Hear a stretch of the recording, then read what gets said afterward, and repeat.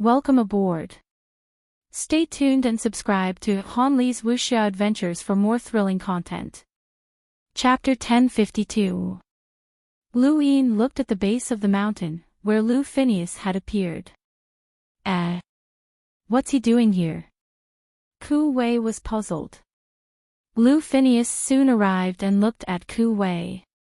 So it's someone from the Seven Courts Ku family. Sorry for not recognizing you. Ku Wei waved a hand. Don't be so polite.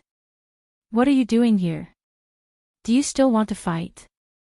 Lu Phineas nodded. I do, but not with you. He then looked at Lu Yin.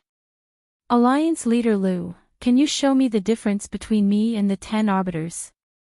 Ku Wei was shocked. Are you itching to challenge him? Lu Phineas shook his head. It's not a challenge. I just want to experience the difference between me and the 10 arbiters. In the future, I will definitely challenge them. Ku Wei rolled his eyes. Challenging the 10 arbiters was easy for him to say, but even he did not dare to fight them head-on. Even the most powerful descendants of the Neoverse would not dare to underestimate the 10 arbiters, as they were all monsters. Lu Yin understood Lu Phineas's thoughts. Back then, he had also experienced the difference between him and the top 100 rankings through Wendy Yushan. For someone who aimed to become one of the 10 arbiters, it was normal for him to desire to know the difference. Have you thought it through? Knowing the difference between you and the 10 arbiters might give you more motivation to cultivate, but it might also make you despair. Lu Phineas's expression was solemn. Yes. Lu Yin nodded. All right, I'll fulfill your wish. Lu Phineas clenched his fists. Alliance leader Lu, please excuse me. Black flames filled the sky and surged towards Lu Yin. Ku Wei stood by Lu Yin's side without moving. Lu Yin's eyes trembled. Nightfall. Lu Phineas was shocked, and all he saw was darkness. The boundless spiritual force not only dispersed the black flames, but it also pressed down on him. It felt like the entire sky was collapsing. He had never experienced such a terrifying spiritual force before, not even against his family's elders. This was the spiritual force of the 10 arbiters. Ku Wei looked at Lu Phineas with pity. Fighting against the 10 arbiters was simply asking for a beating. He had thought that Lu Phineas had been defeated. After all, not everyone could withstand the spiritual force pressure of the 10 arbiters. Furthermore, Lu Yin had even used Nightfall, a battle technique that could perfectly display the spiritual force. However, in the next moment, Phineas suddenly raised his head with blood at the corner of his mouth. A green light appeared in the darkness brought by Nightfall. It grew brighter and brighter, gradually illuminating the darkness. That green color was fire, and it ignited the darkness. It transformed into a flame, wind, sea, and sky that illuminated the darkness. This was the Azure Sky Flame, Phineas's innate skill. It was extremely hot, and it could burn one's essence, energy, and soul. This was a talent that could incinerate enemies with high temperatures, as well as burn their spirit. This was the innate skill that had shocked the entire Dark Phoenix clan, Green Heavenly Flames. Lu Yin was astonished, and his spiritual force dissipated as he looked at Phineas. Even Nightfall was unable to penetrate these flames. What a miraculous innate gift! Phineas panted heavily as he stared at Lu Yin. Logically speaking, his innate gift could restrain spiritual force, but Lu Yin's spiritual force was just too powerful. Furthermore, he also had a powerful battle technique like Nightfall, which even Phineas' innate gift could not restrain. Fortunately, he was still able to escape from Nightfall's suppression. Lu Yin sighed. It's no wonder why Elder Tanner and the others are so certain that you can challenge the 10 arbiters in the future. Your innate gift is truly powerful. Phineas felt bitter. Was it powerful?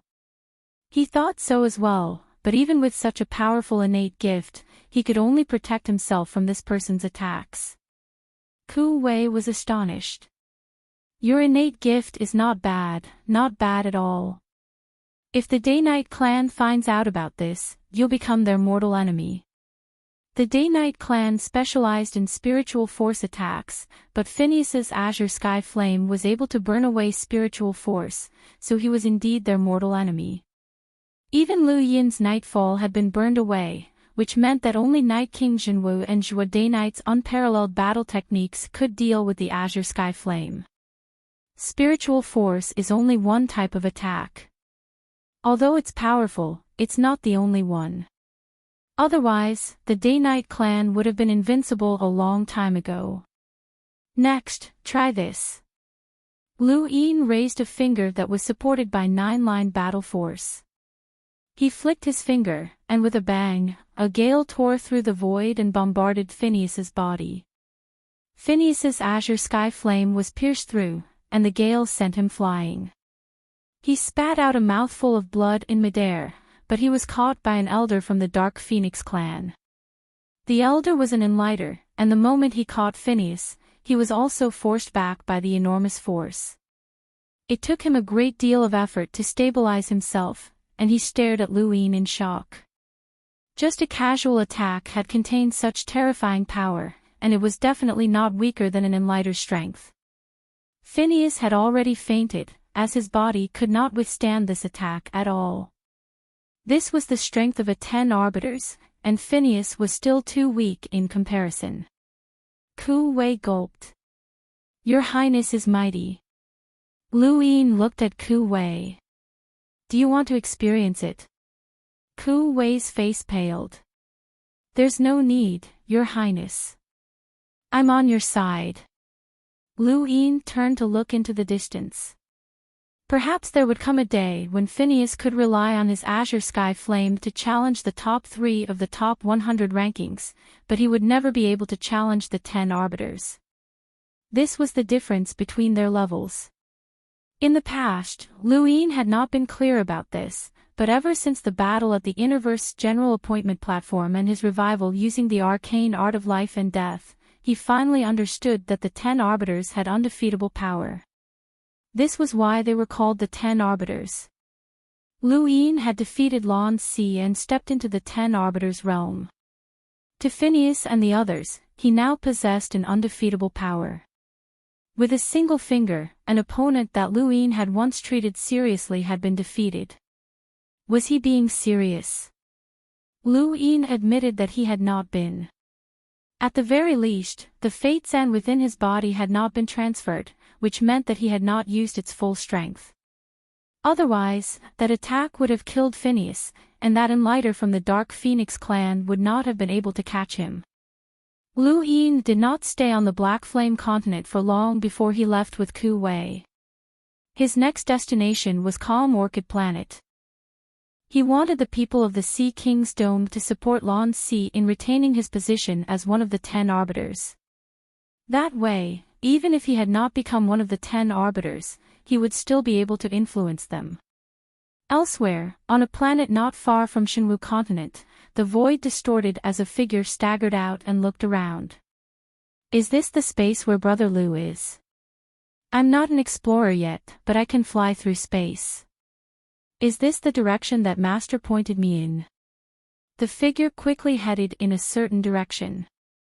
Within his collapsible spacecraft, Lu Yin's gadget beeped with a notification from the Hall of Honor. Lu Yin's status as a member of the Hall of Honor's FOTSI will be temporarily revoked until he is cleared of any suspicions of being a traitor. Lu Yin was shocked and immediately tried to contact Master Yuan, but he could not reach him.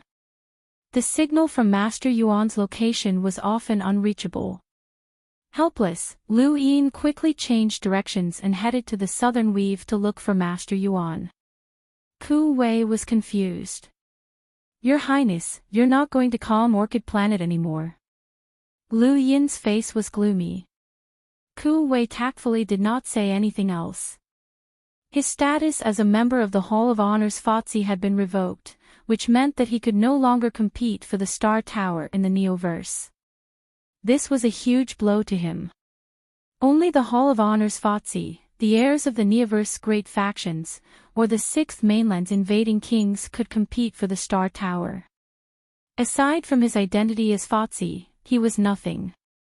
Now that Fatsi's identity had been stripped away, he had lost the right to compete for the Star Tower. He could not accept this no matter what. Not long after, Lu Yin arrived at Master Yuan's location. He had Ku Wei wait outside while he went in to look for Master Yuan. Master Yuan was puzzled. "Your status as a member of the Hall of Honor has been revoked." Lu Yin replied, "It's temporarily revoked until I'm cleared of any suspicions of being a traitor." Master Yuan nodded. "Understood. I'll contact him." Lu Yin waited, feeling a little uneasy. His status as a member of the Hall of Honor had originated from Master Yuan, but now, even Master Yuan had not been aware of it. This meant that someone with a higher status had taken action. Could it be? Lu Yin's face paled. Had his theft of the blood-colored bell been exposed? That was impossible. If he had been exposed, then he would have been immediately killed by the Hall of Honor. The blood-colored bell represented the Interstellar Arbitration's head Inquisitor, who was the most powerful person in the human domain. No one dared to ask about anything that involved such a person. Even Master Yuan would not ask the Inquisitor why Lu Yin had a blood-colored bell. For now, as long as Lu Yin did not directly interact with the Inquisitor, he would not be exposed. That meant that Night King Jinwu had taken action, and his influence was even greater than Master Yuan's. Lu Yin did not believe it. After a while, Master Yuan opened his eyes and looked at Lu Yin. Night King Jinwu used 20 honor points to prove that you are a traitor of the Fifth Mainland and that you colluded with the Sixth Mainland to steal the commander's platform. This is a testimony that cost a large amount of honor points, and even I cannot erase it. Lu Yin's gaze turned cold. 20 honor points was a price that Night King Jinwu was willing to pay. He had worked hard to help the Outerverse survive several crises, participate in the border wars, and participate in the Tournament of the Strongest, but he had only earned 20 honor points. Where had Night King Jinwu gotten 20 honor points from? Lu Yin voiced his doubts. Master Yuan answered, "He exposed someone called Shui Chuanshao, who betrayed the human domain, and he received 10 honor points in one go." Lu Yin understood. So Shui Chuanshao had been exposed by Master Yuan. It was no wonder why he had received 20 honor points. Seventh bro, that bastard Night King Jinwu is too despicable. Think about it, he can accept the Star Tower inheritance on his own, and once he succeeds, he'll become one of the 5 astral children. Honor points are useless to him, so he generously used honor points to prove his words. Even if he can't label you as a traitor, he can still make you lose the right to compete for one of the 5 astral children. He's too despicable. Lu Yin frowned. Master Yuan, will the Hall of Honor punish him because of his testimony? Before he could finish, Master Yuan interrupted him. Don't worry, they won't. No matter what, evidence is required. Besides, you are my disciple, so even if the Hall of Honor favors you, it will still favor you. However, there are quite a few people within the Hall of Honor who are speaking up for Night King Jinwu, so even I cannot immediately reinstate your status as a disciple of the Hall of Honor. Does that mean that I can't compete for one of the 5 astral children? Lu Yin asked. Master Yuan sighed. Unless you immediately prove your innocence, or if Night King Jinwu withdraws his charges. Lu Yin sighed. I understand. Master Yuan nodded and earnestly said, as long as you haven't done anything wrong, no one can accuse you unjustly. Besides, the 5 astral children are not invincible. Lu Yin respectfully replied, yes, thank you, Master Yuan. Welcome aboard. Stay tuned and subscribe to Han Li's Wuxia Adventures for more thrilling content. Chapter 1053. To be able to become one of the 10 arbiters, Night King Jinwu's courage, methods, temperament, and strength were all extraordinary. He had used useless honor points to sever Lu Yin's future, and he had taken the initiative. No, it was more accurate to say that he had been the one to take the initiative since Shui Day Night was in his hands. Everything he had done was too dark. Lu Yin couldn't help but think back to Elena Garrett's diary that he had obtained when he had rolled point. The diary had been filled with grief, regret, despair, and an indescribable deathly stillness. His hopes had turned into despair, and that was how Elena Garrett's diary had made him feel. Shui Day Night was also experiencing this feeling. 2 months later, her experience would be even more profound, to the point where words could not describe it. What did a person have to go through to do such a thing? If the Neo-Human Alliance represented the ultimate darkness, then Night King Jinwu represented the ultimate darkness of human nature. Night King Jinwu had already made his move, and Lu Yin had no choice but to respond. He immediately contacted Night King Yuanjing. The Night King bloodline had sent people to assassinate him, but these people had clearly not been sent by Night King Jinwu. Even with Night King Jinwu's ability, he could not have sent out powerhouses with power levels above 400,000. This meant that while the upper echelons of the Night King bloodline valued Night King Jinwu, they might not necessarily follow his wishes. In the eyes of the upper echelons of the Night King bloodline, the importance of the inheritance stone was self-evident. Night King Yuanjing's image appeared, and he beamed at Lu Yin. "Little Yin, are you looking for Grandpa Yuanjing?" Lu Yin felt a wave of disgust when he saw Night King Yuanjing smile. Both sides had already shed all pretense of cordiality, so there was no need for him to pretend. He calmly asked, "Does the Night King bloodline know what Night King Jinwu did?" Night King Yuanjing replied, "Are you talking about how he accused you of being a traitor to the Fifth Mainland and used honor points as a guarantee?" Lu Yin nodded. Night King Yuanjing was helpless. "That's a matter between the two of you, and we can't interfere. Young people are too impulsive." Lu Yin smiled and took out the Day-Night clan's inheritance stone from his cosmic ring. "Does the Night King bloodline still need this?" Night King Yuanjing's eyes blazed as he stared at Lu Yin. "It really is in your hands. Then, when will you return it?" Lu Yin casually tossed the stone up and down.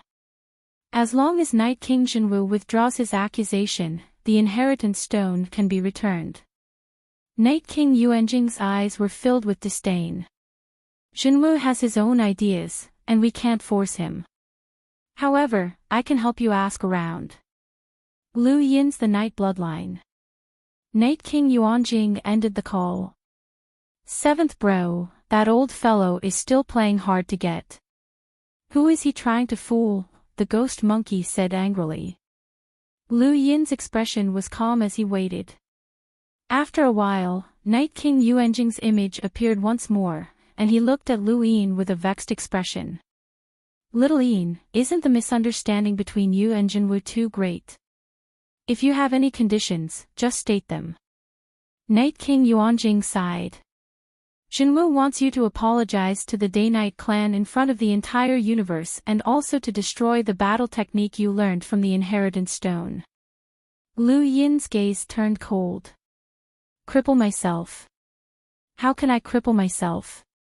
Night King Yuanjing replied, "I've completely overdrawn my spiritual force and will never be able to recover."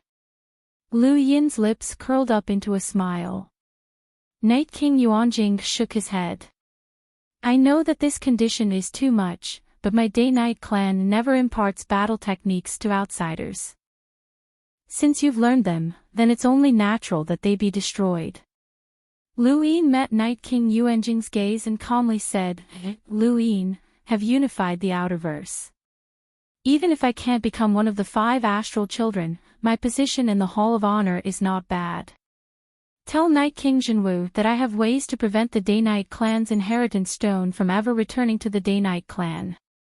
Night King Yuanjing's expression changed, and he sternly said, "Little Yin, you're threatening my Day-Night clan." Lu Yin raised his head. Yes, it's not just a threat. As long as I'm still the commander-in-chief of the Outerverse Allied Forces, the Day-Night clan will never be able to enter the Outerverse, and the Outerverse resources will not flow to the Day-Night flow zone. To your Day-Night clan, the Outerverse no longer exists. Night King Yuanjing's eyes were filled with killing intent, and he stared at Lu Yin for a while before softening his tone. How about this? You personally come to the Day-Night clan to return the inheritance stone, and I'll think of a way to get Jinwu to withdraw his charges against you. How about that? Lu Yin's expression softened, but he still did not agree. Night King Yuanjing frowned. You can keep the battle technique you learned, but you are not allowed to teach it to anyone else. You have to swear this to the Day-Night clan. Lu Yin muttered to himself for a moment. I have to personally go to the Day-Night clan to return the inheritance stone. Night King Yuanjing nodded. That's our bottom line. We want to let the entire universe know that anyone who takes something from us will have to personally return it. Of course, we also know that your current status is different, so there's no need for you to apologize. We can even use the Day-Night banquet as an excuse to invite you over. Lu Yin looked at Night King Yuanjing seriously and slowly nodded. All right, I'll go. Night King Yuanjing smiled. That's right. My Day-Night clan stands aloof from worldly affairs, and we don't have any great enmity with you. There's no need to make things too tense. I'll think of a way to get Jinwu to withdraw his charges against you, but that will have to wait until after the Day-Night banquet. Understood. I'll have to trouble Senior Yuanjing, Lu Yin said. Night King Yuanjing smiled and nodded before ending the call. Seventh bro, do you really believe that old man's words? Ghost Monkey asked. Lu Yin calmly replied, of course not. He wants to lure me to the Day-Night clan so that Night King Jinwu can kill me. Then why are you still going? Ghost Monkey raised his voice, as he was afraid of dying. Lu Yin felt helpless, as he had no choice but to go. Not only had Night King Jinwu's charges caused him to lose the right to compete for the Star Tower, but it was also because of Zhuo Day-Night. During this period of time, Lu Yin had dreamed of Zhuo Day-Night staying behind to face Night King Jinwu. That lonely, desolate, and despairing figure was something that he would never forget for the rest of his life. How could he allow that woman to bear everything on her own? Besides, he had also wanted to go to the Day-Night clan. If he didn't go, how could he fight Night King Jinwu and kill him? Both of them had the same idea, and it all depended on how they acted. Together with Ku Wei, the two of them headed to Calm Orchid Planet. Ku Wei was curious as to what had happened to make Lu Yin's expression so terrifying. Ku Wei asked a few times but still couldn't get an answer, and he felt rather helpless. Ku Wei, what do you think of the Day-Night clan? Lu Yin suddenly asked. Ku Wei thought about it. What else can I think of them? They're an arrogant but powerless Innerverse clan. The Day-Night clan has always been trying to find a way to enter the Neoverse, but they just haven't been able to. Why? Lu Yin was puzzled, as he didn't believe that all the powers in the Neoverse could surpass the Day-Night clan. The Day-Night clan is tyrannical and unreasonable. What would happen if such people entered the Neoverse? Ku Wei asked disdainfully. Lu Yin asked, how strong is the Day-Night clan? Ku Wei's mouth twitched. Their attitude is one thing, but I have to admit that this clan is quite strong. Even if any of the 7 courts wanted to destroy the Day-Night clan, it would not be easy. In fact, it would be very difficult. Although this clan has never produced a progenitor, and they don't have any inherited secret techniques, they have too many battle techniques. Furthermore, they constantly produce extremely talented clan members. He paused. It's said that this Day-Night clan's ancient origins are not simple, but that's only hearsay. I don't know the details. Ancient origins. Luin was puzzled. Ku Wei nodded. When I was young, I heard the elders mention that the Day-Night clan is just a branch of some ancient super-clan. No, that's not right. It seems to be a branch of some ancient super-clan. Wait, let me think. Why can't I remember? Luin asked, forget about the ancient times. Does the current Day-Night clan have any powerhouses with power levels over 1 million? Ku Wei shook his head. I'm not sure. You should ask Master Yuan and the others.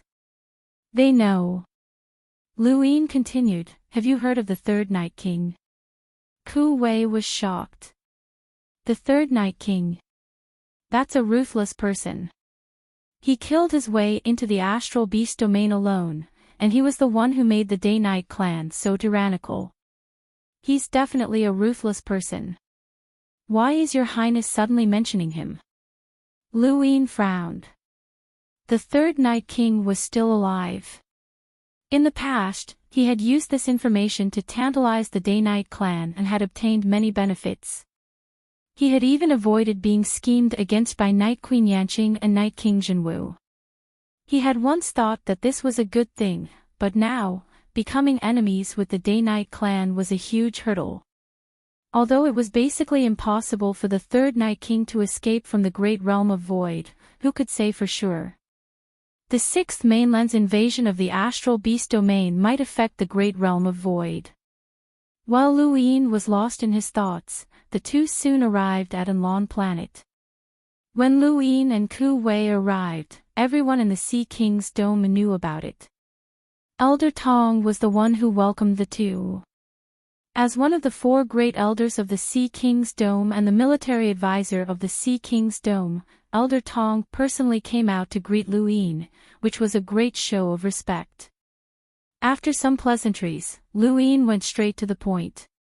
Elder Tong, I'm here for no other reason than to ask the Sea King's Dome to support Lan Si and retain his authority in the 10 Arbiters' Council.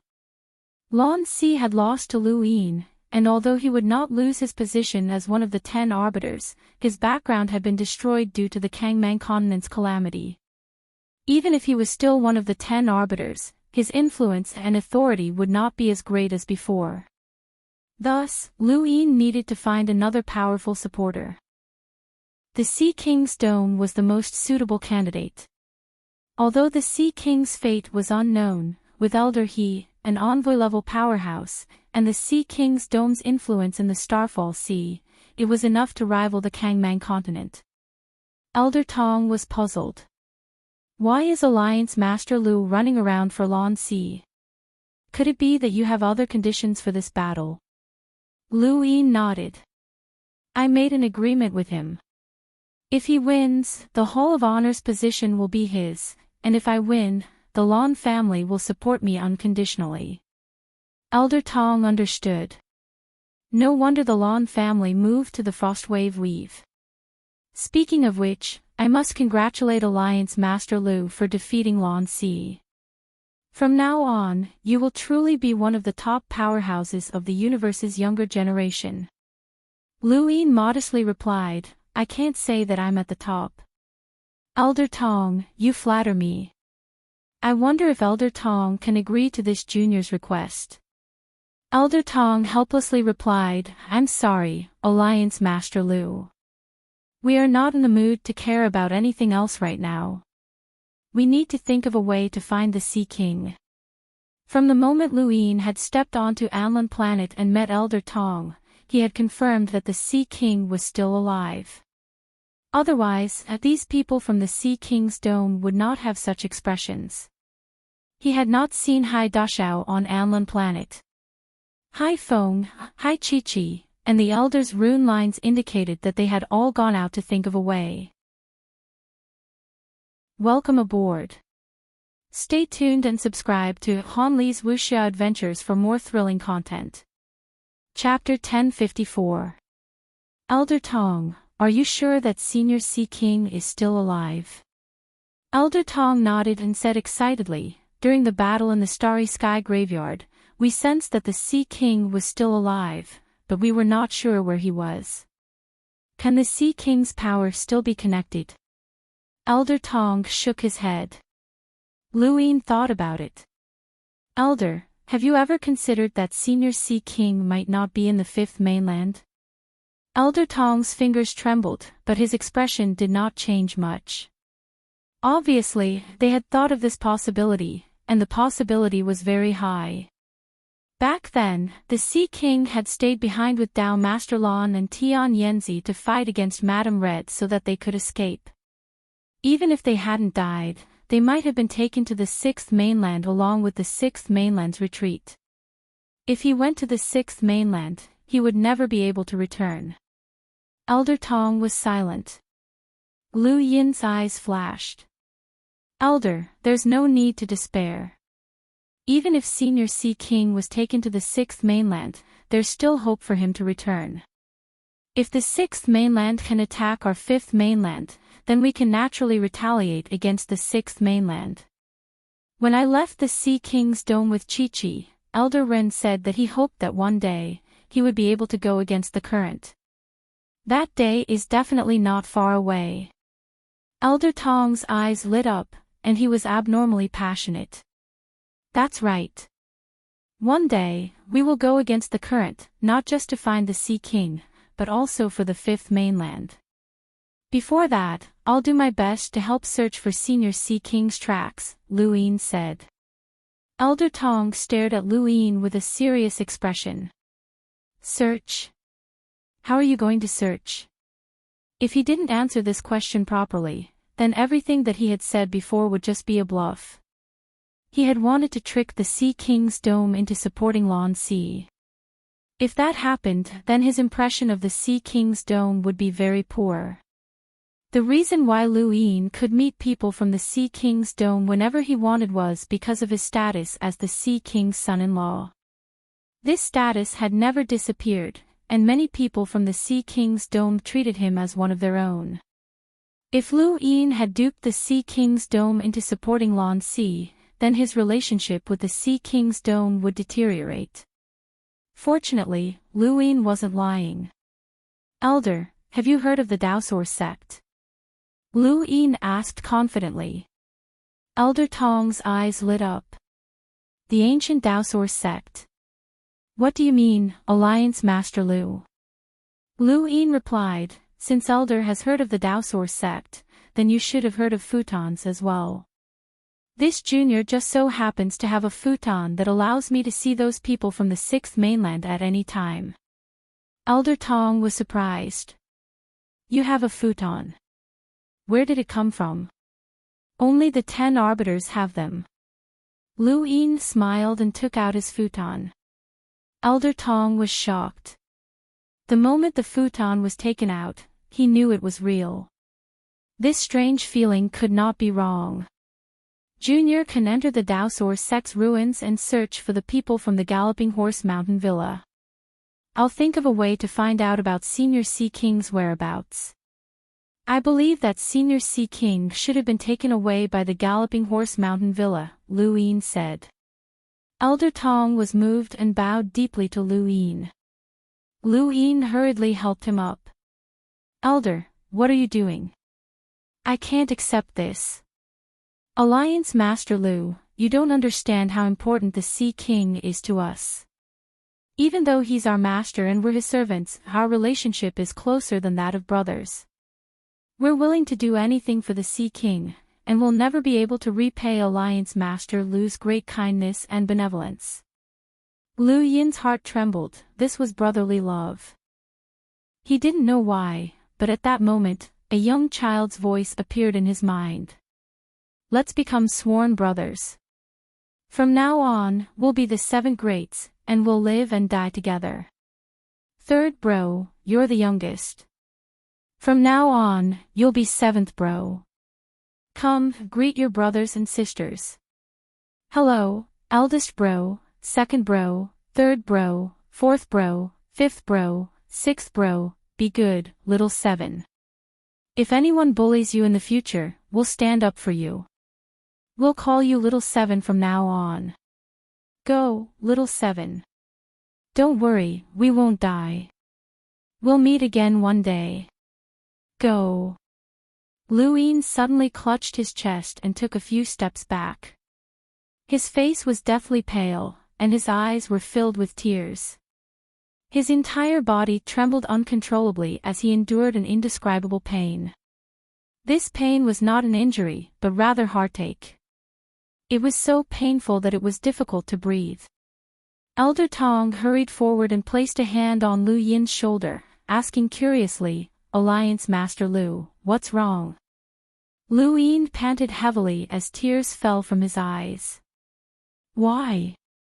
Why was he in so much pain? Why did he want to cry? Elder Tong looked at Lu Yin strangely and circulated his star energy, only to discover that Lu Yin was not injured. Lu Yin took a deep breath and waved a hand. "It's nothing. I'm just tired."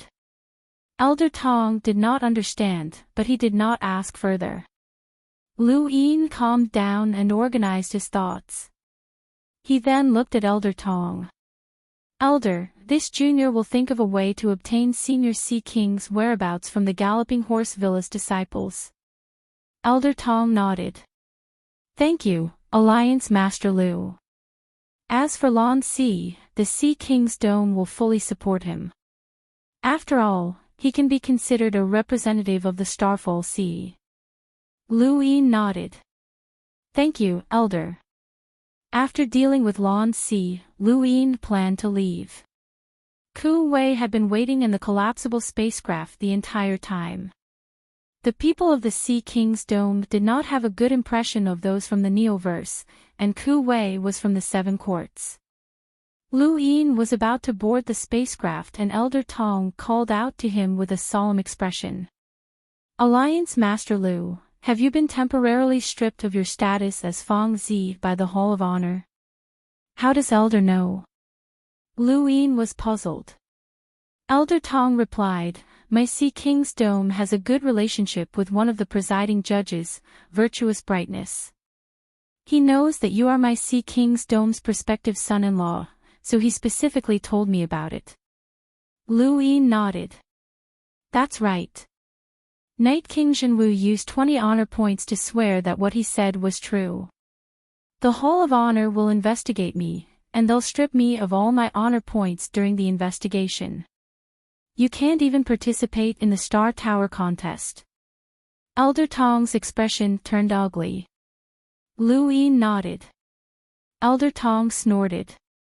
"Knight King Jinwu, this junior's methods are quite ruthless and decisive." He then looked at Lu Yin. "With Master Yuan's support, Alliance Master Lu shouldn't be at a disadvantage in the Hall of Honor. However, I will also ask for Virtuous Brightness's help. After all, one of the Day-Night clan supporters is Mu of Despair." Mu of Despair. Lu Yin committed this name to memory. As Knight King Jinwu and Lu Yin fought, chaos gradually appeared in the universe. Knight King Jinwu represented the Day-Night clan, and he had extensive influence in the Innerverse. Although Lu Yin did not have a foundation in the Innerverse, he was from the Astral Combat Academy. Although the Astral Combat Academy competed with each other, they were united in protecting Lu Yin. There were also many students who had graduated from the Astral Combat Academy, and some of them were from large clans. However, a significant portion of them had no background like Lu Yin. These people sympathized with Lu Yin's situation, and they all helped him in various ways. It could be said that the Day-Night clan had been too ruthless in their handling of Lu Yin's situation, which had aroused the disgust of many people. They also had their own enemies, and in many regions of the Innerverse, there were conflicts between the supporters of both sides. Furthermore, these conflicts would only intensify as time passed. These were the conflicts between normal cultivators, but the upper echelons also had their own conflicts. There had been many debates within the Hall of Honor regarding the rights and wrongs of these two individuals. Within the Interstellar Arbitration Center, Mu of Despair and Virtuous Brightness's arguments had begun. One of them claimed that Lu Yin was definitely a traitor, and that they would rather kill the wrong person than let him go. The other claimed that Luin had made great contributions to the Fifth Mainland, and that there was no way to easily trust the words of others. The two inquisitors were arguing, which naturally affected the people below them. This was just the Interstellar Arbitration Center. The Hall of Honor had 9 directors, and each of them had the authority to make decisions regarding a significant portion of the Hall of Honor's matters. Although their positions could not be compared to the Interstellar Arbitration Center's inquisitors or the Lockbreaker Society's president, they still had more authority over many matters. Whether or not Luin was a traitor of the Fifth Mainland also caused a debate amongst the 9 directors. One of the 9 directors was from the Day-Night clan, and his attitude towards Luin was the same as Mu of Despair's. They would rather kill the wrong person than let him go. The other directors had received favors from Master Yuan, and they supported Luin wholeheartedly. Although Master Yuan was far away from the Hall of Honor's headquarters, his influence was still great. Although he could not erase Knight King Jinwu's accusation, he could still ensure that Luin would not be labeled as a traitor for no reason. In the Outerverse, Luin and Ku Wei were returning to Xenu's star when his gadget beeped. He glanced at it, and his expression changed slightly. Someone in the Lockbreaker Society had actually suggested that he be expelled. The reason was not only that he might be a traitor of the Fifth Mainland, but also that his primeval surname was legal. Primeval surnames were a topic that could not be avoided. Back then, Wei Rong had used the primeval surnames as an offensive weapon outside of the battlefield. If Luin did not have the blood-colored bell, which could allow the Hall of Honor to intervene, the outcome of the war would have been difficult to predict. The entire universe viewed illegal primeval surnames as an enemy. Back when Wei Rong had revealed Lu Yin's identity, it had been suppressed by the Outerverse Hall of Honor. Now, the people who had raised suspicions about him were the upper echelons of the Lockbreaker Society, and he had no way of influencing the Lockbreaker Society's internal affairs. It was Master Wuxing who had told him about this matter. Master Wuxing wanted Luin to find a way to prove the legitimacy of his primeval surnames. Earth was not his birthplace, and that was no longer enough to cover up this matter. Also, there were people who suggested that the events that had occurred in the Outerverse Lockbreaker Society had been orchestrated by Luin and that Source Peak Planet's collapse had something to do with him. There were even people who suggested that he might be someone from the Neo-Human Alliance. Luin felt a headache coming on when he saw the message from Master Wuxing. He had not expected that his biggest problem would actually be the Lockbreaker Society. He absolutely could not withdraw from this organization, and even if he did, he could not use the excuse that his primeval surnames were illegal.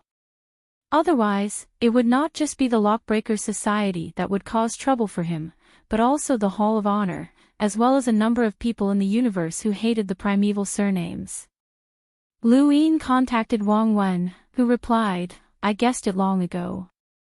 Dealing with the Day-Night clan is not as simple as dealing with the Wei family or the Outerverse Weaves. They will use all of their resources to take revenge on you. Ruining your reputation is just the first step. Is there a way to resolve this?" Luin asked. Wang Wen shook his head.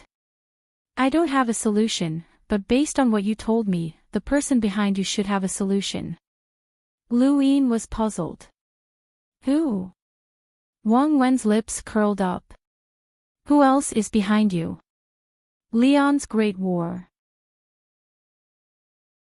Once these matters were exposed, not to mention Luin, Wei Rong, and Phelan's fates, Saul himself would be in deep trouble.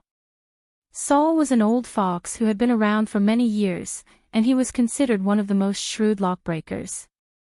The moment the innerverse and outerverse signals had been connected, he had taken the initiative to report the matter and pushed all the blame onto the Neo-Human Alliance. Regardless of whether it was the collapse of Source Peak Planet, the destruction of Jeffrey's secret room, or the theft of True Insight, he had placed all the blame on the Neo-Human Alliance. It had to be said that Saul was very smart. After the battle on Source Peak Planet, the Neo-Human Alliance had indeed produced experts, and Jeffrey's secret room had indeed been destroyed by a Neo-Human Alliance Corpse King. This was something that many people had witnessed. As for the cultivators who had participated in the attack on Source Peak Planet, Saul claimed that they had been hired by the Neo-Human Alliance. Ever since the Great Eastern Alliance had been established, those people had been dealt with, and Saul had even found a few scapegoats. Half-truths and half-lies were the easiest to believe, especially since Saul had even implicated the Hall of Honor. He claimed that the Hall of Honor had forcefully conscripted lockbreakers, which had led to the box being stolen by a Neo-Human Alliance Corpse King. The Lockbreaker Society's current focus was not just on the Outerverse Lockbreaker Society, but also on the box. When Lu Yin returned to Frostwave Weave, he received a call from Saul. Saul was truly a genius. Regardless of whether the Lockbreaker Society's headquarters believed him or not, he was not a threat to Lu Yin for the time being. It was no wonder why this old fellow had been able to work under Jeffrey for so long. He had clearly revealed his ambitions, but Jeffrey had still used him. He was just too convenient. "Your Highness, are you returning to Xenia Star?" Ku Wei asked. Lu Yin replied, "You can go back by yourself. I need to make a trip to planet Hydrodink." Ku Wei's eyes lit up. "The Lockbreaker Society. Does your Highness want to take the test?" Lu Yin nodded. It was time for him to take the test, as he wanted to know how good his lock-breaking abilities were. Guyu's letter, the Dao Source platform, and the arcane art of life and death had greatly increased his strength. Lu Yin hoped to push himself to greater heights and increase his status within the Lockbreaker Society. The more status he had, the better. Only then would the Day-Night clan be more wary of him. "I'll accompany your Highness," Ku Wei said. He really wanted to see how far Lu Yin could go on the path of lockbreaking, and there was an indescribable anticipation in the depths of his eyes. "Seventh bro, that guy's gaze is so strange. Could he have taken a liking to you?" Ghost Monkey asked. Lu Yin noticed this as well, and he looked at Ku Wei strangely. "I'm lockbreaking.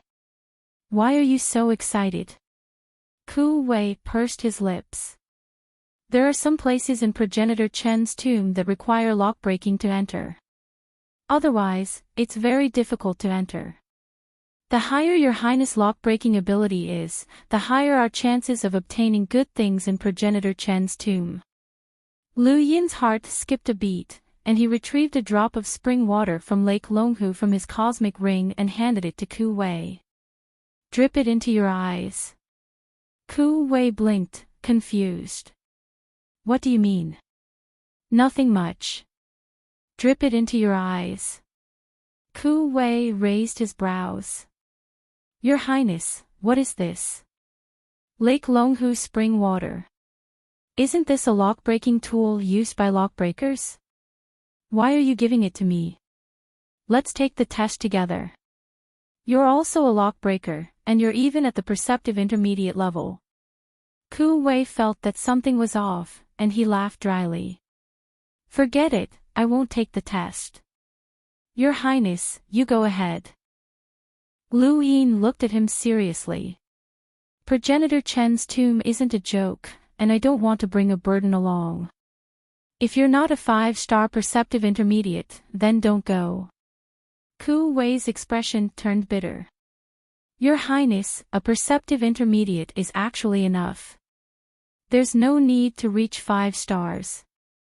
I don't have that ability right now, and it's not good to force myself." Lu Yin calmly replied, "Then don't go.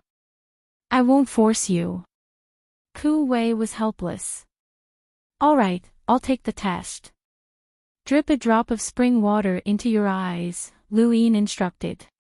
"Why now? Isn't it a test?" Ku Wei was uneasy. "It's almost there," Lu Yin continued. Ku Wei still felt that something was off, and he carefully examined the spring water. It was indeed Lake Longhu spring water. Just do it. Why are you spouting so much nonsense? Lu Yin was displeased. Ku Wei gulped. He still felt that something was off, but he couldn't put his finger on it. As he thought about it, he nervously dripped some spring water into his eyes. In an instant, the scene in front of him changed. His pupils shrank as he looked at the starry sky of the universe. At this moment, what appeared in front of him was no longer the starry sky that he had seen before.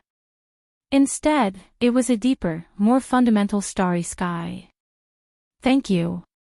Book friend 542104114 Brothers Reward, I'll give it to you. Thanks for your support. Follow the Wind will do his best to update. Thank you for your support. In the end, they had no choice but to agree. The lock-breaking test had video evidence, and it could not be faked. Even if Saul and the others wanted to help Lu Yin, it would be useless, so no one was worried that he would cheat. What about me, Your Highness? Should I take the test first? Ku Wei was eager to give it a try, and his eyes gleamed.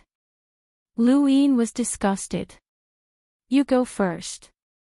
He had originally wanted to upgrade the ingenious lake spring water, but he had only managed to upgrade a single drop, which had been used by Ku Wei. Little brother, please show your lock-breaking level, Saul said politely. Ku Wei displayed his 5-star discerning elementary level. It was quite good for someone his age to reach that level, and even Saul had a higher opinion of him. Phelan, make arrangements for this little brother to take the 1-star perceptive intermediate lockbreaker test, Saul instructed. Phelan complied, and at that moment, Ku Wei spoke up. 1 star. That's too little. I want 3 stars. Saul and the others were stunned, and their expressions turned ugly as they glared at Ku Wei. Little brother, don't speak carelessly. The lock-breaking test isn't simple. Ku Wei waved a hand. It's fine. Bring it on. Saul was dissatisfied, as Lu Yin had wanted to directly take the 5-star perceptive intermediate lockbreaker test, but he had not dared to vent his anger. Now, this fellow wanted to skip a grade. What did he take the lock-breaking test for? It wasn't just Saul, the surrounding lockbreakers were also dissatisfied. The lock-breaking test was solemn and sacred, and many people would even go into seclusion to cultivate before the test. They would burn incense, kowtow, and so on, but these 2 fellows had actually skipped a grade. It's fine. Let him take the test, Lu Yin said indifferently. He then had Yi Feng lead the way, and they found a hidden room where he began to upgrade the ingenious lake spring water. Phelan's attitude towards Ku Wei was very bad, as she had deliberately chosen a sourcebox with a high danger zone for him to take the test. Ku Wei was very excited, as what he saw was completely different from what he had seen before. Elsewhere, Lu Yin smoothly used his Dice 3 Enhance to upgrade 5 drops of ingenious lake spring water. He had spent 2,800,000 star essence, which was a lot, but it was worth it. He dripped a drop of spring water into the lake, and when he opened his eyes, he was shocked. What he saw was indeed different. This was the divine eye realm. He remembered that the first time he had used the giant emperor's third eye, he had also felt this shocking sensation. However, as time passed and his cultivation deepened, the giant emperor's third eye's usefulness could no longer keep up, and it could not be upgraded. Now, this situation where he had to rely on external items to help him lockbreak had appeared once again. The lockbreaking test prohibited external items, but there were some items that could not be banned even if one wanted to. For example, the ingenious lake spring water, which no one could detect. Of course, it was not easy to rely on a consumable like the ingenious lake spring water to increase one's lockbreaking level. Furthermore, the higher one's lock-breaking level, the more dangerous the sourcebox would be. Very few people would joke around with their lives. Lu Yin was confident that he could frequently use the ingenious lake spring water, which meant that he would have no problems in lock-breaking. Under Saul's personal guidance, Lu Yin arrived at a lock-breaking room. This was the largest lock-breaking room on planet Hydrodink, and it had been completely taken from Source Peak Planet along with an entire continent. This room was specifically used to test 5-star perceptive intermediate lockbreakers. Logically speaking, the Outerverse Lockbreakers Society did not have the qualifications to test 5-star perceptive intermediate lockbreakers, but as long as one applied to the higher-ups and under special circumstances, they could still do so. For example, Lu Yin could not travel through the astral river to the inner verse to participate in the test, so he could only stay here. Although this lock-breaking room was called a lock-breaking room, it was actually a sealed underground space. The surrounding walls were covered with 1,000-thread spirit crystals to prevent the sourcebox's danger from leaking out. When he entered the room, Lu Yin saw a clump of dirt. Even though Lu Yin had already mentally prepared himself, and even though Saul had already informed him beforehand, Lu Yin was still stunned when he saw the sourcebox that he had to unlock. It was actually a clump of dirt. This was a 5-star perceptive intermediate sourcebox, an existence that was second only to a boundless advanced sourcebox. Lu Yin composed himself. Although it was just a clump of dirt, the number of rune lines it contained was enormous. Furthermore, Lu Yin's gaze turned solemn, as this clump of dirt gave him a sense of pressure. The sourcebox's danger was enough to threaten even an enlighter. And this was just the sourcebox's danger. In terms of the complexity of the solid energy, this sourcebox surpassed any of the sourceboxes that Lu Yin had unlocked before. If this had been before he had read Gu Yu's letter and gone to the starter unlocking platform, then even if Lu Yin could withstand the sourcebox's danger, it would have been very difficult for him to successfully unlock it. But now, he could see the sourcebox's solid energy network with a single glance, and he knew exactly where to unlock it. It was as if he had calculated everything meticulously. At the same time, in the inner verse, a girl with long, dark green hair walked out of a secret room. She was greeted by cheers and endless gazes of worship. Her name was Mou, and she was a 2-star perceptive intermediate lockbreaker. No, she was no longer a perceptive intermediate lockbreaker, as she was now a 3 stars perceptive intermediate lockbreaker. She was one of the Lockbreakers Society's 5 distinguished lockbreakers, and she was on the same level as Casanova.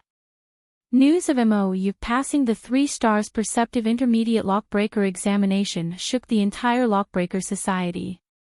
It was not easy for someone her age to reach the level of a 3 stars perceptive intermediate lockbreaker, and she was a rare genius in history. The older generation of lockbreakers sighed with emotion.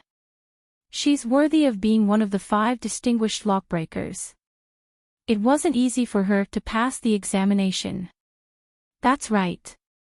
Our society is filled with talents, Right, when is Casanova's examination? I'm not sure. Mou looked at the cheers that greeted her, but she was not happy. She would never forget the scene from the Cosmic Sea. Your Highness, you can't be trying to fool us with some moldy tree root, right? This thing was unlocked from a 5-star perceptive intermediate sourcebox. Stop joking around. Lu Yin replied, that's it. I know. The monkey suddenly exclaimed, giving Lu Yin a fright. Lu Yin subconsciously put the item back into his cosmic ring. There was something wrong with the monkey's attitude, and this item was definitely not simple. 7th bro, this is a wisdom root, the monkey said solemnly, his tone filled with excitement. Lu Yin was puzzled. Wisdom root? What's that? The monkey replied, it's the literal meaning. It's a tree root left behind by the Hui ancestor. Lu Yin was stunned.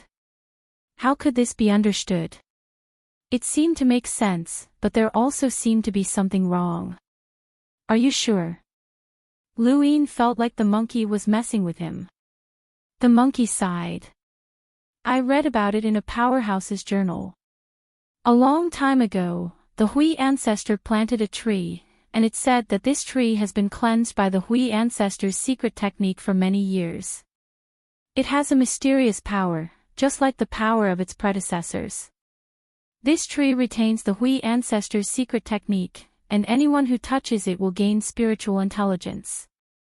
Things that were previously incomprehensible will be instantly comprehended, and the tree branch can be used to brew tea, detoxify poisons, increase one's cultivation, and so on. It's all very magical. That powerhouse personally saw a wisdom root being unlocked, and it caused countless experts of that era to fight over it. In the end, no one knows who stole it, and he only learned about the wisdom root after hearing about it from others.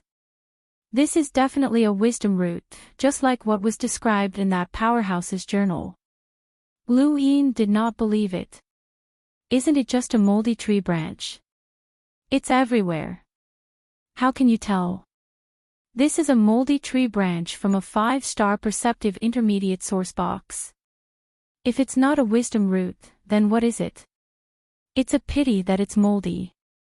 If it was an intact root, then you'd be rich, 7th bro. You could use it to make tea, and you'd be able to comprehend any battle technique that you wanted to. The incident with the Lockbreaker Society had made Lu Yin realize that he had to eliminate Night King Jinwu and eradicate the Night King bloodline's influence. Otherwise, he would be in deep trouble in the future. News of Lu Yin becoming a 5-star perceptive intermediate lockbreaker quickly spread, and it was no less influential than the news of him defeating Lan Si. Lockbreakers had always been superior to others, and 5-star perceptive intermediate lockbreakers were unreachable to many.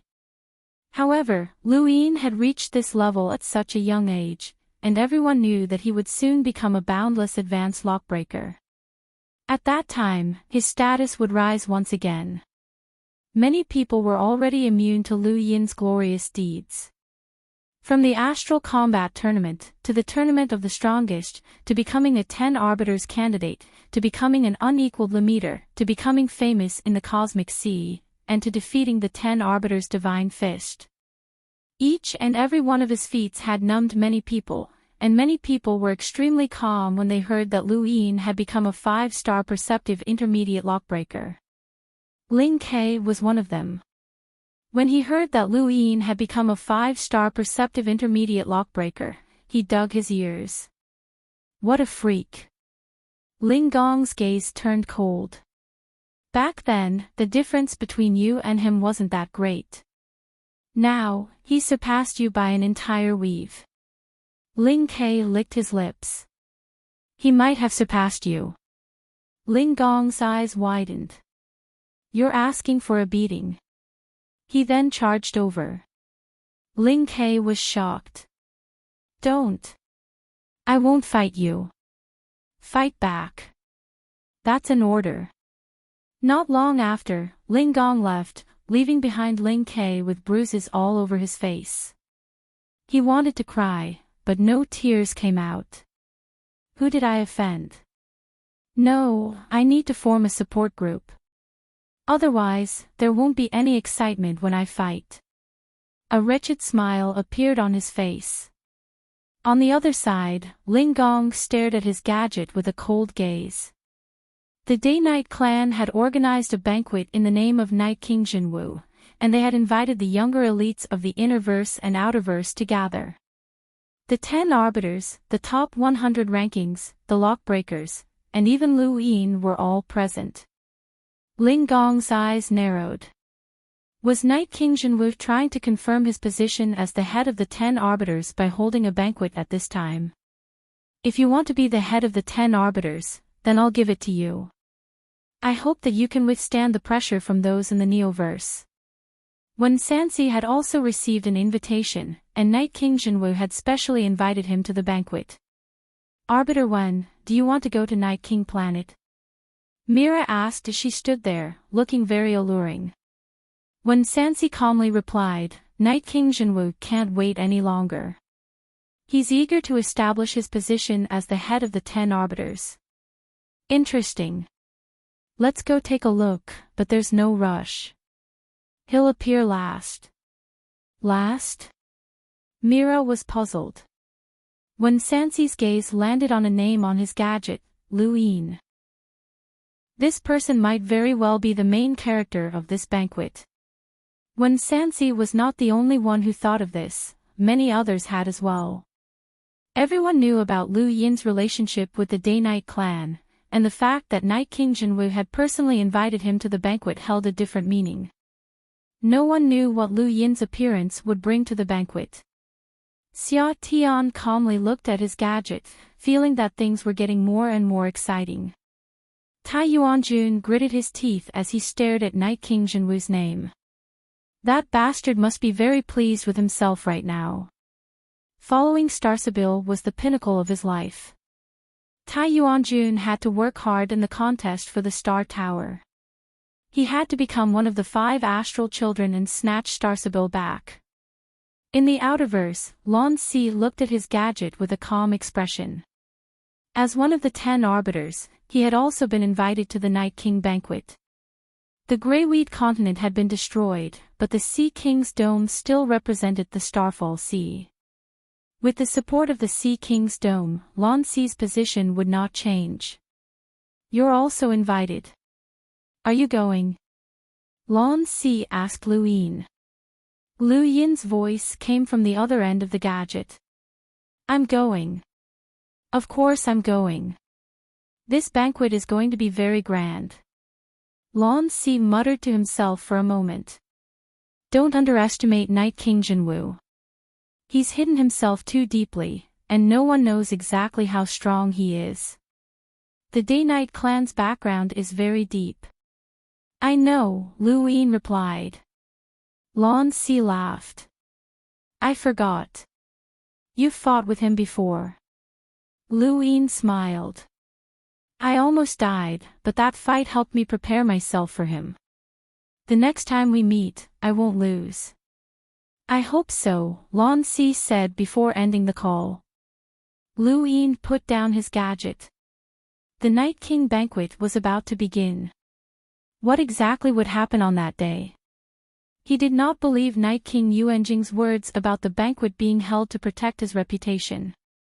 This banquet was definitely being held by Night King Jinwu. He had invited Lu Yin, as well as all the geniuses who had the qualifications to compete for the Star Tower, as well as the elites of the same generation from the Innerverse and Outerverse. That day would be filled with dazzling stars. What was Night King Jinwu planning to do? Even with Wang Wen's intelligence, he could not guess what Night King Jinwu wanted to do. However, no matter what Night King Jinwu wanted to do, Lu Yin would proceed according to his own plan. On this day, Lu Yin received a message from Page of the Tinder Alliance. The backup Astral River Arc had appeared, and its position was directly across from Barred Weave. The Astral River Arc had previously been in Dark Mist Weave, but it had changed its location this time to hide it from the Outerverse. Page's message was very simple. Almost all of the people boarding the Astral River Arc were cultivators from the Blazing Mist Flow Zone, with the Blaze Realm and the Ross Empire making up a significant portion. These people all had grudges with Lu Yin. Their goal in hiding their position and heading to the Outerverse was self-evident. Unfortunately, Page did not know how strong the experts who had boarded the Astral River Arc were. Lu Yin did not hesitate to list Elder Iron, the Black Masked Assassin, and the other experts on the list of people who would be welcoming the Astral River Arkansas. Although the Blazing Mist Flow Zone was one of the Innerverse's 8 great flow zones and had many experts, it was impossible to send all of them to the Astral River Arkansas. This time, only a small portion would be sent. However, the fact that they had been sent proved that they were confident in suppressing the Outerverse. Currently, Lu Yin's greatest enemy was the Day-Night clan, and the Blazing Mist Flow Zone had once been his greatest enemy. Even now, there was still a grudge that could not be resolved. To the various great powers of the Blazing Mist Flow Zone, Lu Yin was an enemy that they had to eliminate. Regardless of whether it was because of their previous conflicts or because of his unification of the Outerverse, Lu Yin had severely affected the Blazing Mist Flow Zone's interests. The most obvious change was that they themselves were not sure who was in charge of the Astral River Arkansas. The Blaze Realm, the Ross Empire, and the Sylvan Dragon clan were located in the Blazing Mist Flow Zone, which was closest to the Outerverse. They were considered the weakest of the 8 great flow zones, but they still benefited greatly from it. The cultivators who traveled between the Outerverse and the Outerverse contributed a considerable amount of resources to them, and now, these resources might not necessarily end up in their pockets. This time, the Astral River Arc had set sail with the Blazing Mist Flow Zone's determination to control the Outerverse. Even if they could not control it, they would still try to break Lu Yin's rule. A master of the Outerverse who was hostile to them was definitely not in the Blazing Mist Flow Zone's interest. The Astral River churned as unknown, strange creatures shuttled through it. Inside the Ark, the battle detector would occasionally sound an alarm before falling silent. The spare Astral River Ark was not much smaller than the previous one. At this moment, there were countless cultivators standing guard on the Ark. They were all from the Blazing Mist Flow Zone, and most of them were from the Blaze Realm and the Ross Empire. There were also a few dozen Sylvan Dragons, and the rest were independent cultivators who had been hired by the Blazing Mist Flow Zone. The Blazing Mist Flow Zone had not reported this operation to the Hall of Honor. Logically speaking, the spare Astral River Arc belonged to the Hall of Honor, so they should have reported it.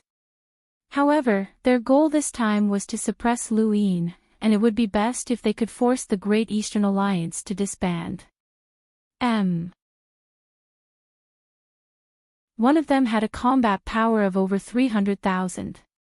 He tore through the void and appeared not too far away from Lu Yin. He stared at Lu Yin and asked, "Junior, are you Lu Yin?" Lu Yin sized up the old man and narrowed his eyes. "You're from the Sylvan Dragon clan." The old man barked, "I'm talking to you.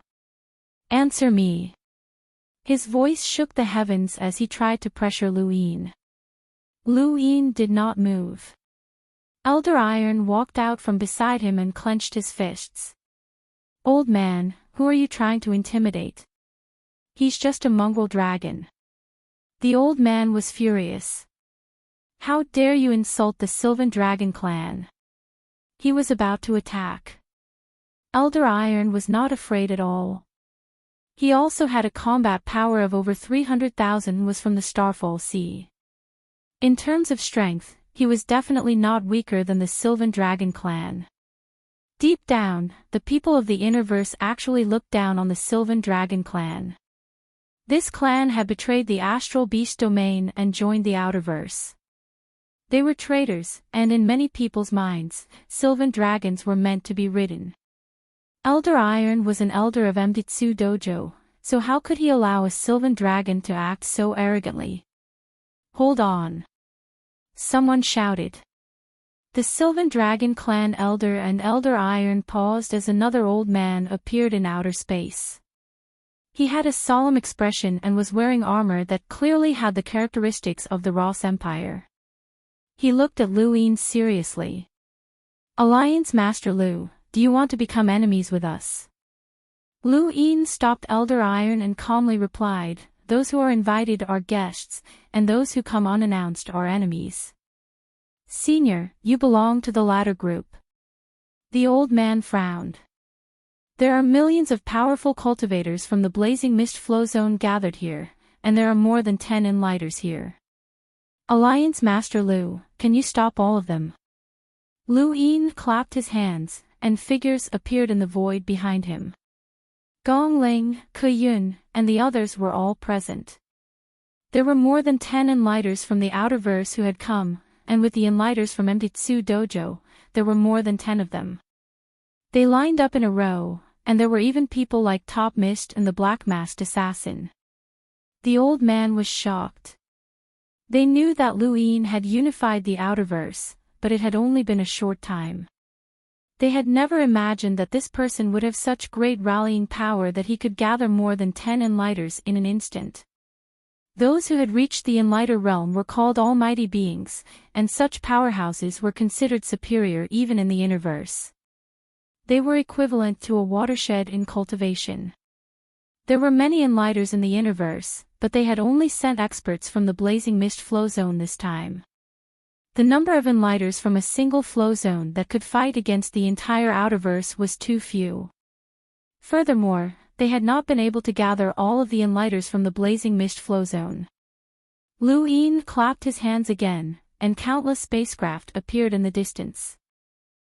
They belonged to the Great Eastern Alliance, which Lu Yin had formed when he had unified most of the outerverse. They had been stationed at the edge of the astral river to prevent the innerverse from attacking the outerverse, and now, they had come in handy. There were more spacecraft than the innerverse, and in terms of numbers, there were at least 10 million of them. Such a large number of spacecraft represented Lu Yin's influence and the outerverse determination. Lu Yin had purposely spread the news of the innerverse being invaded by the sixth mainland to scare the innerverse's various powers into plundering the outerverse resources. This had frightened the outerverse's various weaves, and given the countless years of subordinate relations between the innerverse and the outerverse, such a thing was not impossible.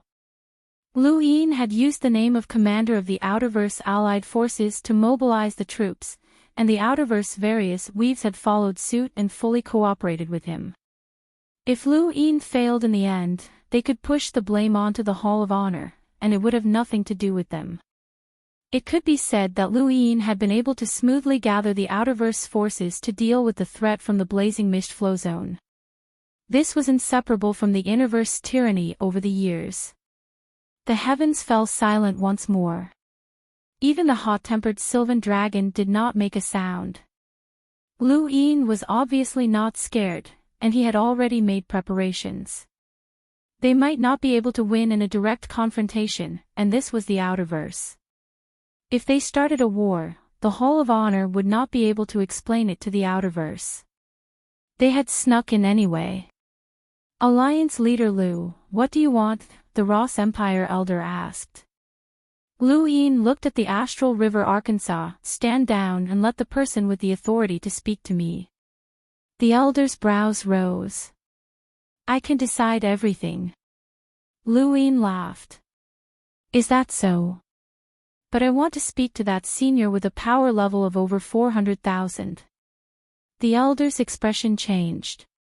How did you know? Lu Yin naturally would not tell him that he could tell just by looking at the rune lines. There was a very large number of rune lines on the astral river arc, and with Lu Yin's many years of experience in battle, he could tell that this rune line had a power level of over 400,000.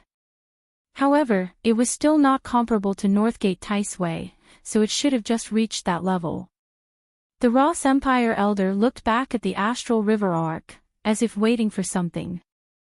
The next moment, space distorted as a scorching heat swept over and spread towards Lu Yin, causing the originally dark space to turn red. Lu Yin's eyes went wide, and he was enraged. A powerhouse with a power level of over 400,000 was actually attacking the troops behind him. This heat could not only destroy a spacecraft, but it could also melt space-exploring powerhouses. He immediately donned his universal armor and put on the giant's right arm before punching out. The giant's right arm exerted force, causing space to cave in as if it was about to collapse. The terrifying might of the attack shocked the Ross Empire elder and the Sylvan dragon. At that moment, they felt an extreme sense of danger. This attack could not be blocked, and it definitely exceeded a power level of 400,000. This was the first time Lu Yin had used the giant's right arm to attack.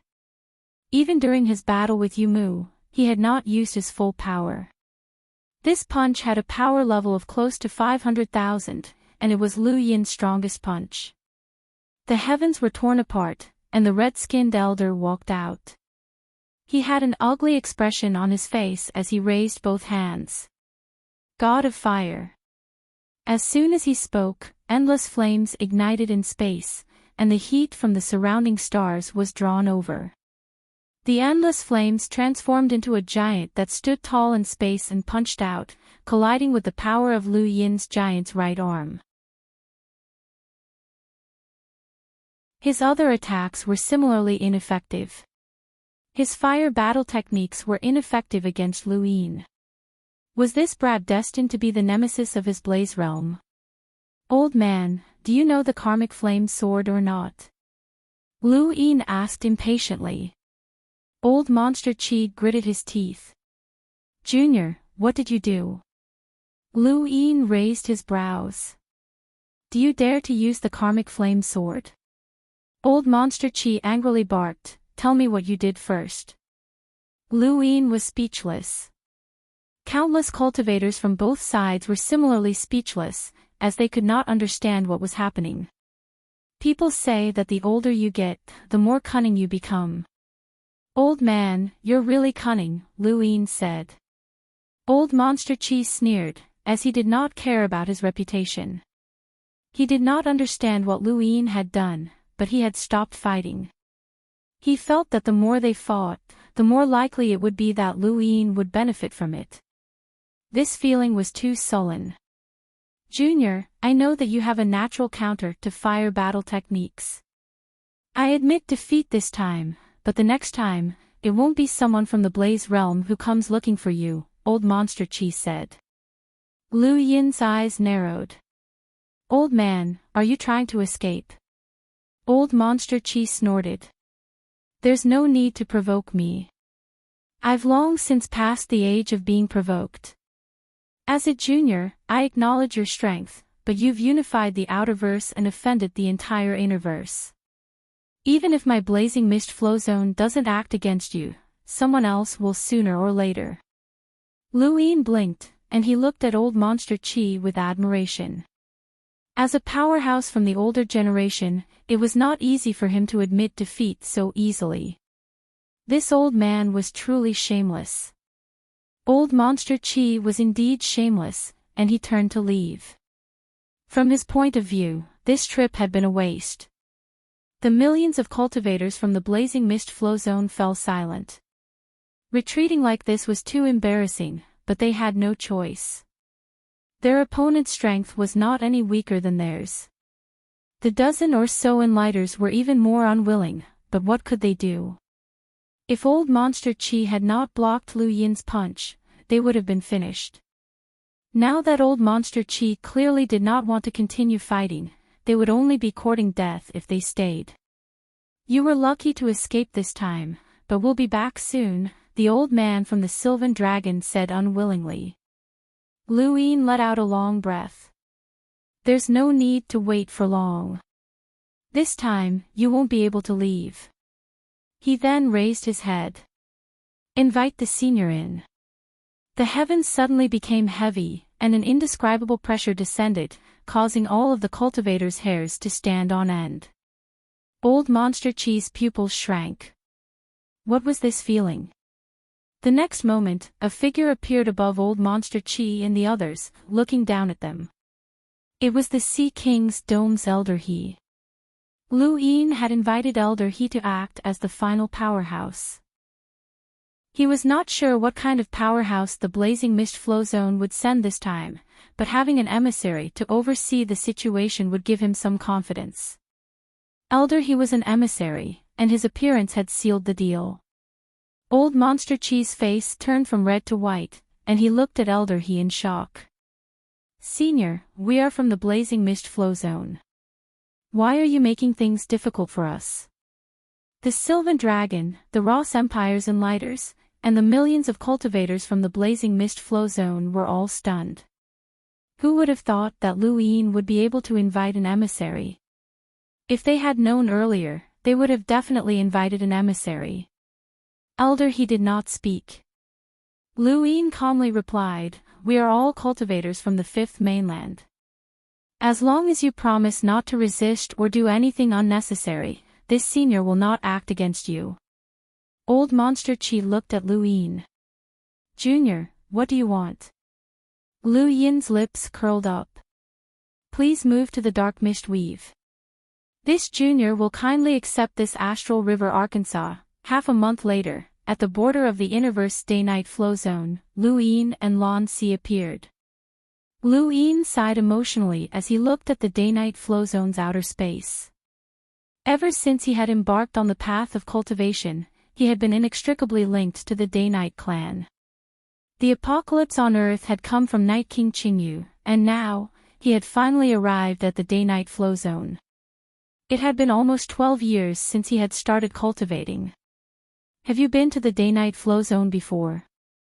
Lu Yin asked. Lan Si nodded. "I have. This flow zone and the Sword Sect's first flow zone are the strongest in the entire Interverse. The Day-Night flow zone not only has the Day-Night clan, but also the Phoenix family, which has given birth to 2 of the 10 arbiters." If Lan Si had not mentioned it, Lu Yin would have almost forgotten about the Phoenix family. This family had always kept a low profile, and aside from expelling the Dark Phoenix clan and shaking the universe, they had not done much else. However, they had given birth to one of the 10 arbiters, which meant that they were not simple at all. The Day-Night flow zone. Just from the name, it's obvious that the Day-Night clan is in charge. Only the Phoenix family's territory is separated from the Day-Night clan, so it's like a small flow zone within the Day-Night flow zone. Lu Yin was curious. What makes the Phoenix family so powerful? Lan Si shook his head. I'm not sure. It's said that the Phoenix family members don't die easily. Perhaps some ancient powerhouse is still alive. After all, it's an immortal bird. To be able to name a flow zone in the name of their clan, the Day-Night clan must have a powerful background. Lan Si replied, "It said that in ancient times, this place was not called the Day-Night flow zone, but rather the frigid immortal flow zone. It was later renamed." Lu Yin did not pay much attention to such matters from ancient times. Right now, he was heading to the main planet of the Day-Night flow zone, Night King Planet. The Day-Night banquet was about to begin. The last time he had been invited to a Day-Night banquet had been a long time ago, and that was the first time he had seen someone with a power level of over 400,000, Northgate Taisui. It was also the first time he had seen a colossus from ancient times, the centipede. It was a pity that he had not been able to attend that Day-Night banquet, but this one was being held specifically for him. The Day-Night banquet was about to begin, and there were less than 4 months before the 10 arbiters would gather and enter the Neoverse to compete for the Star Tower. Night King Jinwu wanted to deal with Lu Yin before going to the Neoverse, and Lu Yin knew that he wanted to deal with Night King Jinwu as well. He wanted to do his best to obtain the qualifications to enter the Neoverse to compete for the Star Tower. That was an inheritance of the mountains and seas, a progenitor's inheritance. After arriving at the Day-Night flow zone, Lu Yin and Lan Si parted ways. Night King Planet's location was hidden, but Lu Yin had informed Night King Yuanjing the moment he arrived, and Night King Yuanjing had already sent the location to Lu Yin. Lu Yin determined the direction and headed towards Night King Planet. He was not afraid of Night King Yuanjing plotting against him, as the ancient inheritance stone was in his hands, and the Day-Night clan would not give it up. Furthermore, he was the commander of the Outerverse allied forces. Even if Night King Jinwu had accused him of being a traitor to the Fifth Mainland and the Hall of Honor had investigated him, his status had not been stripped away. This was also why eccentric Qi had repeatedly warned him not to kill Lu Yin before he had left for the Outerverse. The Day-Night flow zone was very large, and Lu Yin curiously sized up the region's outer space. This region had existed for countless years, and it had existed even before the Day-Night clan had been born. Many things had happened during this time. Sometimes, he would wonder just how large the outer space was, and what else existed beyond the 6 continents. Would there be even more powerful civilizations, and when would the human race be annihilated? Right in front of Lu Yin, a dilapidated spacecraft swayed as it flew. It was not very large, and sparks would occasionally flicker from it. It was obvious that it would not be able to last much longer. Behind it, another spacecraft was rapidly approaching. This one had the Day-Night clan's insignia, and it was very obvious. "Welcome aboard," Stay tuned and subscribe to Han Li's Wuxia Adventures for more thrilling content. Chapter 1061. Not long after, the dilapidated spacecraft exploded, and a woman escaped with a little girl in universal armor in her arms. The woman was an explorer, and she flew off into the distance. The Day-Night Clan spacecraft accelerated. Inside, a middle-aged man wielding a long blade walked to the top of the spacecraft. He looked at the woman from afar, raised his blade, and viciously slashed down. The blade pierced through the void and tore open a large wound on the woman's back. She spat out a mouthful of blood as her body was flung into the distance. Even though she was heavily injured, she did not let go of the little girl in her arms. The little girl's eyes were red and teary, but she did not say a word and just silently hugged the woman tightly. The middle-aged man snorted and raised his blade again. At this moment, a spacecraft appeared in the distance and headed straight for him. The middle-aged man frowned and swung his blade, but it was not aimed at the woman. Instead, it was aimed at the spacecraft. The woman's face went pale, and she looked at the spacecraft. Run! Inside the spacecraft, Lu Yin's gaze turned cold. He had actually attacked without saying a word. This was the Day-Night Clan. He walked out of space and put away the spacecraft. He looked at the incoming blade and raised his hand to catch it. He then squeezed it forcefully, shattering it. The middle-aged man's expression changed, and he stepped into space to stand not too far away from Lu Yin. The woman carrying the little girl was in the middle. Scram! Lu Yin barked. The woman was stunned. This was the Day-Night Flow Zone, and this person had actually dared to tell someone from the Day-Night Clan to scram. This was too arrogant. The middle-aged man was stunned as well. He had never encountered such a situation in his entire life, and this was the Day-Night Flow Zone. Who are you? The middle-aged man was not stupid. If this person dared to be so arrogant, then he definitely had something to rely on. He might even be on good terms with one of the clan's seniors. Lu Yin raised his head. Go back and tell Night King Jinwu that I, Lu Yin, am here. The middle-aged man was shocked. You're Lu Yin. Lu Yin raised a hand and aimed it at the middle-aged man. He flicked his finger, causing a gale that sent the middle-aged man flying. The middle-aged man could not resist at all, and his spiritual force attack was like a gentle breeze to Lu Yin. The middle-aged man was forced back tens of thousands of meters, and the blood in his chest churned. He resisted the urge to vomit blood and boarded the spacecraft to leave. Stop! Did I allow you to board the spacecraft?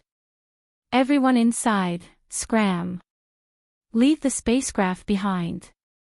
Lu Yin shouted. The middle-aged man glared at Lu Yin. You're too arrogant, Lu Yin. This is the Day-Night Flow Zone. So what? Lu Yin did not care, and his tone was extremely overbearing.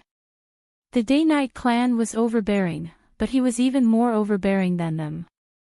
The middle-aged man was furious, but he did not dare to say anything in front of Lu Yin. This person had already dared to oppose the Day-Night Clan while he was still in the academy, and his image was still on the ancestral land stone tablet. He was the first person who had dared to learn the Day-Night Clan's battle techniques, and he had even been invited by the clan's elders to participate in the Day-Night Feast. The middle-aged man could not afford to offend such a person. Helpless, the middle-aged man left with the Day-Night Clan member who was piloting the spacecraft, leaving the spacecraft behind. To the side, the woman stared at the scene in a daze. She had never thought that there would be someone more arrogant than the Day-Night Clan, especially in the Day-Night Flow Zone. The little girl in the woman's arms looked at Lu Yin with adoration, her eyes almost sparkling with stars. After the Day-Night Clan members left, Lu Yin looked at the woman. I'll leave the spacecraft for you. Take it and leave. This is a Day-Night Clan spacecraft, so no one will dare to stop you. The only reason he had helped this woman was because she had warned him to flee the moment the Day-Night Clansman's blade had been unleashed.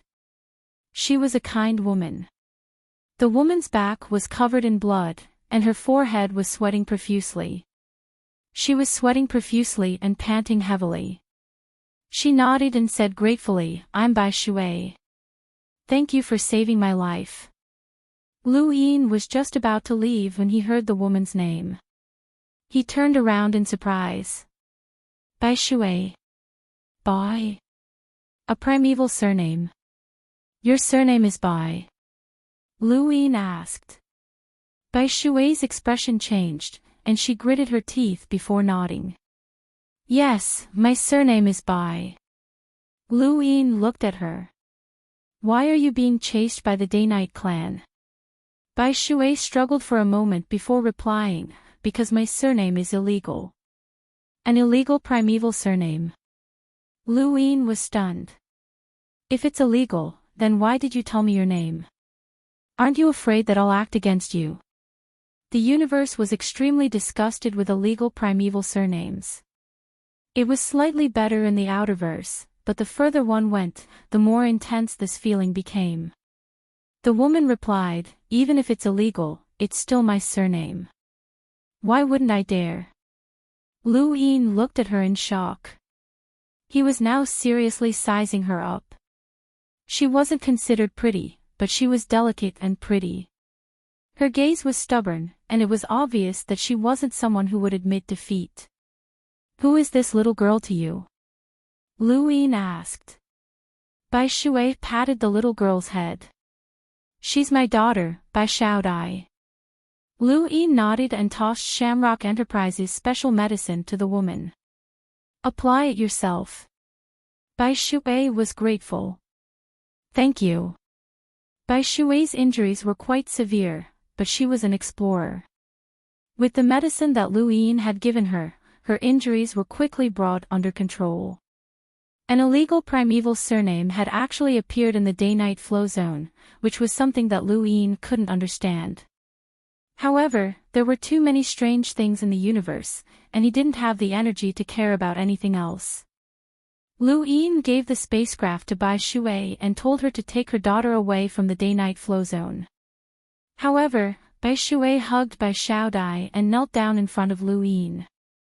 Benefactor, please help us, Bai Shui pleaded, her eyes red.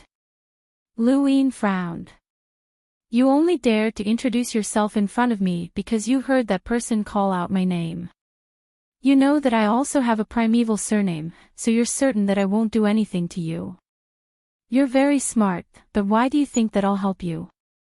Bai Shui replied, Benefactor, you're not just helping us, you're also helping yourself. The Day-Night Clan is after me because my family has precious resources that have been passed down since ancient times. If Benefactor can help me protect those resources, I'm willing to share half of them with you. Now that Feng Mo had escaped, it would be difficult to find him again. Feng Mo was an assassin, and Lu Yin believed that Feng Mo would definitely remember his aura. Feng Mo's incident put Ling Ke in a bad mood for the next 2 days, and he was not even interested in the cheers of his support group. 2 days later, Ling Ke sighed as he looked at the enormous black planet in the distance. We've arrived at Night King Planet. Lu Yin stared at the planet in front of him in shock. Was that a planet? It was too big. Night King Planet was indeed a planet, but it was much, much bigger than any planet Lu Yin had ever seen. It was like a monster lying in the heavens, blocking their path forward. Night King Planet is one of the largest planets in the Innerverse. It's rumored that the Day-Night Clan's first Night King came from this planet, and all the elites of the Night King bloodline are gathered there. No one knows what kind of background they have, Ling Ke said. Even though he was from the Lingling clan, he was still filled with dread when it came to Night King Planet. Lu Yin stared at Night King Planet. There were a terrifying number of rune lines on the planet, which meant that there was definitely a powerhouse who far surpassed the emissary level. This was the Night King clan's background. The Night King banquet was being held on Night King planet. Is the current head of the Day-Night clan Night King Jiang? Lu Yin asked. Ling Ke nodded. That's right. Night King Jiang isn't the most powerful person in the history of the Day-Night clan, but he's still not bad. At the very least, he hasn't suffered any defeats. According to the older generation, Night King Jiang is about the same as us when we were younger. He's considered to be invincible. He hasn't shown himself in a long time. Could he be dead? Lu Yin asked with some anticipation. Ling Ke's expression changed. Keep your voice down. This is Night King planet, and there are Night King clan experts everywhere. You might want to die, but I don't want to die. Lu Yin smiled and stared at Night King planet. Aside from the rune lines that were exposed, there were definitely other hidden rune lines as well. He wanted to see what kind of background the Day-Night clan, one of the most powerful clans in the Interverse, had. Spacecraft after spacecraft headed towards Night King planet. From time to time, a spacecraft would stop and greet Ling Quebec. Ling Ke smiled in response. Of course, the cheers from his support group did not diminish, which made the onlookers look at him strangely. However, they could not help but praise him against their will. Brother Lu, you should form a support group as well. Look at how envious they are. Ling Ke sighed. Lu Yin did not know where Ling Ke had seen the envy in Lu Yin's eyes. As long as you're happy. Alright, Brother Lu, we've arrived at Night King planet. I still have some old friends to meet, so I'll take my leave now. After successfully passing through the inspection and bringing Lu Yin into Night King planet, Ling Ke decided to chase him away. He did not want to be misunderstood as Lu Yin's ally. Even an idiot would know that Lu Yin had a bad relationship with the Day-Night clan. Lu Yin knew what Ling Ke was thinking, so he did not stay for long. He simply borrowed Ling Ke's help to enter Night King planet. Night King planet was huge, and the buildings were similarly tall. They were ridiculously tall, and any one of them was several hundred meters tall. Some of them even reached into the sky and swayed back and forth. The planet's soil was gray, and so was the sky. It gave off a solemn feeling, as if there was no laughter on this planet. There was only the nobility, strictness, and insufferably tyrannical aura of the Night King bloodline. This planet fully displayed the Night King bloodline's moral character. Anyone who arrived at Night King planet would first feel the pressure from this ancient clan. Lu Yin felt this as well, so he let the monkey out. Come, take a piss. The monkey was stunned and confused. What did you say, seventh bro? Lu Yin smiled. Take a piss. The monkey was enraged. Seventh bro, you're insulting me. Lu Yin rolled his eyes. Boring. He then put the monkey away and looked at the rune lines around him before heading in a certain direction. The Day-Night banquet was being held in Night King planet's main city, Evernight City. With Lu Yin's speed, he quickly arrived at Evernight City. As long as one could enter Night King planet, they did not need to go through any checks to enter Evernight City. Lu Yin's horizons were broadened when he arrived at Evernight City. The entire city's buildings were filled with the grandeur of an emperor. They seemed deathly still, but the square buildings gave off a different kind of oppressive feeling. However, they were also filled with a dark nobility. Lu Yin did not like this city, as it seemed to be overlooking everything else. Anyone who came to this city would feel insignificant. I'll tear this city down one day. Evernight City was huge, but there were not many people. The Night King clan had very few people to begin with, and many of the Day-Night clan did not even have the qualifications to come to Night King planet. As a result, the city was silent, and it was almost like an empty city. If I opened a shop here, I'd definitely lose money, the monkey sighed.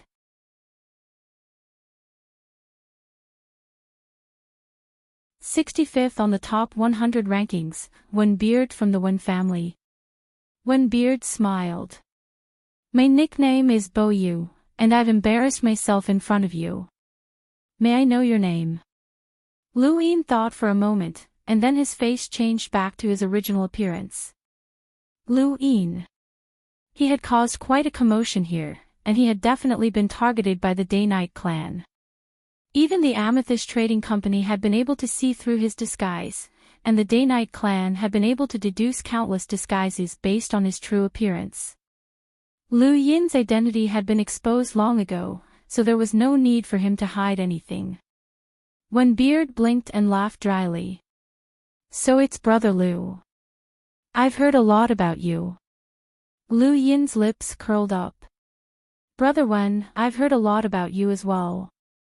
Wen Beard was a little embarrassed. Lu Yin had unified the Outerverse and was now a potential enemy of the entire Innerverse. The Outerverse represented the interests of the entire Innerverse, and the Wen family was no exception. Any Innerverse power successor would feel awkward when they met Lu Yin, and they wouldn't know how to face him. Welcome aboard. Stay tuned and subscribe to Han Li's Wuxia Adventures for more thrilling content. Chapter 1064. Lu Yin smiled and did not mind Wen Sa's attitude. He turned and left. Ever since he had stepped onto this path, he had become the enemy of countless people, so it did not matter. Wen Sa watched Lu Yin leave. Even though they might become enemies in the future, he could not help but admire Lu Yin. Not everyone dared to do what he did, and even fewer had the ability to do so. Isn't that Lu Yin? It really is him. He defeated the 10 Arbiter's Divine Fist, and I heard that he's only been cultivating for a dozen years. He's an absolute genius, and he even unified the Outerverse. I wonder how he cultivated. He's courting death. He's threatening the interests of the entire Innerverse, and he's an enemy of the Day-Night clan. How dare he come here? He won't live for much longer. The Innerverse's 8 great flow zones won't let him live. A scattered Outerverse is in line with the Innerverse interests. No matter what, this person unified the Outerverse and defeated the 10 Arbiters. That's enough to make history. It's a pity. If he had been able to mature, his future would have been shocking. Lu Yin had regained his appearance, and everyone who saw him recognized him. He walked step by step towards the simple building in the center of Nightless City. All sorts of discussions, mockery, and exclamations rang in his ears, but he remained unperturbed. There was a pavilion in the center of Nightless City called the Vigil Pavilion. It had 99 floors, and it was built to protect the Night King clan. It had once been where the first Night King had overlooked the world. It was rumored that the first Night King had held a banquet and invited all the top geniuses in the universe. He stood at the top of the pavilion, and no one dared to challenge him. He looked down on the world, and he himself became the 100th floor of the Vigil Pavilion. That was how the Vigil Pavilion came to be. Now, the Vigil Pavilion had become a must-visit location for the banquet. Lu Yin arrived outside the Vigil Pavilion and looked at the towering pavilion in front of him with a look of amazement. Countless rune lines filled the air as hundreds or even thousands of young elites who had been invited gathered there. As long as one could enter the Night King planet, they would be able to enter the Nightless City and enter the Night Vigil Pavilion. However, not everyone could enter the Night Vigil Pavilion unimpeded. The Vigil Pavilion had 99 floors, and each floor had an isolation barrier that required strength to climb. Those who were capable could reach the top. Throughout history, aside from the first Night King, no one had ever managed to surpass the 99th level. Even the genius third Night King had only managed to reach the 99th level. Night King Jinwu's previous record had also been the 99th level, which was comparable to the third Night King's. Whether or not Night King Jinwu would be able to surpass the 99th level this time would be the most interesting part of this banquet. Lu Yin's arrival attracted the attention of countless people. On the 38th level, when Qian'er was chatting happily with a few youths when someone called out Lu Yin's name. She immediately looked down and saw a lonely figure standing quietly outside the night vigil pavilion. It really was Lu Yin. When Qian'er's eyes lit up. Women all worshipped heroes, and Lu Yin was undoubtedly one of them. He had unified the Outerverse and defeated the divine fist of the 10 arbiters. Even though the Day-Night clan had framed him as the traitor of the Fifth Mainland, his reputation had not been affected at all. Those rumors could only deceive ordinary cultivators, but the disciples of large families all knew of the Day-Night clan's methods. So it's Lu Yin. He really came. We didn't believe that he'd come when we saw his name on the banquet list, one of the men exclaimed. Someone else coldly replied, "It's good that he's here. This kid has shown off his abilities, and he'll definitely die." Everyone knows about the grudge between him and Arbiter Jinwu. His courage is commendable for daring to come, but it's a pity that he's all brawn and no brains. Not far away, Han Chong looked at Lu Yin with a complicated expression.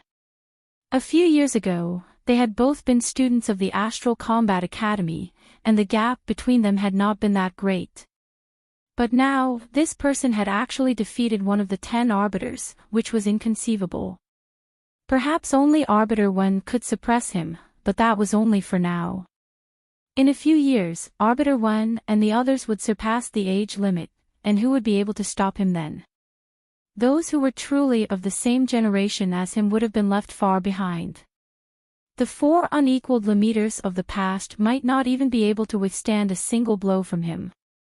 Sun Jiong had been invited to Night King Planet, and he was currently in the Night Vigil Pavilion on the 40th level, looking down at Lu Yin from above.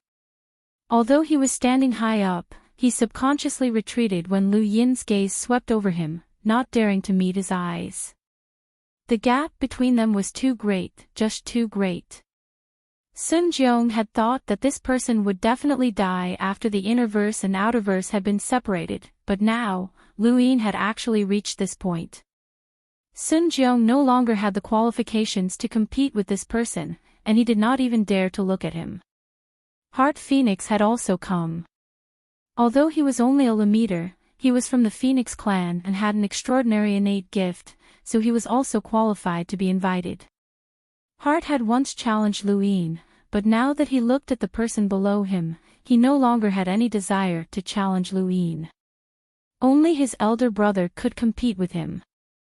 Ling Ke entered the Night Vigil Pavilion before Lu Yin, and when he saw that Lu Yin had attracted everyone's attention, he felt a little jealous, but he also rejoiced that he had not come with Lu Yin. Otherwise, he would have lost face. It was a pity that he could not bring his support team in. On the 70th level of the Night Vigil Pavilion, Casanova and Mou both looked down. "He's Lu Yin?" Mou asked. Casanova nodded. "You've never seen him before?" "Nope," Mou replied. Casanova was astonished. His battle with the Divine Fist shook the universe. "You haven't seen that video?" Mou indifferently replied, not interested. "So you're interested in him now?" Mou's gaze turned serious. She was not interested in Lu Yin's battle prowess, but she was interested in Lu Yin's lock-breaking ability. He had jumped from 1 star to 5 star in one go. This person's lock-breaking ability had improved too quickly. Don't compare yourself to him. He's a freak. He dared to compete with me in lock-breaking back then, and now he's left us in the dust, Casanova said helplessly. Although Lu Yin had only wandered the innerverse for a few years, he had still come into contact with many people and things. In the Night Vigil Pavilion, he had interacted with too many people. Even in the Day-Night clan, he had interacted with quite a few people, such as Zhanlong Day-Night, Tiankong Day-Night, Ro Day-Night, Night Queen Yanqing, Night King Gu, and so on. Lu Yin's mere appearance in the Night Vigil Pavilion caused the entire place to fall silent. This was the current Lu Yin. Looking at the night vigil pavilion, Lu Yin smiled and stepped in. The pavilion required one to climb level by level, and the isolation was practically non-existent to Lu Yin. When he reached the 16th level, a youth named Han Kuei was excited, as if he had just brushed shoulders with a legend. He was Han Chang's younger brother, and people called him the Little Art Saint. Lu Yin reached the 22nd level, and Lily and bowed slightly. She had come as well. Lu Yin reached the 38th level, and Wen Qian'er smiled sweetly. Lu Yin reached the 40th level and glared at Sun Jiong. Sun Jiong was startled and took a few steps back, almost falling out of the pavilion. Lu Yin walked up to the 65th floor, where Mira and Michelle greeted him. Lu Yin nodded in response. He even saw Zhanlong Dayknight standing alone in a corner. Lu Yin continued onwards. When he reached the 70th level, he saw Casanova and Nemo Yu, whose eyes were filled with curiosity. When he reached the 75th level, a youth named Sangmu stepped forward and bumped shoulders with him, but he was sent flying instead. My name is Sangmu, and I'm a follower of the 10 warlords. Just because you defeated the divine fish doesn't mean that you can defeat the warlords. Lu Yin reached the 90th level, where there was almost no one left. There was only a tall but extremely ugly man who was glaring at him coldly. This man was called Avery, and he was known as the second warlord. I've been waiting for you for a long time, Lu Yin, Avery barked. Lu Yin looked at him. You're Avery. We've fought before. Avery did not understand. When a ported battle, Lu Yin answered. Avery was shocked. You fought me before. He then grinned. You were ravaged by me, weren't you? Lu Yin smiled and walked closer to Avery. Try attacking me. Avery's expression changed, and he did not hold back. He opened his mouth and unleashed God's wail. This was his battle technique, and when combined with his innate gift of sound, it was enough to crush any powerful enemy. Back during the ported battle, Lu Yin had been killed by a single roar. Now, he was facing God's wail again, and this time, it was Avery's full-powered attack. Lu Yin did not move, and he merely glared at night. Everything in front of Avery's eyes turned dark, and he sank into the darkness. His brain was shaken, and blood flowed from his nose, ears, mouth, and eyes. He slowly squatted down and looked at the ground, but he could not see anything clearly. Lu Yin walked in front of Avery and looked down at him. Who gave you the confidence to stand in front of me? He then kicked Avery into a corner like he was trash. He then looked up and walked to a higher level. There were no obstructions in the night vigil pavilion, so everyone could see everything from top to bottom. Many people had seen the scene from before, and although they hated Avery's arrogance, he was still ranked 4th on the top 100 rankings. Now, he was in such a miserable state that he could not even retaliate. Everyone looked at Lu Yin's back with envy, jealousy, fear, and worship. All sorts of emotions mixed together to form a river of gazes as they watched Lu Yin walk to a higher level. Avery was on the 90th level, and one level above him was a girl named Xing Longlong. She was ranked 3rd on the top 100 rankings, second only to Summer and Tai Yuanjun. She was from the Gu Flow Zone. The Gu Flow Zone was the only one of the 8 great flow zones that did not interact with the outside world, and it was also very difficult for outsiders to enter. Even if the 6th mainland invaded, the Gu Flow Zone was a place that they did not want to invade. It was filled with poisonous creatures, and no matter how strong one was, it was difficult to guarantee that they would not be poisoned. Especially when the weather had changed, everyone's power level had to be suppressed to below 200,000. Entering the Gu Flow Zone was suicide. Qing Longlong had started a massacre in the Gu Flow Zone and become a Regis King. Like Summer and Tai Yuanjun, she had the qualifications to enter the Neoverse and compete for the Star Tower inheritance. However, Avery, who was ranked 4th, had not been crowned king. This was a qualitative difference. Lu Yin and Qing Longlong looked at each other, but Qing Longlong's gaze was calm. She only glanced at Lu Yin for a moment before ignoring him. Lu Yin did not say anything to her either. There was no one on the higher levels of the night vigil pavilion, and he did not plan on going up. From this position, he felt as if the entire universe was under his control.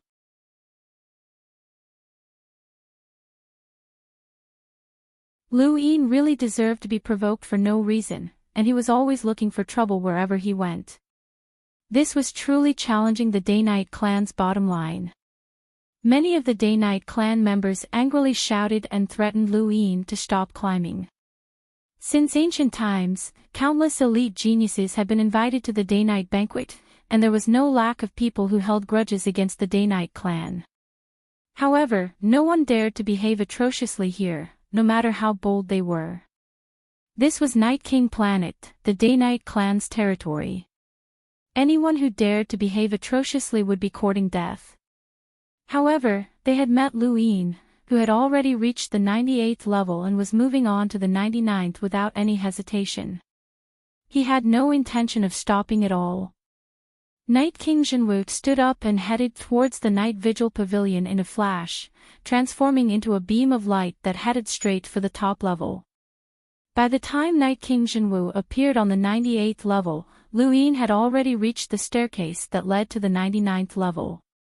He could feel a rather terrifying obstructive force, and if his power level was calculated, it was definitely not lower than 250,000. Who in the younger generation could surpass that? Only the 10 Arbiters. Throughout history, the birth of the 10 Arbiters had been very strange, and there had never been a single era where so many top geniuses had gathered. Only the 10 Arbiters had been able to reach the 99th level. Night King Jinwu and Lu Yin both reached the 98th level, and the entire night vigil pavilion fell silent as everyone watched. Lu Yin stood in front of the obstructive force, but he did not turn around. Long time no see, Arbiter Jinwu.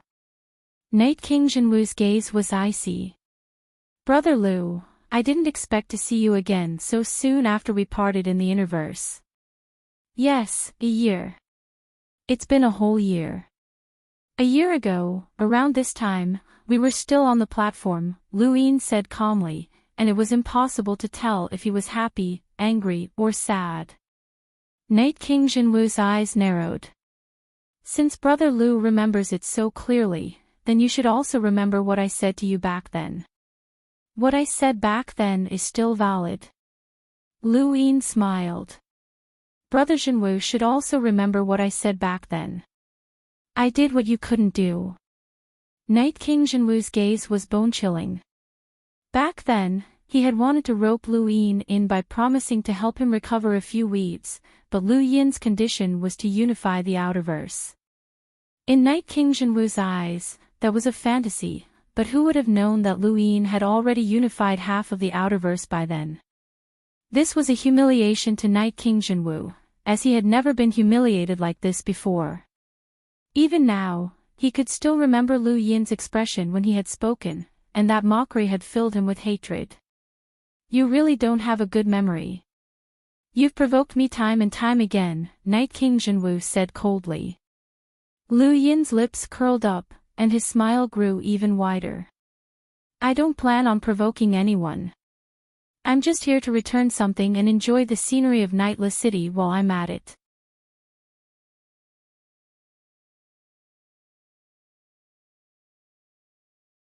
Welcome aboard. Stay tuned and subscribe to Han Li's Wuxia Adventures for more thrilling content. Chapter 1066. There was only a thin barrier between the 99th level and the top. It seemed weak, but it was precisely because of this barrier that no one besides the first Night King had ever been able to reach the top. Night King Jinwu did not stop Lu Yin even when he reached the barrier. Lu Yin's eyes flashed, and he raised a hand to touch the barrier. The moment he touched it, Night King Jinwu also arrived and attempted to pass through the barrier. The two touched it at the same time. The screen of light was like a sharp blade that transformed into a boundless storm of spiritual force that recklessly swept out, attempting to slice Lu Yin's entire body apart. The spiritual force exploded in his mind like thunder, and Lu Yin groaned as blood flowed out of his ears. His pupils dilated, as he was unable to withstand the attack. This was the power that had isolated countless geniuses from the Day-Night clan, and even Night King Jinwu had failed to succeed in his previous attempt. Although Lu Yin's spiritual force was boundless, it was only at the level of the 10 arbiters. He was still far from Night King Jinwu, who specialized in spiritual force, let alone the first Night King, who had silenced an entire era. Under normal circumstances, it would be impossible for him to pass through the barrier and reach the top. However, he had an ultimate technique that was linked to spiritual force. Lu Yin's first thought was the Stonewall Scriptures, but no matter what, he had to memorize them. Half of Night King Jinwu's body passed through the barrier. He was also bleeding from his ears, but he was very steady as he walked up step by step. He knew that the first Night King was extremely powerful and had led the Day-Night clan to prosperity, but Night King Jinwu was not weak either. The 10 arbiters were monsters that had never appeared in any era, and even the first Night King had not been able to suppress Night King Jinwu. If the other 9 had not existed in this era, then Night King Jinwu would definitely have been able to recreate the glory of the first Night King. If the first Night King could reach the top, then Night King Jinwu could as well. As for Lu Yin, Night King Jinwu glanced at him with disdain. An outsider actually dared to dream of reaching the top. What a joke. Night King Jinwu acknowledged Lu Yin's battle prowess, but in the Day-Night clan, spiritual force was what mattered. Among the 10 arbiters, no one could compare to Night King Jinwu in terms of spiritual force. The people who were originally in the Night Vigil Pavilion had already walked out.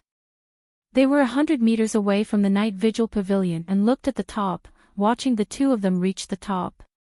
When they saw Night King Jinwu steadily climb up while Lu Yin stopped with blood dripping from both of his ears, many mocked him.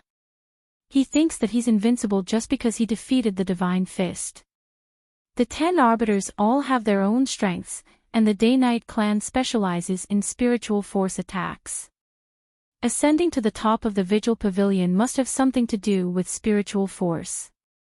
This Lu Yin is too full of himself. You really think you can reach the top of the Night Guardian Pavilion? You're courting death. He's really unlucky this time. Not only is he unable to ascend to the top of the Vigil Pavilion, but he's also become a laughingstock. He's also completely offended the Day-Night clan. From now on, he can only stay in the Outerverse. The Outerverse isn't safe either.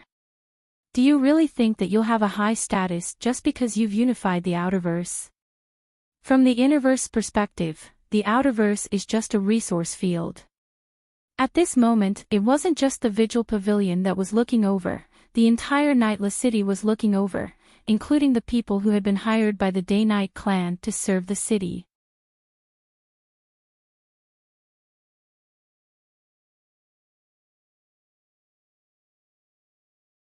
Welcome aboard. Stay tuned and subscribe to Han Li's Wuxia Adventures for more thrilling content. Chapter 1067. Unfortunately, the rest of the 10 arbiters did not expect Lu Yin to reach the top of the Vigil Pavilion before Night King Jinwu. Ling Ke sighed. Not everyone is as heartless as Lu Yin. He's offending the Day-Night clan to the point of death.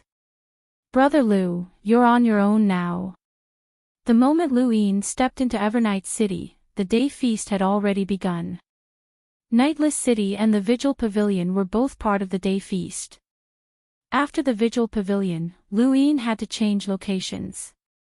That was the Night Book Pavilion, where the Day-Night clan's countless years of collection of battle techniques and cultivation techniques were stored.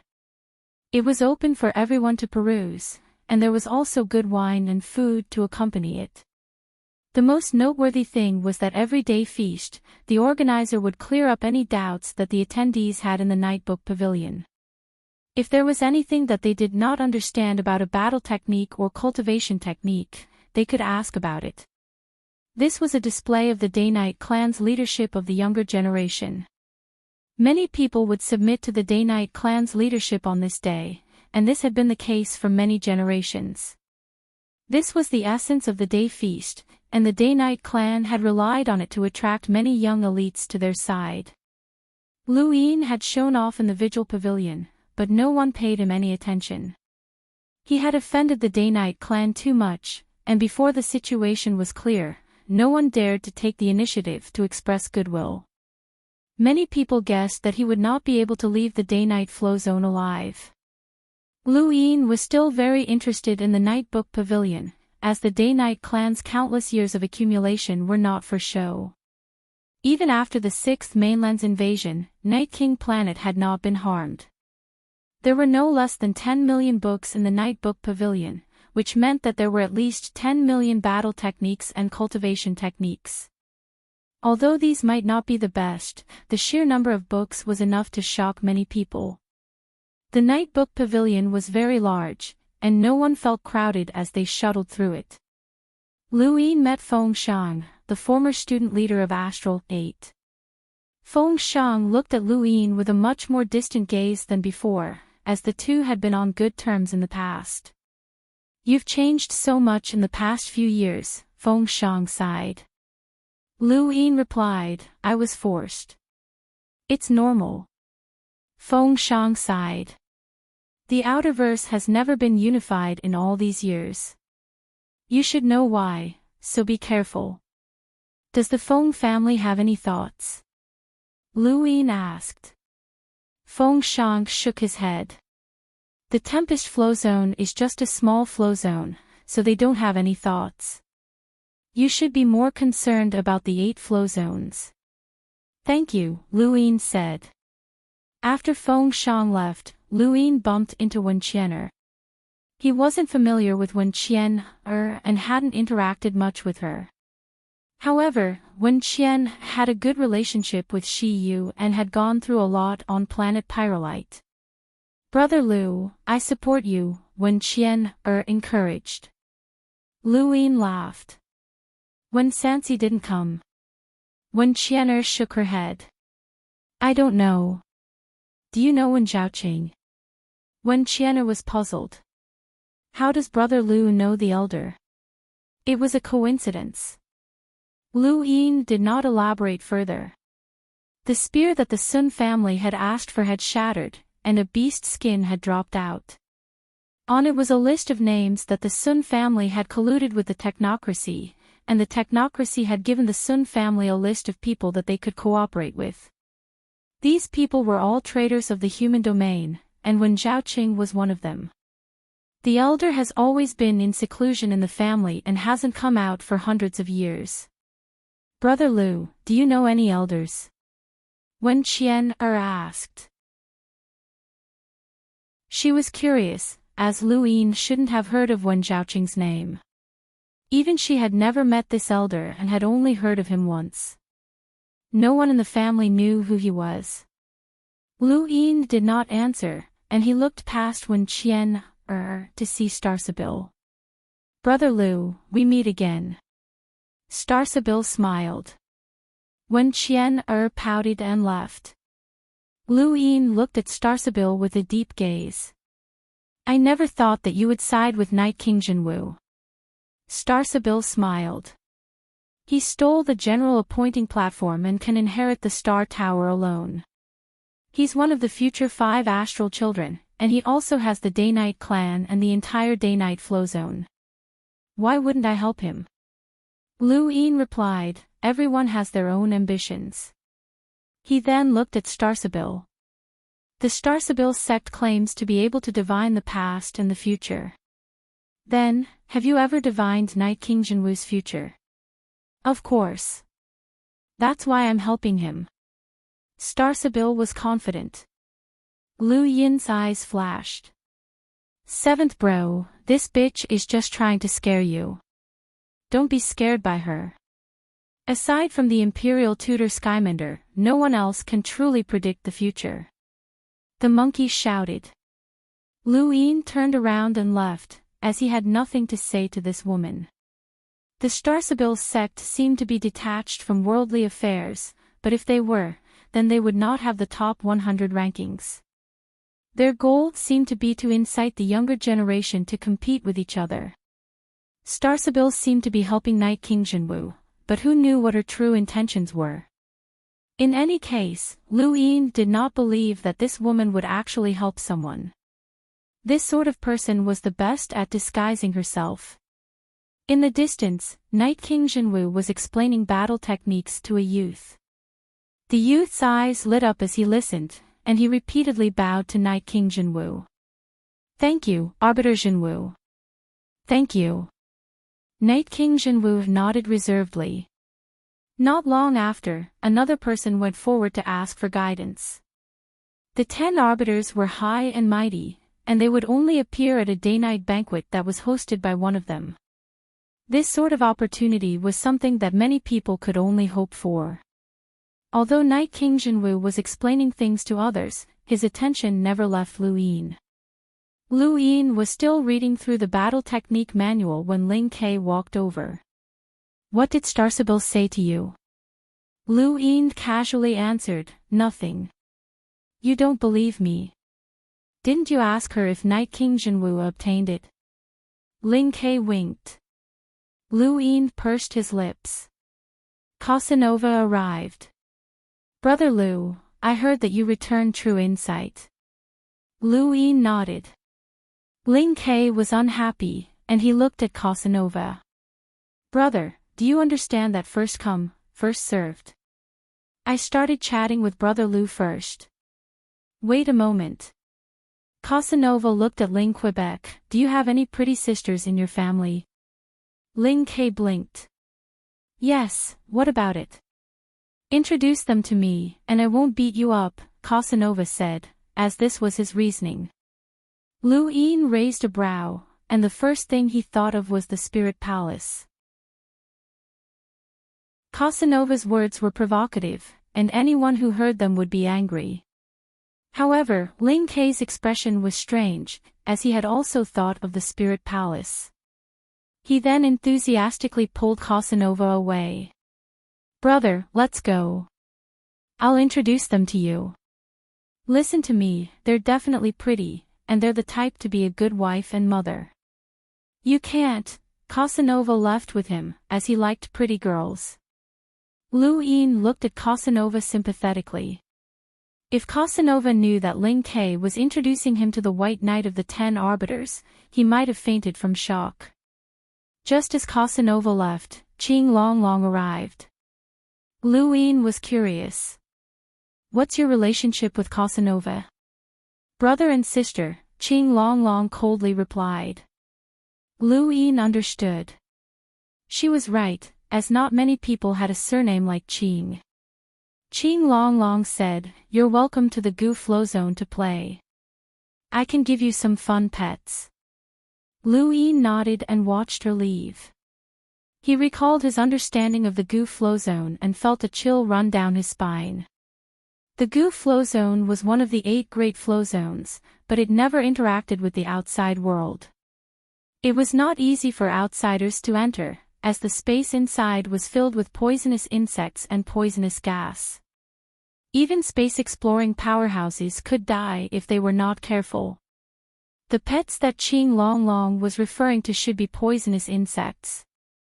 Luin raised his hand and took out a book that recorded some ancient history. Just as he was engrossed in reading, he heard a melodious song. He paused and looked into the distance.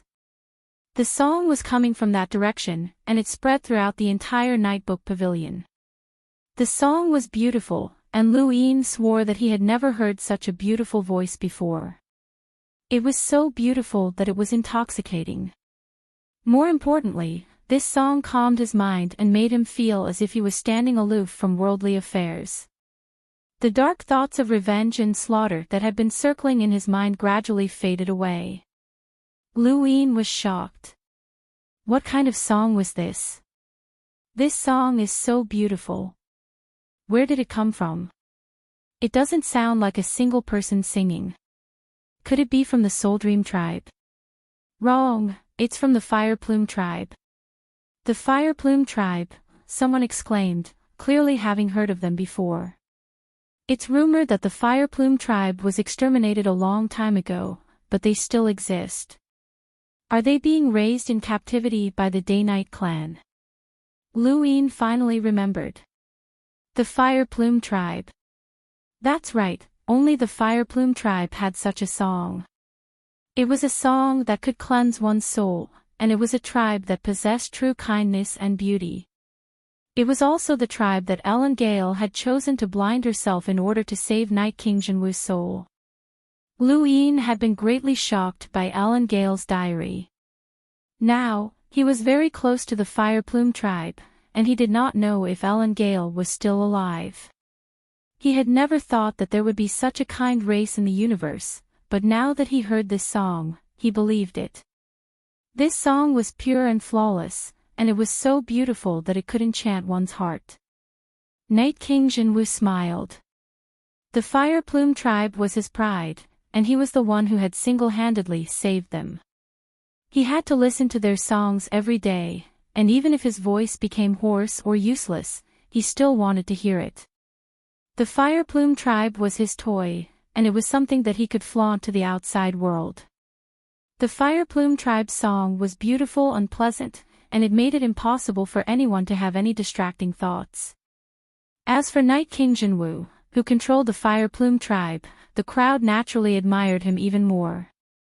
A figure entered the Night Book Pavilion, and Luin sensed it. He turned around and saw Jua Day-Night. She had finally arrived. The moment Jua Day-Night entered the Night Book Pavilion, she looked up and coincidentally met Lu Yin's gaze. Her gaze was calm, and it was as if she did not recognize him. Luin frowned and wanted to talk to her, but Night Queen Yanqing stepped forward and blocked Luin as she looked at Night King Jinwoo. Night King Jinwoo waved at Jua Day-Night. Jua Day-Night calmly walked over. A normal member of the Day-Night clan would not attract any attention. Night King Jinwoo exchanged a few words with Jua Day-Night before being asked for advice by the others. Jua Day-Night quietly stood behind Night King Jinwoo. Luin walked over as he recalled what Night King Jinwoo had said to him when he had defeated Lan Si. Those things would cause Jua Day-Night to fall into the deepest despair, and he would not allow that to happen. Night Queen Yanqing blocked Lu Yin's path. "Brother Lu, let's chat." Luin frowned. "I'm not free." He walked past Night Queen Yanqing and walked toward Jua Day-Night. "Brother Lu, be careful with your words. Otherwise, you'll know what will happen," Night Queen Yanqing threatened in a low voice. Lu Yin's eyes turned cold, and he paused for a moment before continuing to walk forward. Soon, Lu Yin arrived in front of Jua Day-Night. Jua Day-Night looked at him coldly. "Please keep your distance." She then walked behind Night King Jinwoo. Lu Yin's eyes narrowed. Welcome aboard. Stay tuned and subscribe to Han Li's Wuxia Adventures for more thrilling content. Chapter 1068. Night King Jinwoo turned around and looked at Lu Yin in astonishment. "What's the matter, Brother Lu?" Lu Yin ignored Night King Jinwoo and only looked at Jua Day-Night. "I want to talk to you." Jua Day-Night indifferently replied, "I don't know you." Lu Yin's fingers twitched as he used his star energy to form a voice to speak, but he was interrupted by Night King Jinwoo. Night King Jinwoo smiled. "Brother Lu, if you have something to say, just say it." Lu Yin looked at Jua Day-Night and wanted to say something, but then he remembered Night Queen Yanqing's words. "Don't believe him." Jua Day-Night remained calm. Night King Jinwoo was amused. "What do you mean by that, Brother Lu?" "Lu Yin, Arbiter Jinwoo is speaking to you. You're being too presumptuous." A Day-Night clansman shouted at Lu Yin. Many others agreed. Lu Yin's gaze turned cold. "Shut up." His voice swept through the area and shook the entire Nightbook Pavilion. Night King Jinwoo's face sank. Brother Liu, I respect you as a genius, so I won't fuss over your rudeness. However, this is not a reason for you to act presumptuously in the Nightbook Pavilion. Brother, Liu Yin has repeatedly caused trouble at the day-night banquets. Please take action and teach him the rules, a day-night clansman shouted. Please take action and teach Liu Yin a lesson. Another day-night clansman spoke up. Night King Jinwoo raised a hand to silence the crowd. He looked at Liu Yin and then at Zhua Day-Night. I remember now. During the battle on planet Pyrolite, Brother Liu saved this Day-Night clan sister of mine. He then stared at Zhua Day-Night sternly. Brother Liu saved you, so how can you not recognize him? Won't the rest of the universe laugh at our Day-Night clan for not knowing how to repay favors? Go, toast Brother Liu. He then passed a cup of wine to Zhua Day-Night. Zhua Day-Night accepted it and calmly walked towards Liu Yin. Brother Liu, I'm sorry. I'll never forget your kindness. Liu Yin looked at Zhua Day-Night. Have you lost your memories? Zhua Day-Night repeated, Brother Liu, I'm sorry. I'll never forget your kindness. Liu Yin stared at her in a daze, not understanding what had just happened to her. Night King Jinwoo walked behind Zhua Day-Night and smiled at Liu Yin. At the same time, he placed a hand on Zhua Day-Night's shoulder. Brother Liu, my clan sister has a bad memory. Please forgive her. Liu Yin looked at Zhua Day-Night's eyes, and then at Night King Jinwoo. He did not know if Zhua Day-Night had lost her memories or something else, but she was currently under Night King Jinwoo's control. Even if he told her, it would be useless, as it would only cause Night King Jinwoo to act first. Liu Yin hesitated for a moment before taking the cup and downing it in one gulp. Night King Jinwoo smiled. Brother Liu is magnanimous. Liu Yin watched as Zhua Day-Night followed Night King Jinwoo into the distance, and his thoughts became complicated. Seventh bro, this is the Day-Night clan's territory. There's obviously something wrong with Zhua Day-Night, so there's no point in saying anything. Just bear with it, the monkey advised. At Liu Yin's side, Night Queen Yanqing walked over. You're still lacking if you want to overturn the Day-Night clan. That woman will forever be eldest brother's puppet, and she's something he can show off to the outside world. Is the entire Day-Night clan like this, or is it just the Night King bloodline? Liu Yin asked calmly. Night Queen Yanqing's expression changed, but she did not answer and simply walked away. At this moment, Night King Jinwoo stood at the highest point with a smile on his face. He said to everyone, today isn't just an opportunity for me to hold a day-night banquet and get to know the elites of the various clans. There's also an important announcement that will affect the day-night clan, the day-night flow zone, and even the inner-verse and outer-verse. Everyone looked at Night King Jinwoo and listened in silence. Everyone, please follow me to the Eternal Night Drill Grounds, Night King Jinwoo said, and then led the day-night clan members away. The rest hurriedly followed him. The Eternal Night Drill Grounds were located to the west of Evernight City, and it was the largest martial arts arena in the city. The grounds were sturdy, and the void had been reinforced to the point that even a hunter would not be able to tear it apart. The entire drill grounds were not flat ground, and there were mountains and rivers. There was also a giant statue erected there, which was the statue of the first Night King. Usually, when a day-night banquet was held, most people would first go to the Eternal Night Drill Grounds to see the first Night King. Some people would go there to worship him, while others would use this opportunity to motivate themselves.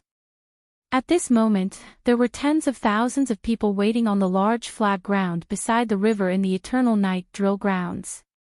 They all had confused expressions, and their eyes were filled with panic.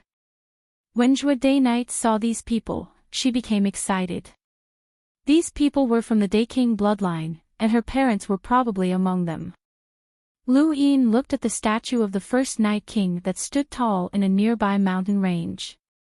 This person was the one who had divided the Day-Night clan's Night King bloodline and suppressed the entire universe, forming the famous tyrannical clan. This person had contributed greatly to the Day-Night clan, but that might not be the case for the entire universe. If this person had still been alive, then the Day-Night clan would have been even more tyrannical and insufferably arrogant.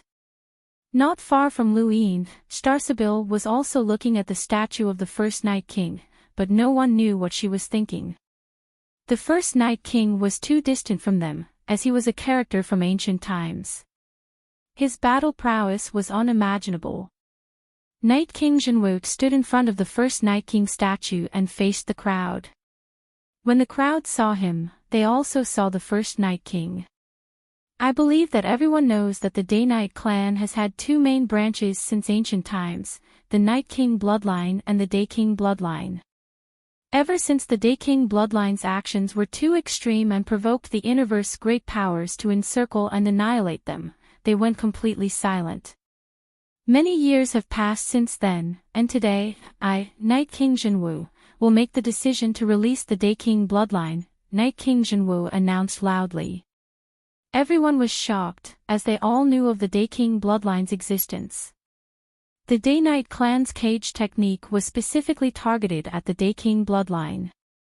In everyone's opinion, the Day King bloodline would never be able to make a name for themselves, as the Night King bloodline would never give them a chance. However, Night King Jinwu was actually going to release them. Even those from the Day-Night clan were dumbfounded, let alone those from other clans. Night Queen Yanqing was also shocked, as she had not known. Zhanglong Day-Night's pupils shrank, and he stared at Night King Jinwu in disbelief. The rest of the Day-Night and Night Kings were stunned as well. Zhua Day-Night's eyes reddened, and she looked at Night King Jinwu with excitement.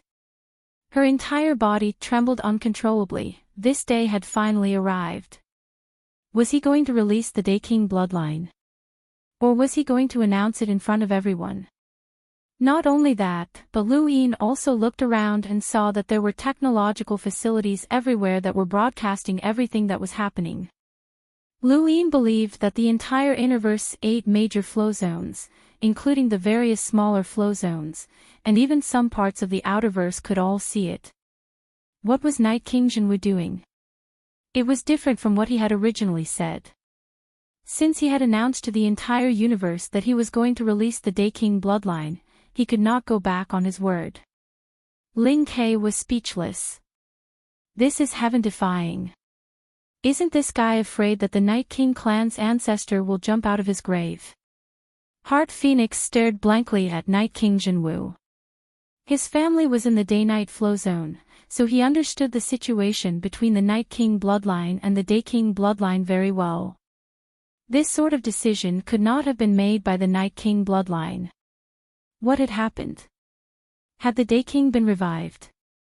When Qian'er tried her best to recall the grudges between the two branches of the Day-Night clan, the more she thought about it, the more she could not see through Night King Jinwu. What was this person thinking? Starsabil's eyes flashed, as she did not know that Night King Jinwu would make such a decision at this time. The third Night King had yet to appear, so was it appropriate to release the Day King bloodline at this time? At this moment, in outer space, countless people were shaken by Night King Jinwu's words. Those who did not understand the Day King bloodline were still fine, but those who understood the Day King bloodline felt their hearts sink. The Day-Night clan had 2 royal bloodlines, and the Night King bloodline was already tyrannical enough. If the Day King bloodline was released as well, then the Day-Night clan's strength would immediately soar. They might even surpass the Sword Sect and become the undisputed overlord of the entire universe. Night King Jinwu was truly bold. In the erudite flow zone, at the front gate of the academy, an old man dressed in plain clothes was calmly sweeping the ground. Not too far away, a figure tore through the void and appeared 100 meters away from the old man. The figure slowly bowed. Elder, Night King Jinwu has decided to release the Day King bloodline during the day-night banquet. The old man paused and looked up with a rueful expression. With Night King Jinwu's boldness, the day-night clan's future is immeasurable. Elder, what should my Wen family do? The old man muttered to himself for a moment. Let's wait and see. We'll act according to the circumstances. Yes. In the Beast Tamer's Flowzone's divine Great Hall, a large mountain towered in outer space and covered the entire sky. The mountain had eyes, and its name was Baiwan. This mountain had a name, and it was the tamed beast of the divine Great Hall's mountain god. The oolong horse trotted through outer space, and the person riding it was Zhe Lin, who had been defeated by Lu Yin on planet Pyrolite. He was ranked 67th on the top 100 rankings. What? That junior Night King Jinwu is willing to release the Day King bloodline. Is that true? The mountain spoke, and his words shook the universe. Zhe Lin respectfully replied, it's absolutely true. The entire universe knows about it, and they're all waiting for him to release the Day King bloodline. Humph, a mere child actually has such boldness.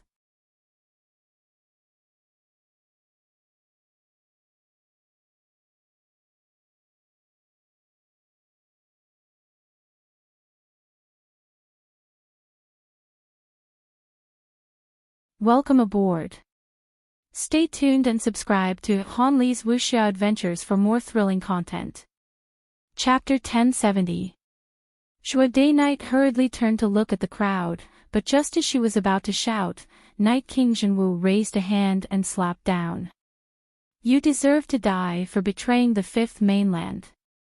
At that moment, the void tore open, and Lu Yin walked out. His berserk spiritual force transformed into nightfall and blasted towards Night King Jinwu. Night King Jinwu's eyes widened, and his spiritual force howled out as well. At that moment, with the two at the center, visible ripples of spiritual force spread outwards, sending Zhanlong Day Night and Night Queen Yanqing flying. It also sent the other participants of the banquet flying, and many of them could not withstand the force and vomited blood before fainting.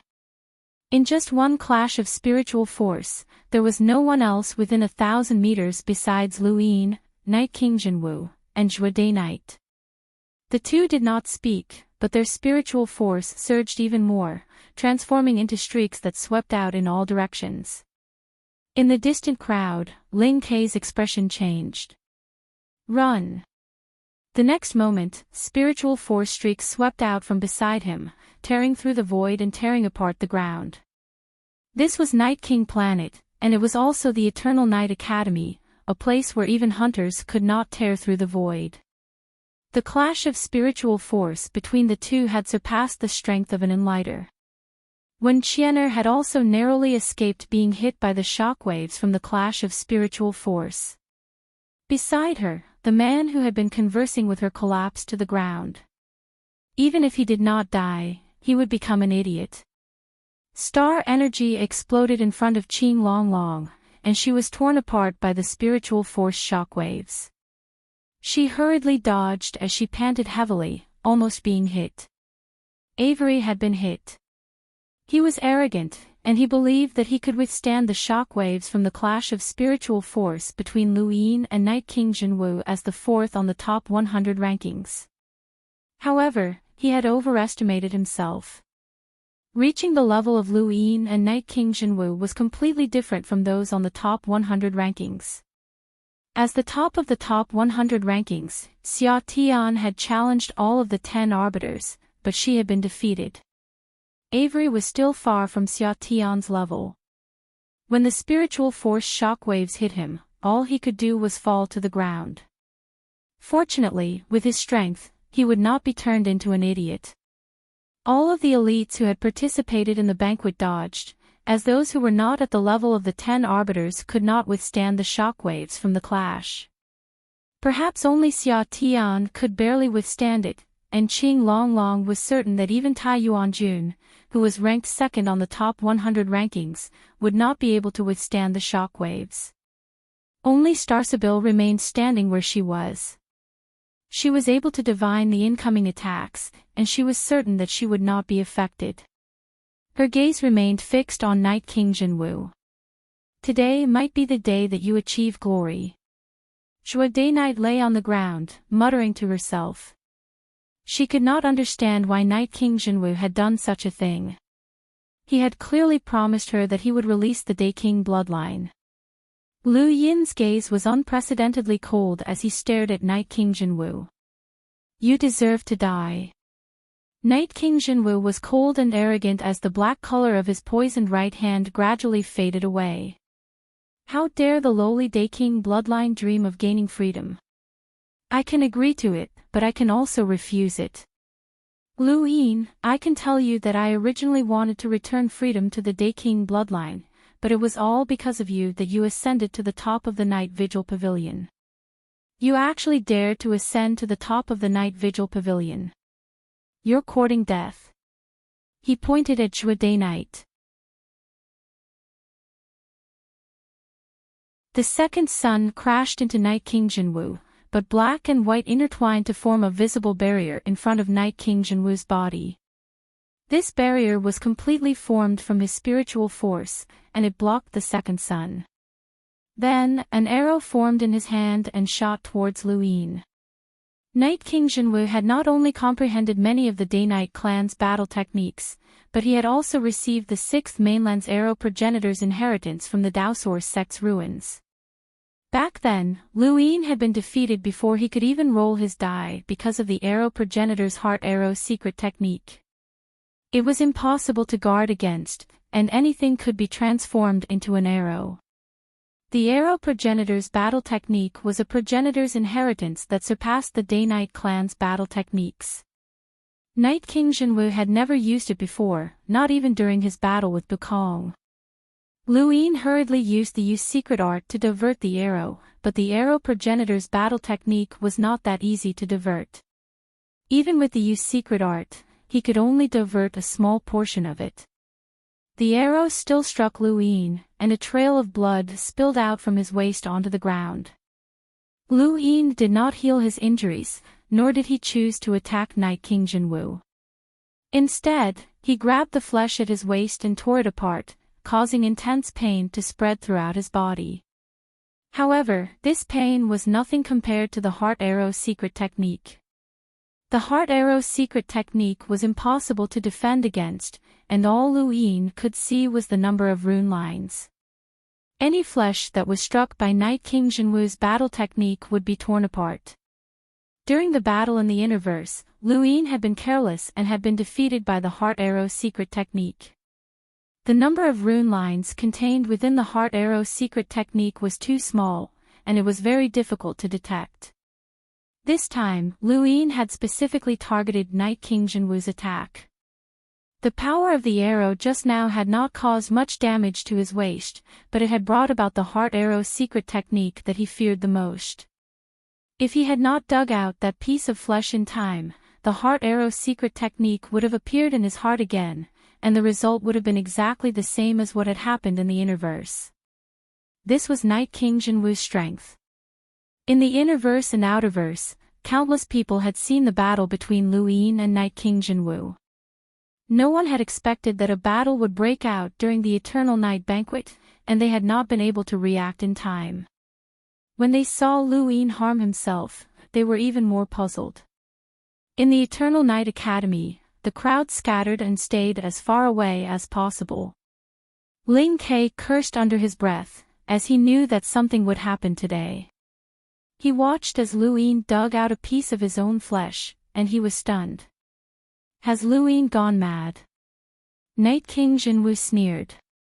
Do you think that you can defend against the heart arrow secret technique just like that? How much flesh do you have left to dig out? He then raised his hand, causing an arrow to take shape and shoot out. Lu Yin wanted to take out some special medicine to heal himself, but he discovered that he could not open his cosmic ring, as his Night King planet had been isolated. As the arrow shot out, he gathered 2 suns in his right palm and pushed them out. The arrow collided with the sun's, and star energy exploded. Star energy with a power level of more than 250,000 swept through the entire drill ground. The feathers on the back of the arrow suddenly unfurled, and it pierced through the two suns before continuing towards Luin. Luin had not expected that the two suns would not be able to defend against this arrow. However, the obstruction of the two suns had bought him enough time to activate the Yu's secret art. He waved his hand, and the arrow brushed past his shoulder, narrowly missing him. Even so, Luin stared at his shoulder to make sure that there were no weak rune lines entering his body. Only then did he relax. In the distance, Wen Qian'er and the rest were shocked. Where had Night King Jinwu gotten such a terrifying archery technique from? Everyone had seen Lu Yin's battle with Lan Si, and they were well aware of the power of Lu Yin's two sons. Even so, they had not been able to block the arrow, which meant that this archery technique could not possibly be a battle technique from the Day-Night clan. No one knew where Night King Jinwu's archery technique had come from. There was no need for Night King Jinwu to explain, and he fired 3 consecutive arrows. Lu Yin had used the Yin Evolution True Scripture to weaken his rune lines, and his force field, battle force, as well as his Fate Zan, but he still could not completely defend against these 3 arrows. The 3 arrows did not cause much damage to Lu Yin, but they were accompanied by the secret technique, Heart Arrow, which caused the flesh on Lu Yin's shoulders, thighs, and abdomen to be gouged out. His entire body was drenched in blood, and the onlookers felt their scalps go numb. Night King Jinwu was completely suppressing Lu Yin. Lu Yin could only passively defend. During the battle in the Innerverse, Night King Jinwu had not revealed the progenitor of arrows archery technique, and he had only used Heart Arrow. Lu Yin had not known that the progenitor of arrows archery technique was so terrifying that it even surpassed Lan Si's emptiness palm. None of Lu Yin's techniques could block it, and he could only face it head-on. But even then, how long could he last? Night King Jinwu arrogantly replied, "I've already said that I'll show you the difference between us." An arrow then appeared in his hand. This arrow was different from the previous ones, as each of the previous arrows had a single feather, but this one had 2. "You've worked hard in the day-night flow zone. Now die." Night King Jinwu then fired an arrow. A twin-feathered arrow doubled the power of the arrow, and it also carried the secret technique Heart Arrow. No one in the same generation as Night King Jinwu could withstand it. Night King Jinwu wanted to use this battle to firmly establish his position as the head of the 10 arbiters. He had the Day-Night clan's inheritance, the progenitor of arrows' inheritance, secret techniques, and status. He had everything. Even Lu Yin, who had defeated Lan Si, would be easily killed. Next, he would obtain the Night's End, Daybreak, and the 3rd Night King might appear. With the Starsabil's sex assistance, Night King Jinwu was the destined one. Night King Jinwu was the most likely person to step into the progenitor realm, and he was the hope of the 5th mainland. He wanted to present all of this to the entire universe, as this was the Night King Jinwu that he wanted.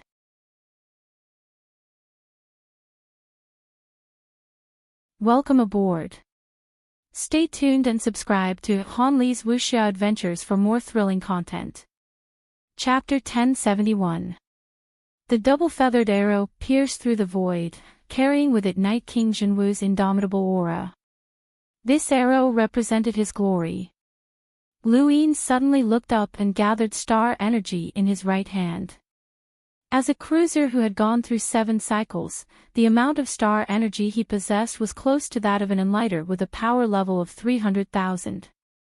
His remaining star energy instantly transformed into a sun, and a scorching ray of sunlight shot out from the heavens and towards the double-feathered arrow.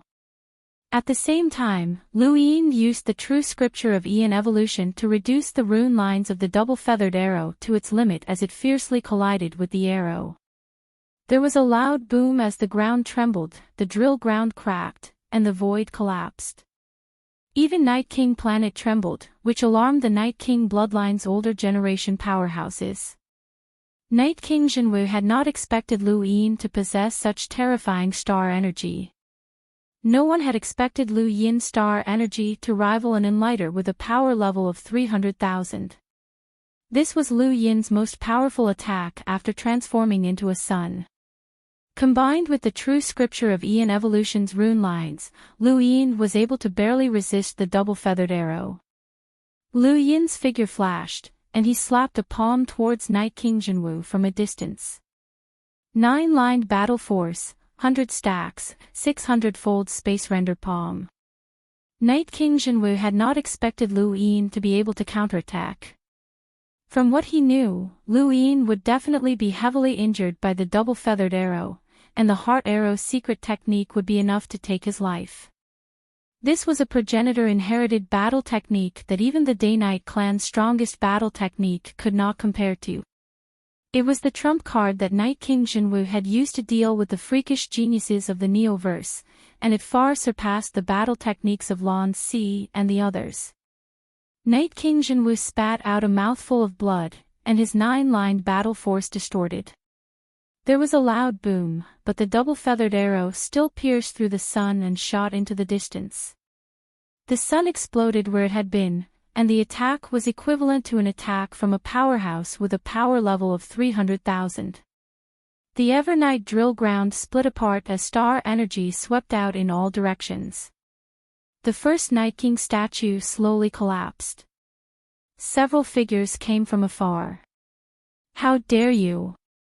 They were the older generation of the Night King bloodline, and they hurriedly supported the first Night King statue. Lu Yin immediately charged towards Night King Jinwu and tapped out with his dream finger, causing the void to freeze. Before coming here, Lu Yin had already simulated his battle with Night King Jinwu. As long as he could defend against the heart arrow's secret technique, then he could rely on his innate gift of the die to obtain victory. Just like his battle with Lan Si, his innate gift of the die was too powerful. Even if Night King Jinwu had an innate gift of the die, it would still be useless. As long as Lu Yin hid in his 4-point space, not only would he be able to recover his star energy, but he would also be able to increase his power level. This was a cheat-level innate gift, and Lu Yin was confident that he could defeat Night King Jinwu. Although Night King Jinwu's archery technique was extremely powerful, it could not overshadow the miraculous innate gift of the die. His defense was not as terrifying as Lan Si's. What Lu Yin needed to do now was to trade injury for injury and injure Night King Jinwu as much as possible. Of course, shaking the die depended on luck, and this was the only exception. Even if there was an exception, Lu Yin still had a backup plan. Otherwise, he would not have rashly come to Night King Planet.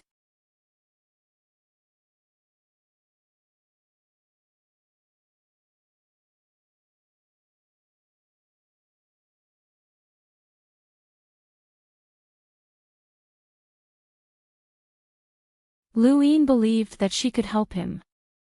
Lu Yin borrowed Cheong Shi-er's innate gift and took another sip of the wisdom root tea. Whether or not he could succeed would depend on this.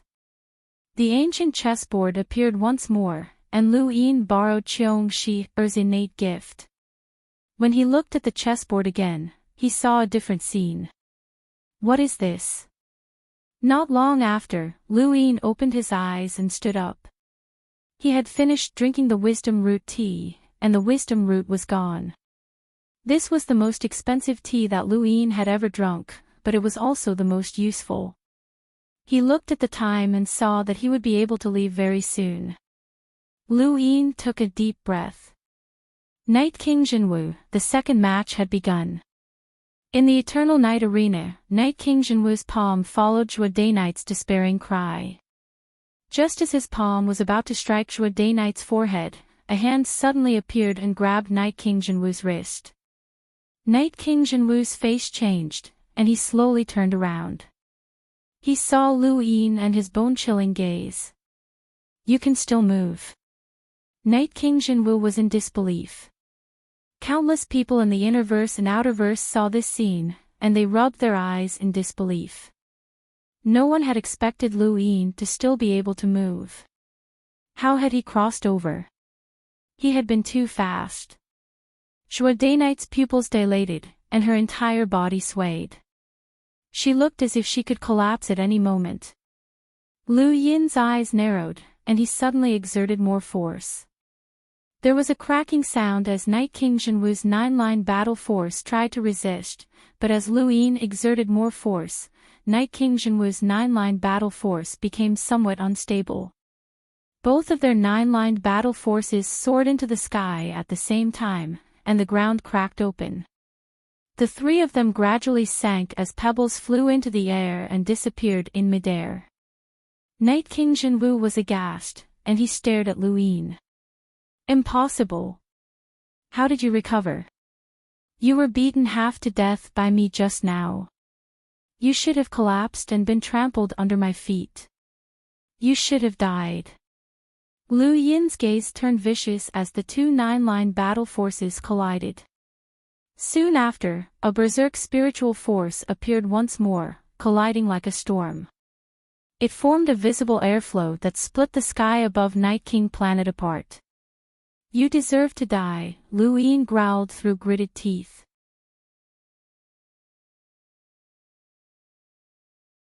Welcome aboard.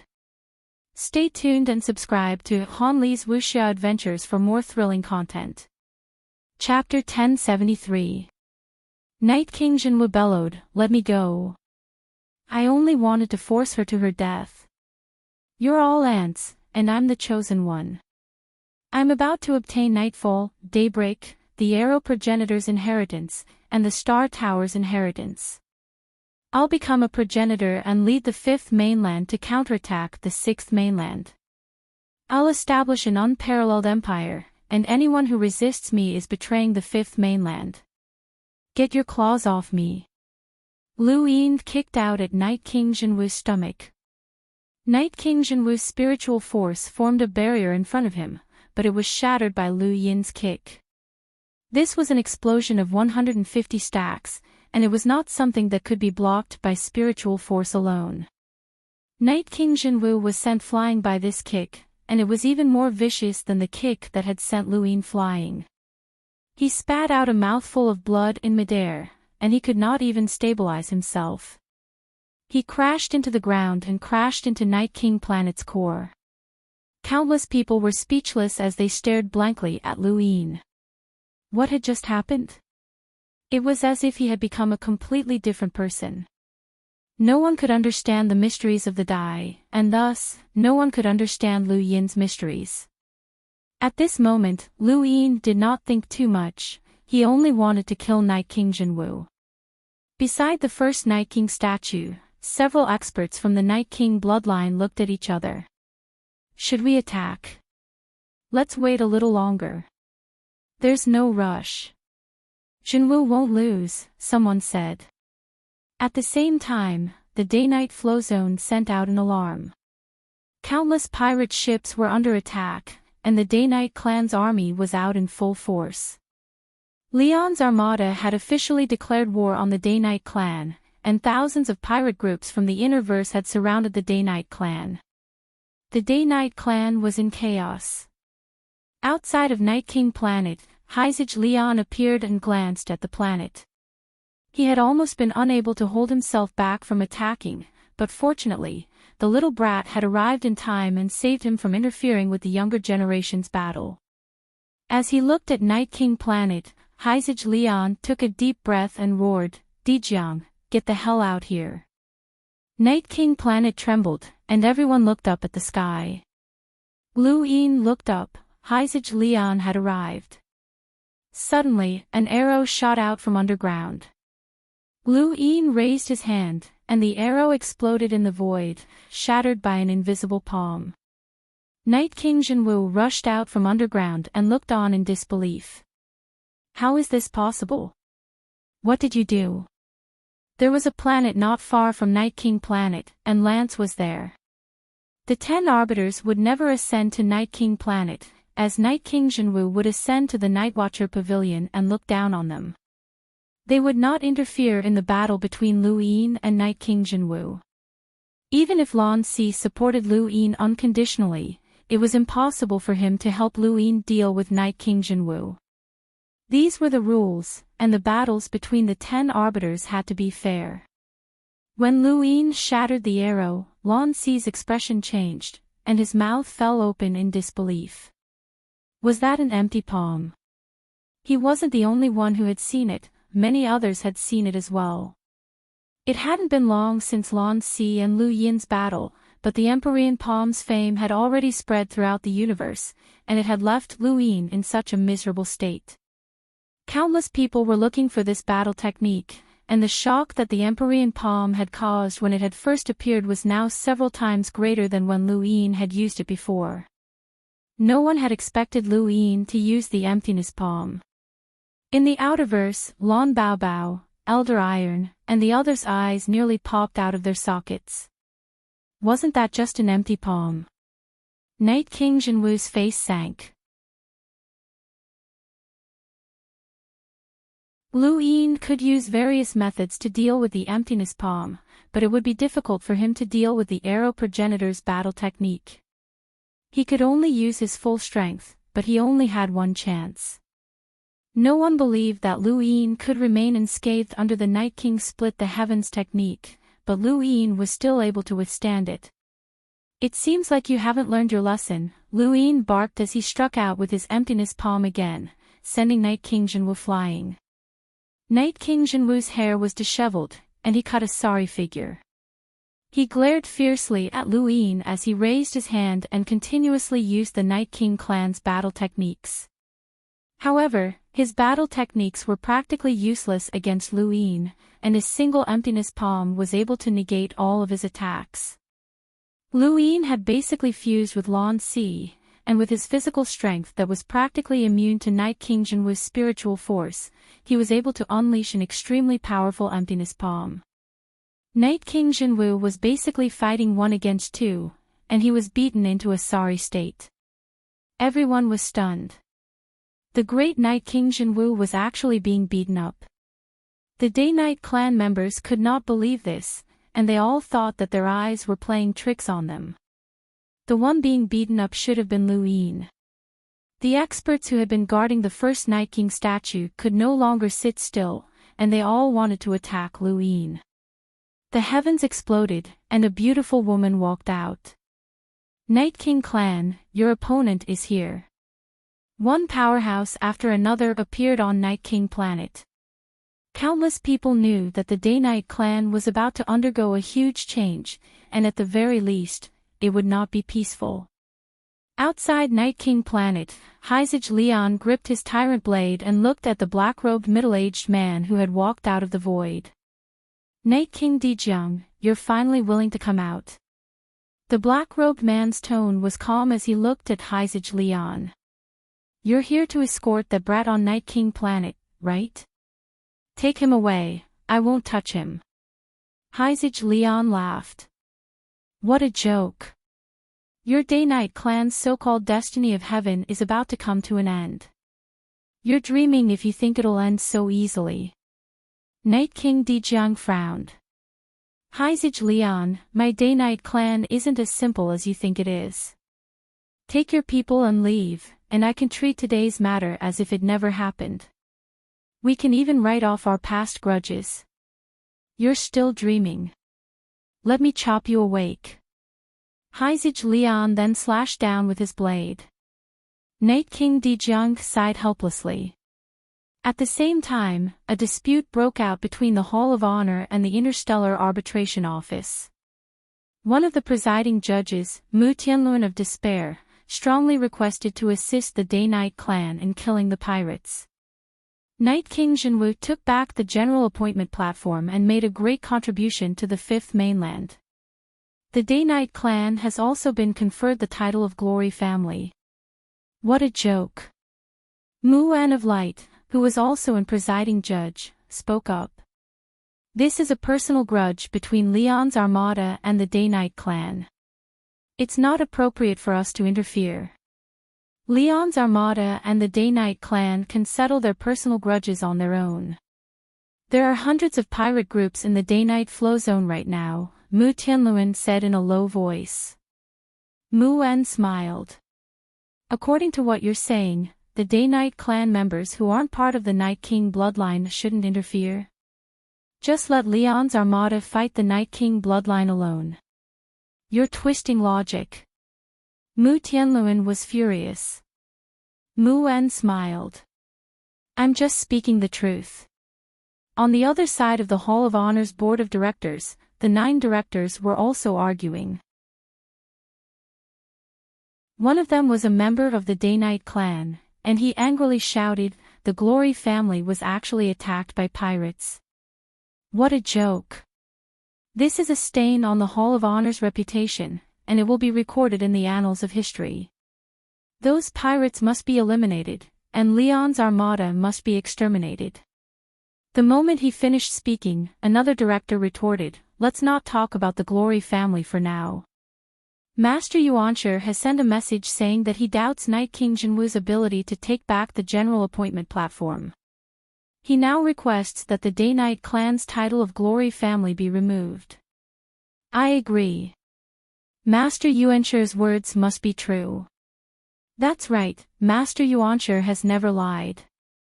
Master Yuanshi is too great. The Day-Night clan director trembled with anger. Master Yuanshi's position in the Hall of Honor was too high, and he had too many disciples. It was impossible for him to fight against Master Yuanshi alone.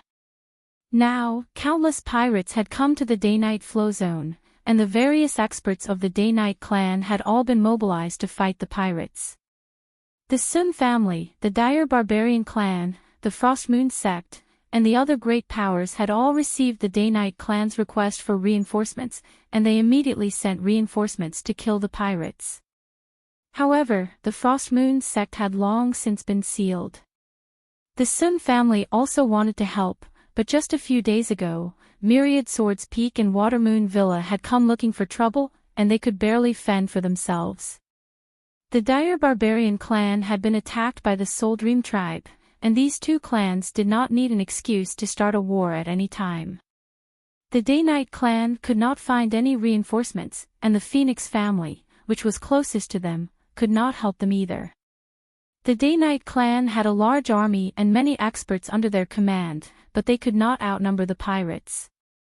They had no choice but to order the Day-Night clan's experts from the surrounding flow zones to return, but they were ambushed by experts from the Sword sect, who took advantage of the situation to steal resources.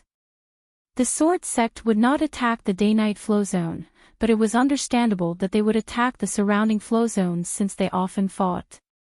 The Day-Night flow zone was thrown into chaos.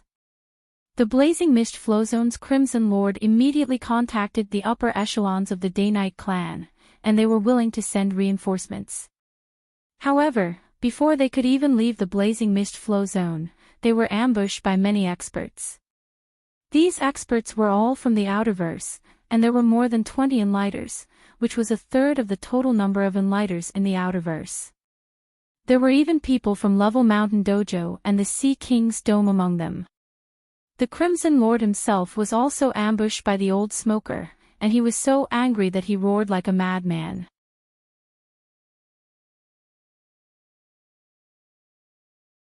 Welcome aboard. Stay tuned and subscribe to Han Li's Wuxia Adventures for more thrilling content. Chapter 1074. Everything seemed to be in chaos. However, this wasn't enough to wipe out the entire Day-Night clan. It was just a minor inconvenience. The true experts of the Day-Night clan were hidden in 2 places. One was Night King Planet, where aside from the slumbering Night King Dijiang, there were several old freaks with power levels of 300,000 to 400,000. These people were currently being held back by the pirates of Leon's Armada.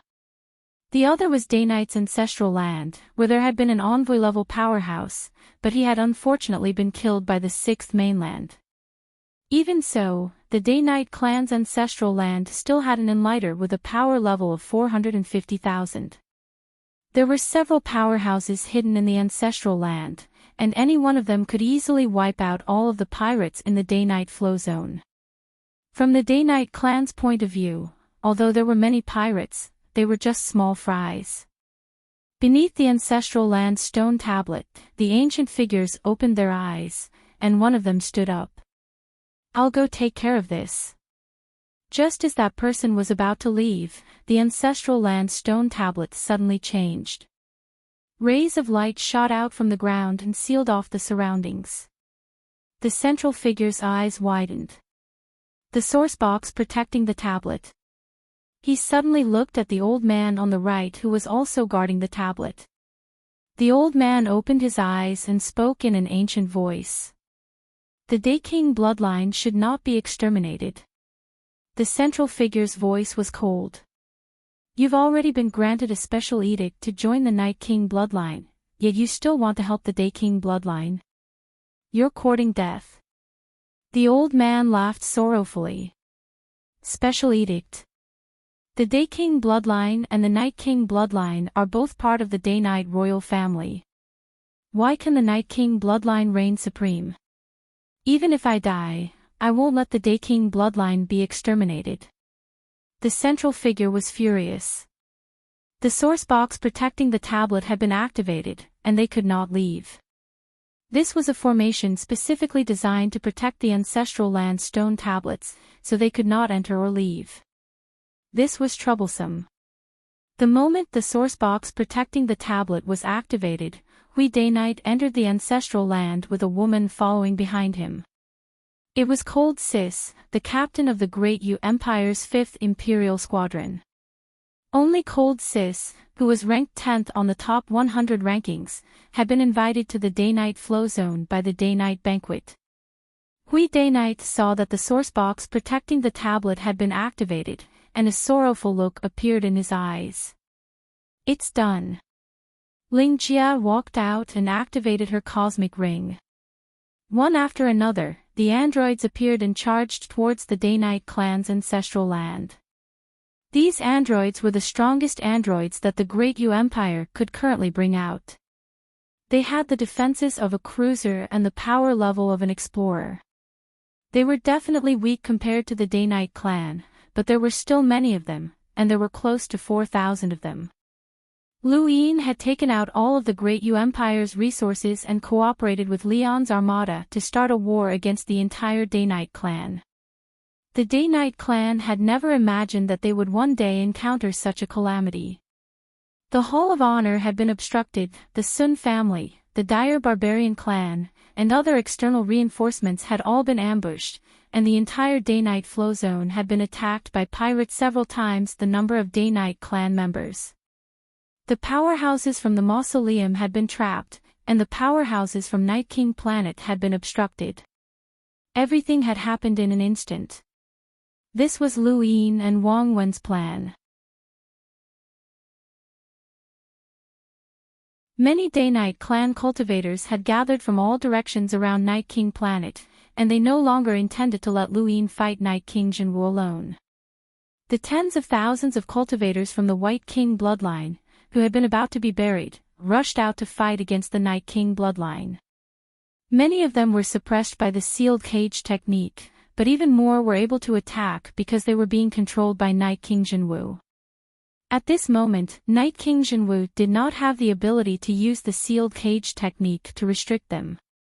The White King bloodline's despair, which had been suppressed for countless years, exploded at this moment. If they did not explode in silence, then they would die in silence. The White King bloodline had once been part of the Day-Night royal family, and they would definitely not live an ignoble existence. Shua Day-Night was supported by a few elders from the White King bloodline. "Child, you didn't do anything wrong. Pull yourself together, we're rebelling. Child, we're rebelling. We're rebelling." Shua Day-Night's pupils constricted as she stared blankly at the intense battle between Lu Yin and Night King Jinwu. The void outside Night King planet had been torn apart, and battles were taking place everywhere. Her pupils shrank, and her gaze became resolute. "We're rebelling. Amongst the crowd at the day-night feast, Night Queen Yanqing and the others had already started attacking the White King bloodline. Zhua Day-Night suddenly turned around and soared into the sky. The white-haired Zhang Yang shouted, "Night end, daybreak." These 4 words shook the hearts of countless people, including those from the White King bloodline. Zhua Day-Night's comprehension of night end, daybreak was a secret, and only Lu Yin and Night King Zhenwu knew about it. But at this moment, she had completely exposed this peerless battle technique, and it instantly caused many Night King clan experts to fall into an illusion, including Night Queen Yanqing. Zhanlong Day-Night was shocked. It was actually night end, daybreak. Those from the White King bloodline were extremely excited, as they saw their king fighting without any regard for their own safety. Night King planet was in complete chaos. Night King Zhenwu was sent flying by Lu Yin's kick, and he crashed into Evernight City, smashing through countless buildings as he coughed up blood. Lu Yin tore through the void and walked out as he shouted, "Zhenwu, you're finished." He then struck out with his palm, sending Night King Zhenwu into the ground. His palm then pierced through Night King planet and into outer space. Night King Zhenwu spat out a mouthful of blood. His entire body felt weak, and he felt as if his bones were about to shatter. Lu Yin walked out of outer space and passed by Night King Zhenwu. He then struck out again, sending Night King Zhenwu back into Night King planet. Night King Zhenwu was unable to retaliate. Night King Zhenwu was proficient in the Night King heaven-splitting technique, 9-line battle force, and the progenitor of arrows battle technique. These were all extremely powerful, but they were all useless against Lu Yin. Everything that Lu Yin had cultivated up to this point seemed to have been prepared for this day. He had completely suppressed Night King Zhenwu. Was Night King Zhenwu weak? No one dared to say that he was weak. Even among the 10 arbiters, who could guarantee that they could block the Night King heaven-splitting technique? Who would dare to say that they could ignore the progenitor of arrows battle technique? Furthermore, Lu Yin also had the secret heart arrow. However, Lu Yin was different. If not for the battle in the Innerverse, Lu Yin would have had a hard time winning against Night King Zhenwu. Unfortunately, Night King Zhenwu had been too arrogant, and he had exposed the secret heart arrow in advance. Although Night King Zhenwu was in a sorry state, and his clothes had been torn apart, he did not seem to be seriously injured at all. He had already recovered to his peak state. Thank you, brothers, for your support. Thank you.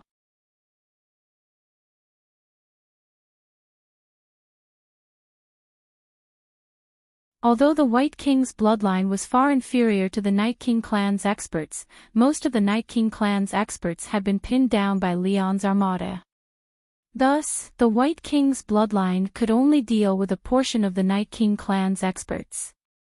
Lu Yin, I'll definitely kill you today. Night King Zhenwu swore through gritted teeth.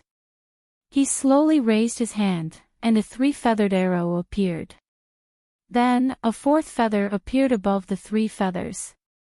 This was a 4-feathered arrow. At that moment, the 4-feathered arrow seemed to be tugging at something, and even space itself started to crack. Everything that could be seen with the naked eye trembled. Lu Yin's pupils shrank, and he immediately activated the Aeon Evolution scripture to weaken the 4-feathered arrow's power. However, no matter how much he weakened it, the arrow still possessed enough power to heavily injure him. More importantly, once he was heavily injured by the arrow, not only would his body be injured, but he would also be affected by the secret technique, Heart Arrow, which was the most fatal aspect. Night King Zhenwu remained cold and arrogant. He loosened his grip, and the 4-feathered arrow shot out. The void was split in 2 by the arrow's sharpness. Qing Long Long and the others felt their scalps go numb, and they hurriedly retreated. Countless people who saw this scene were aghast, as the arrow's power was too terrifying. Lu Yin's eyes went wide, and he took a step forward. With a wave of his hand, lines appeared around him and transformed into a giant chessboard. Regardless of whether it was Lu Yin, Night King Jinwu, or the four-feathered arrow, they were all on the chessboard. Secret character, Scattered Stars Chess. Everything in the universe was a chess piece. The four-feathered arrow was a chess piece, and it shot out towards Lu Yin. This was a progenitor battle technique, and the Yu's secret art could not be transferred. Similarly, the plan's secret art could not be completely controlled. However, the chessboard's appearance allowed Lu Yin to clearly understand the current situation.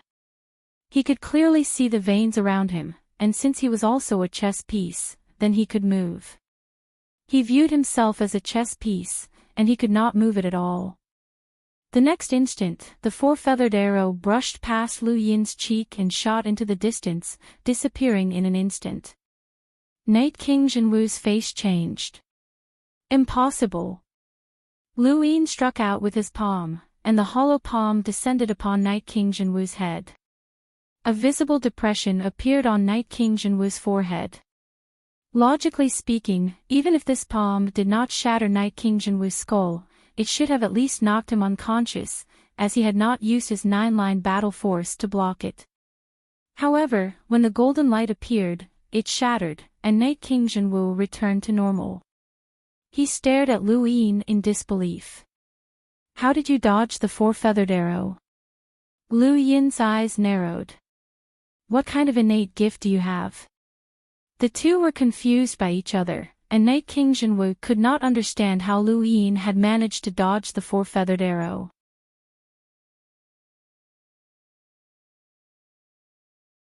They did not know how the other 10 arbiters were faring, but at least for now, they were certain that both Lu Yin and Lan Si had surpassed Lan Si. Lu Yin bombarded Night King Jinwu until he sank into the ground, and the two charged into the lava. Lu Yin did not dare to stop, as the moment he did, Night King Jinwu would be able to use the 5-feathered arrow. But if he did not stop, he would not be able to kill Night King Jinwu. Night King Jinwu's innate gift was simply unfathomable. Night King Jinwu continuously coughed up blood, but he still laughed maniacally. Keep fighting. Let's see how long you can keep fighting. You can't beat me, and no one can beat me. Ha ha ha ha. Lu Yin gritted his teeth and continuously attacked with empty palm attacks. He suppressed Night King Jinwu to the point that even Night King Planet was cracking. Could it be that he really could not beat him? What was his innate gift? Even with Night King Jinwu's arrogance, he had not told anyone about his innate gift. This was his greatest trump card, and it was enough to put him in an invincible position. Beads of sweat mixed with blood dripped down, and Lu Yin's arms felt weak. He decided to roll his die immediately. If Night King Jinwu wanted to compete with his innate gift, then he could as well. Suddenly, a voice entered his ears. Don't give up. Today might be the most glorious day of his life, but it might also be the darkest day of his life. I can't divine his future. It was Starsabil. Lu Yin had not expected her to say such things to him. She could not divine Night King Jinwu's future. Just as he was thinking about it, a golden light appeared around Night King Jinwu's body, and he recovered once again. He raised a hand and used the Night King heaven-splitting technique. Lu Yin was caught off guard and was struck directly. He did not have time to recite the Stonewall scriptures, and his mind was dazed as he crashed into the ground. Night King Jinwu leaped up and panted heavily. He waved his hand, and an arrow of star energy pierced through Lu Yin's body, pinning him to the ground. At this moment, the scene before Lu Yin's eyes changed. He saw the first Night King again, and he was still as imposing as ever. Humph, night's end, daybreak. Others might have been dragged into an illusion by night's end, but not Lu Yin, as he had comprehended the Night King heaven-splitting technique. Pfft. Zhuo Day Night spat out a mouthful of blood and fell to the ground, her face pale.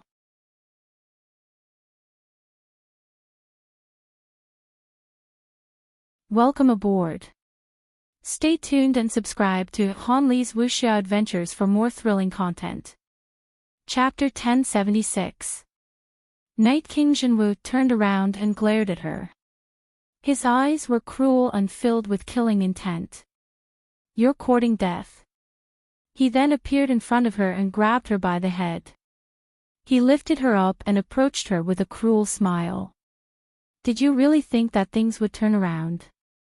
I, Night King Jinwu, am invincible, and no one can defeat me. Today, I'll show you how the Daeking bloodline will die. I'll make sure that the entire Daeking bloodline dies tragically like your parents did. I'll cut Lu Yin into 1,000 pieces right in front of you. He then smashed Jue Day Knight towards Lu Yin. Continue singing, Firewing Tribe. Continue singing. I, Night King Jinwu, am invincible. Ha ha ha ha. The Fire Plume Tribe's song rang out, and it played the song of Night King Jinwu's journey to invincibility. In outer space, the crowd had complicated expressions, as the strength that Night King Jinwu had just displayed was truly unfathomable. In the innerverse, countless people who saw this scene fell silent. Even the 10 arbiters had different levels of strength, and Lan Si's strongest attack was the Emptiness Palm. However, the Emptiness Palm could not even block a 4-feathered arrow, so Lan Si might not even be Night King Jinwu's match. If Lance was like this, then what about the other 10 arbiters? Night King Jinwu slowly approached Lu Yin. Lu Yin's vision blurred, and he finally understood the power of the Night King heaven-splitting technique. His body was nailed to the ground, and his blood flowed everywhere, dyeing the surroundings red. Jue Day Knight struggled to get up and stood in front of Lu Yin, her eyes filled with stubbornness and hatred. Night King Jinwu raised his head. Although he was also in a sorry state, at this moment, he was the victor. The Day Knight clan's unparalleled spiritual force battle techniques, progenitor battle techniques, secret techniques, and unfathomable innate gifts had given birth to a truly unparalleled powerhouse. Night King Jinwu's display of strength left the entire universe speechless. Even the envoys of the older generation looked at Night King Jinwu with intense fear.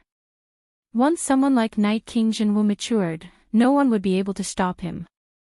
Even the other 9 arbiters of the 10 arbiters would not be able to stop him.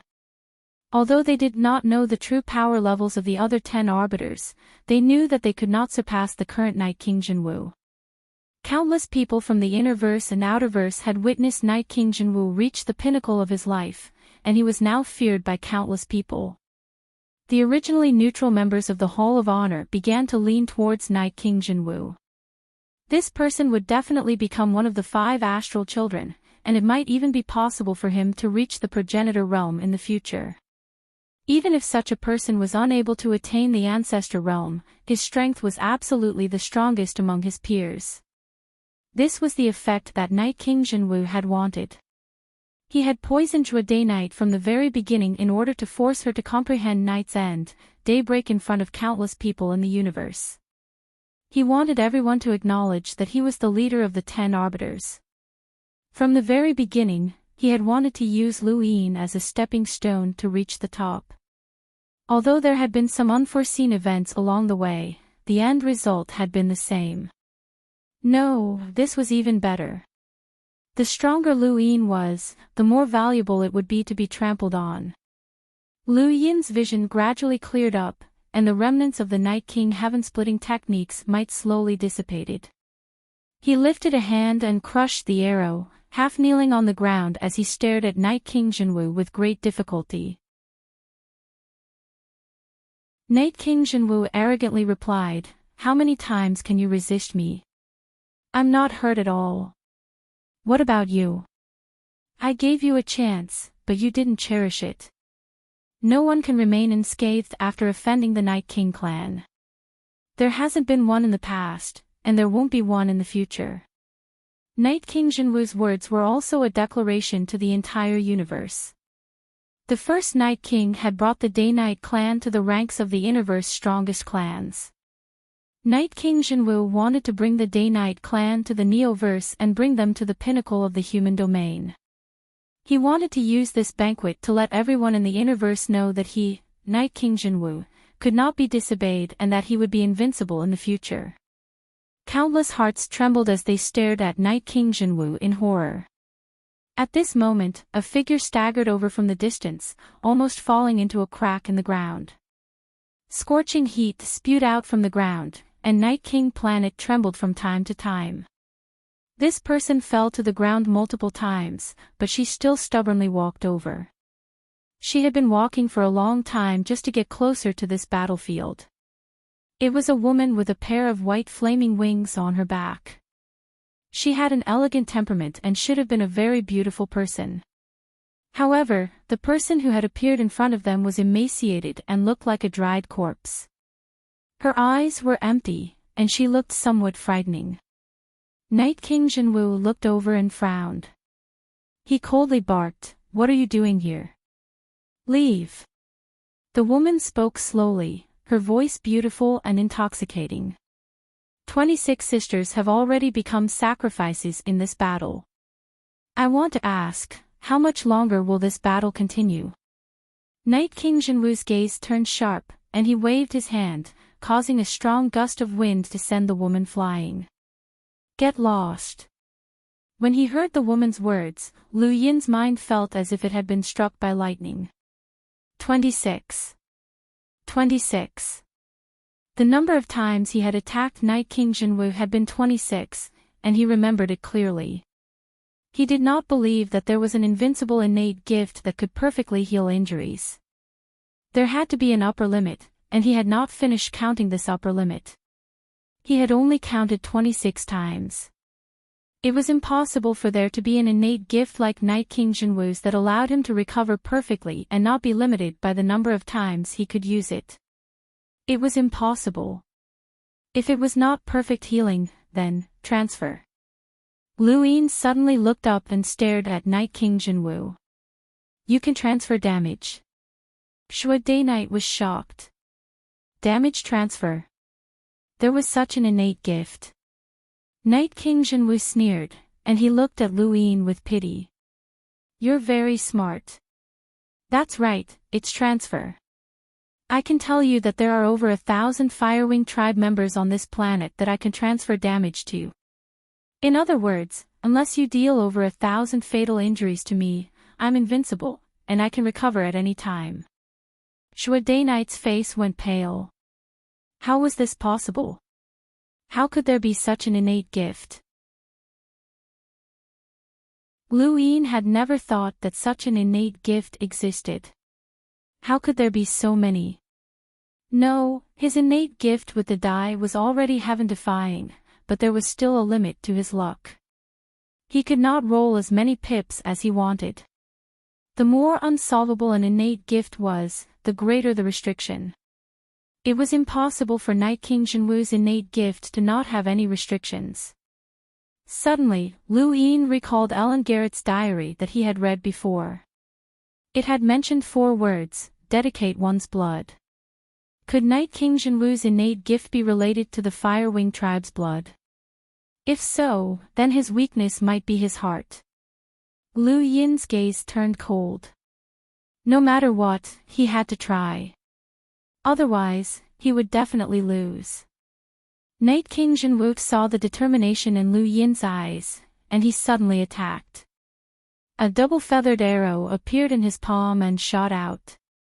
You still want to resist? Lu Yin's eyes went wide, and the fate sand within his body shifted as his physical strength suddenly erupted. Lu Yin had not shifted his fate sand all this time, as his empty palm was enough to deal fatal damage to Night King Jinwoo. There was no need for him to fully erupt with his physical strength, and this was his only trump card. Lu Yin shifted his fate sand, and his physical strength increased. He raised his hand and used his pure physical strength to strike out with his empty palm. He shattered the double-feathered arrow and viciously struck Night King Jinwoo's heart. Night King Jinwoo spat out a mouthful of blood, and his entire body was sent flying once more. However, a golden radiance appeared midway through his body, and he perfectly recovered.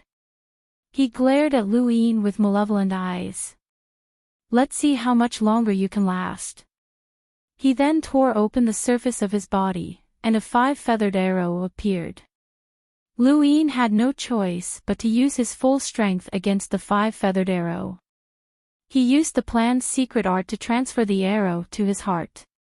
He tore open his flesh and barely managed to neutralize the arrow. His body was covered in bloody wounds, and he looked extremely miserable. If not for his innate gift of transferring damage, Night King Jinwu would not have been able to unleash the 5-feathered arrow. The current Night King Jinwu was basically cheating, and he had taken the Fire Plume tribe away. He could not block Lu Yin's attack at all. In reality, the difference between him and the other 10 arbiters was not that great, and he did not have an innate gift that could not be countered. What he did have was a cruel temperament. Lu Yin gritted his teeth and persevered. If he was not wrong, his innate gift of transferring damage had slowed him down by a bit. Lu Yin focused on Night King Jinwu's heart and focused on attacking it. No matter how much blood flowed out or how severe his injuries were, he would not give up. The empty palm continued to descend, and the two simultaneously penetrated deep into the ground. The earth trembled, and the heavens shook. Qing Long Long, Avery, Ling Kei, Mira, Michelle, and the rest were all speechless, and they could only watch in a daze. On the other side of Night King Planet, an elder was feeling uneasy. His name was Night King Lang, and he was the same Night King Elder who had crossed the Astral River to attack Lu Yin. Night King Lang's opponent was a man whose skin was covered in fish scales and who had a strange figure. This person was the captain of one of the 7 great legions under Leon's armada, the Merman Legion. He was known as Brother Hao, and he was a powerful merman with a power level of over 400,000. Night King Lang wanted to interfere in the battle between Lu Yin and Night King Jinwu, but he was stopped by Brother Hao. "Does your Leon's armada really want to become mortal enemies with my Day-Night clan?" Night King Lang threatened. Brother Hao grinned, revealing his sharp teeth. "Nonsense. That's Little Seven's battle. Come with me."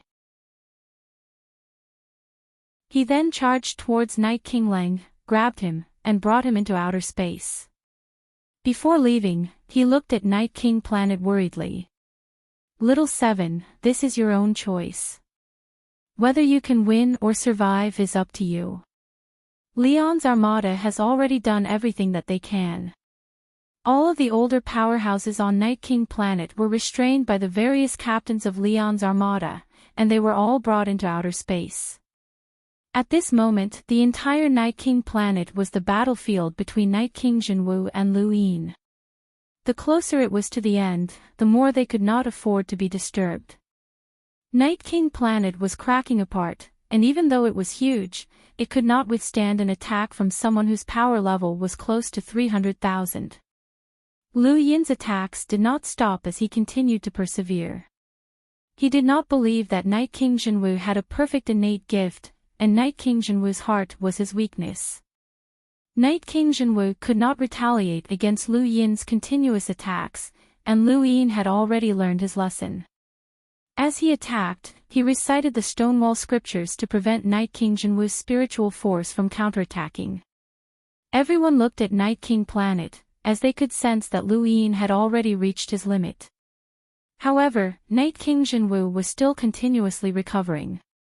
The golden light flickered from time to time, but every time it did, the recovery time would be extended. Every time the golden light flickered, Shua Day-Night and the others felt a little more despair. At this moment, countless people in the innerverse and outerverse felt their hearts tighten as they clenched their fists. They inexplicably hoped that Lu Yin would emerge victorious. He had already done enough, and he had also persevered enough. The leaders of the various major flow zones now had a deep impression of Lu Yin. Regardless of whether it was Lu Yin or Night King Jinwu, once they matured in the future, they would both become invincible existences among their peers.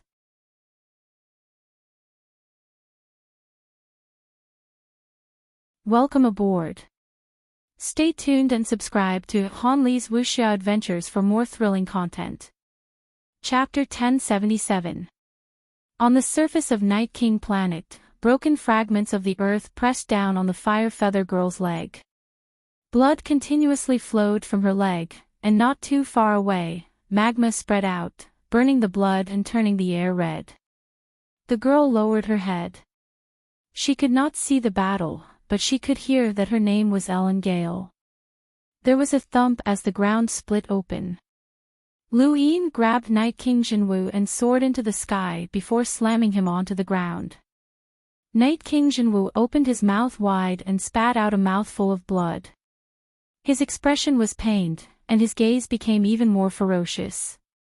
He was waiting for the moment when Lu Yin could not hold on any longer. He would not let this person die so easily, he would torture him to death. Lu Yin's arms trembled, and blood continued to flow. He was really close to his limit, but he still had not broken through his innate gift. He could only take a gamble and continue rolling his die. Once he rolled possession, he would be able to recover perfectly. At that time, they would see who would win. Ellen Gale faced the battlefield, and the Fire Feather Tribe's battle song for Night King Jinwu still rang in her ears. She slowly opened her mouth, and a beautiful voice flowed out, guiding the Fire Feather Tribe's song to change into a sad one that no one had ever heard before. This was the Fire Feather Tribe's funeral song, and she was sending off her dead sister. The funeral song rang out, and Night King Jinwu's expression changed. His heart was in so much pain that he could not breathe. He turned around and stared at Ellen Gale. "Shut up." Ellen Gale knelt on the ground with her hands clasped in front of her chest. It was as if she was praying as she sang the moving funeral song. This funeral song was sending off her sister and Night King Jinwu at the same time. Night King Jinwu had never heard the Fire Feather Tribe's funeral song before, but this one caused his heart to ache so much that he could not breathe. He had a bad feeling and wanted to stop her, but Lu Yin punched him in the chest, causing Night King Jinwu to spit out another mouthful of blood. He hurriedly tried to divert the damage, but the pain in his heart was suffocating him. It was accompanied by an indescribable grief, and he finally understood Ellen Gale's feelings. His heart contained Ellen Gale's blood, as well as the blood of the entire Fire Feather Tribe. The Fire Feather Tribe had experienced sorrow, despair, and helplessness since ancient times. At this moment, Night King Jinwu experienced it all. Humans were influenced by their emotions, and they had the 7 emotions and 6 desires. Night King Jinwu originally did not care about these things, but the more he did not care about them, the more his emotions were magnified. This was a pain that Night King Jinwu had never experienced before. "Shut up, shut up!" Night King Jinwu bellowed. Lu Yin kicked out and stomped Night King Jinwu into the ground. Lu Yin's eyes were bloodshot. "Night King Jinwu, you're finished." He knew that Night King Jinwu would not be able to deflect any more damage. No matter what the reason was, Night King Jinwu was doomed. Lu Yin punched Night King Jinwu's heart again and again. Night King Jinwu bellowed and unleashed his Night King heaven-splitting technique, but his left arm was broken by Lu Yin. This is Wendy's revenge. He raised his hand to form 4 arrows, but Lu Yin had broken his right arm in advance. "This is for slandering me." His spiritual force eruption had no effect on Lu Yin. The heart arrow had been released the moment Lu Yin attacked, but he had used the plan's secret art to divert the attack and tear through the man's flesh. Both of them were badly mutilated, and Lu Yin's fist landed on Night King Jinwu's face, sending him flying and crashing into a stone wall. This fist is for the Fire Plume Tribe. Night King Jinwu could no longer deflect any more damage. This was not only because Ellen Gale had chanted the Fire Plume Tribe's funeral song, but also because all of the Fire Plume women who were connected to him had committed suicide. His heart had been pierced by Lu Yin's contributions, and he had been unable to deflect the damage in time. More than 1,000 Fireplume women had committed suicide. This was Ellen Gale's determination, and she had been waiting for this day for a long time. She had even written down her final words in her diary. Now, she was going to take Night King Jinwu with her. Night King Jinwu had brought the Fireplume tribe despair and pain, and this pain had made it impossible for Ellen Gale to continue living. At the same time, she was unable to stop herself from loving Night King Jinwu. This man had given her the taste of love, and she was going to take him with her and leave.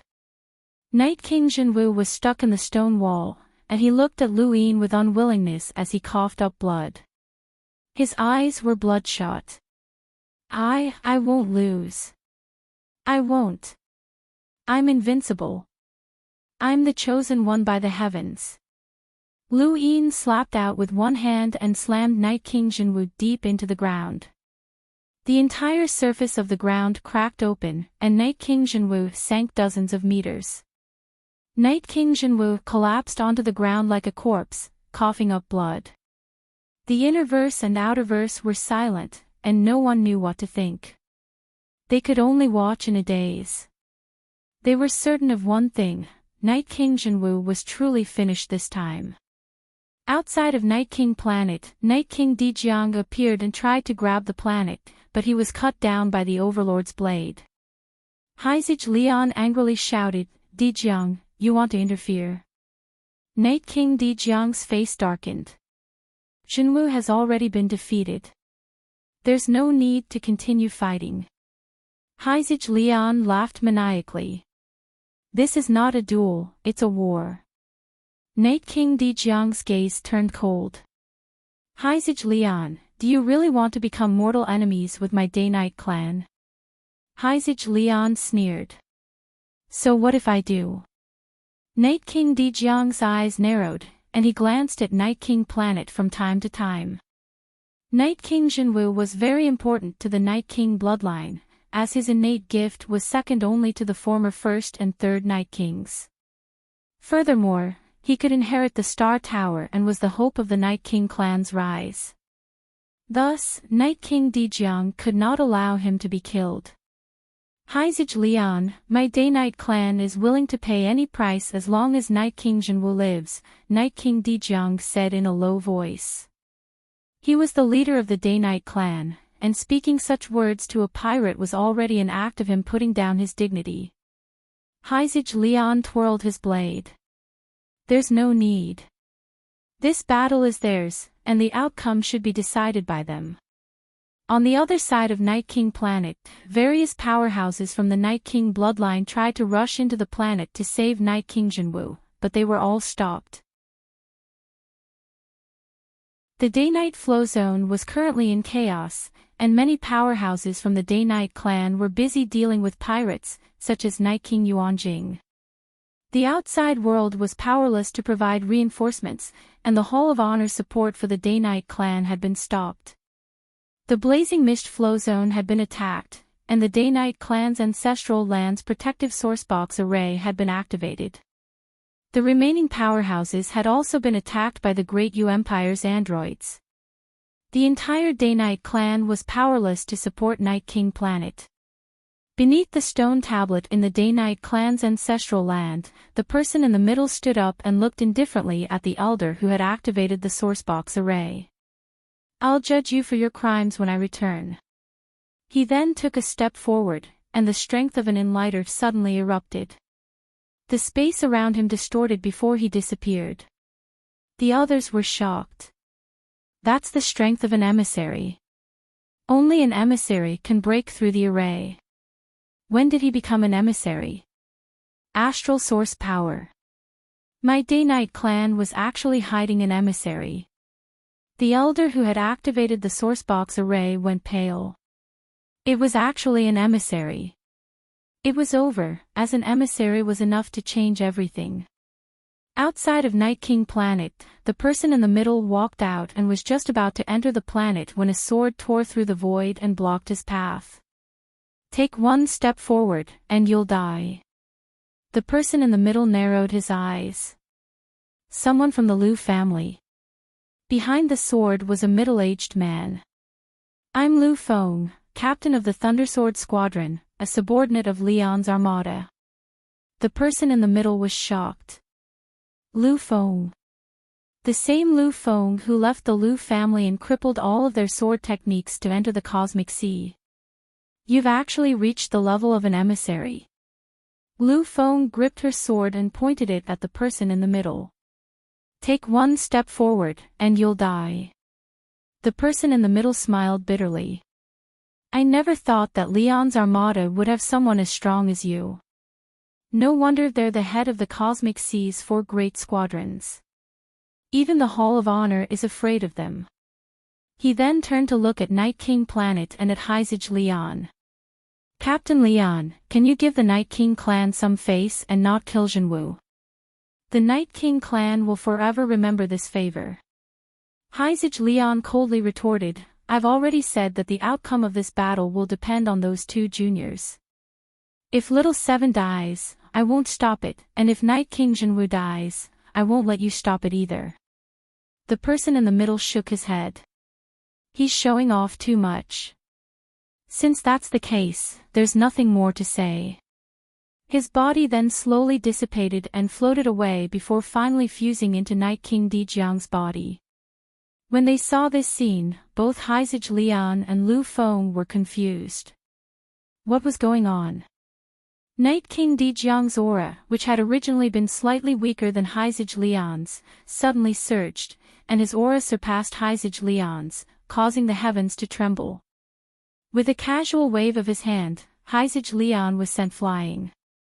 Startled, Heizage Leon cried out, 800,000 power levels, you. On Night King Planet, Lu Yin looked up with a shocked expression. What a terrifying power level. This power level was comparable to that of Elder Autumnfrost, who had been at the border of the Endless Weaves. The Day-Night clan actually had such a powerhouse. Night King Dijiang absorbed the person in the middle, and his power level skyrocketed. He instantly surpassed Heizage Leon and became a world imprinter. No one had expected this. The 6th Mainland's invasion had caused the Day-Night clan to suffer heavy losses. More than 10 Enlighters had died, and an emissary had also died. Even so, Night King Dijiang had never revealed his true strength. Now, for the sake of Night King Jinwu, he had completely exposed his strength to everyone in the universe. This was the Day-Night clan's foundation. Night King Dijiang was the leader of the Day-Night clan, and he had always been in a deep slumber. He rarely showed himself, but now that he shocked the heavens.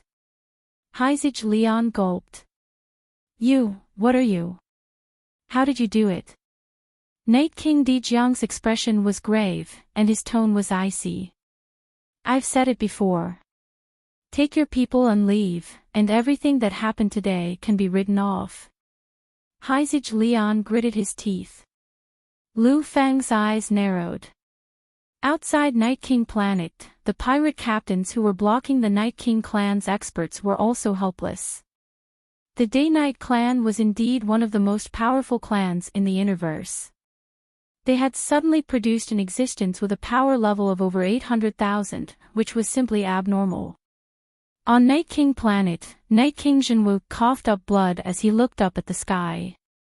He laughed sinisterly and miserably. Lu Yin, do you dare to make a move? Do you dare? Ha ha ha ha, in the end, you still don't dare to make a move. Lu Yin clenched his fists. In the distance, Zhua Day-Night was sorrowful. Night King Jinwu laughed hysterically. Just you wait. When I return from the Neoverse, I'll become one of the 5 scions of the stars and inherit the progenitor's inheritance. At that time, I'll trample you beneath my feet. You'll never be able to defeat me. Never. Lu Yin calmly looked at Night King Jinwu. There's no need to wait. You're dead today. Night King Jinwu glared at Lu Yin. You dare to kill me? Do you have the ability to kill me? Watch the clan leader. Forget about you, even these pirates won't be able to kill me. No one can kill me, and you'll never be able to. I'll slowly torture Jua Day-Night to death. Just you wait, I'll bury the entire Day-King bloodline.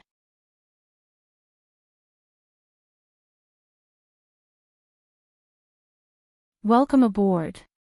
Stay tuned and subscribe to Han Li's Wuxia Adventures for more thrilling content. Chapter 1078. Lu Yin took a deep breath as he recalled his conversation with Wang Wen. Is there a way to deal with a powerhouse with a power level of 1,000,000? Lu Yin's answer had been yes, and that answer had been based on Big Sis's guarantee.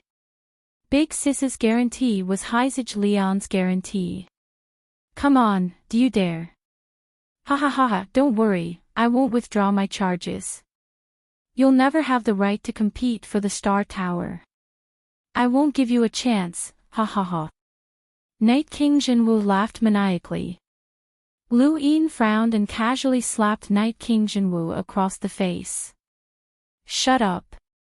Night King Jinwu's mouth was filled with blood, and he spat on the ground. His face was imprinted with 5 fingers, and his eyes were filled with hatred. Sooner or later, I'll make sure you die without an intact corpse. Just you wait. Outside Night King Planet, in outer space, Heizij Lian was puzzled. What kind of thing are you cultivating? Can even a living person absorb it? Night King Dijiang calmly replied, take your people and leave the day-night flow zone immediately.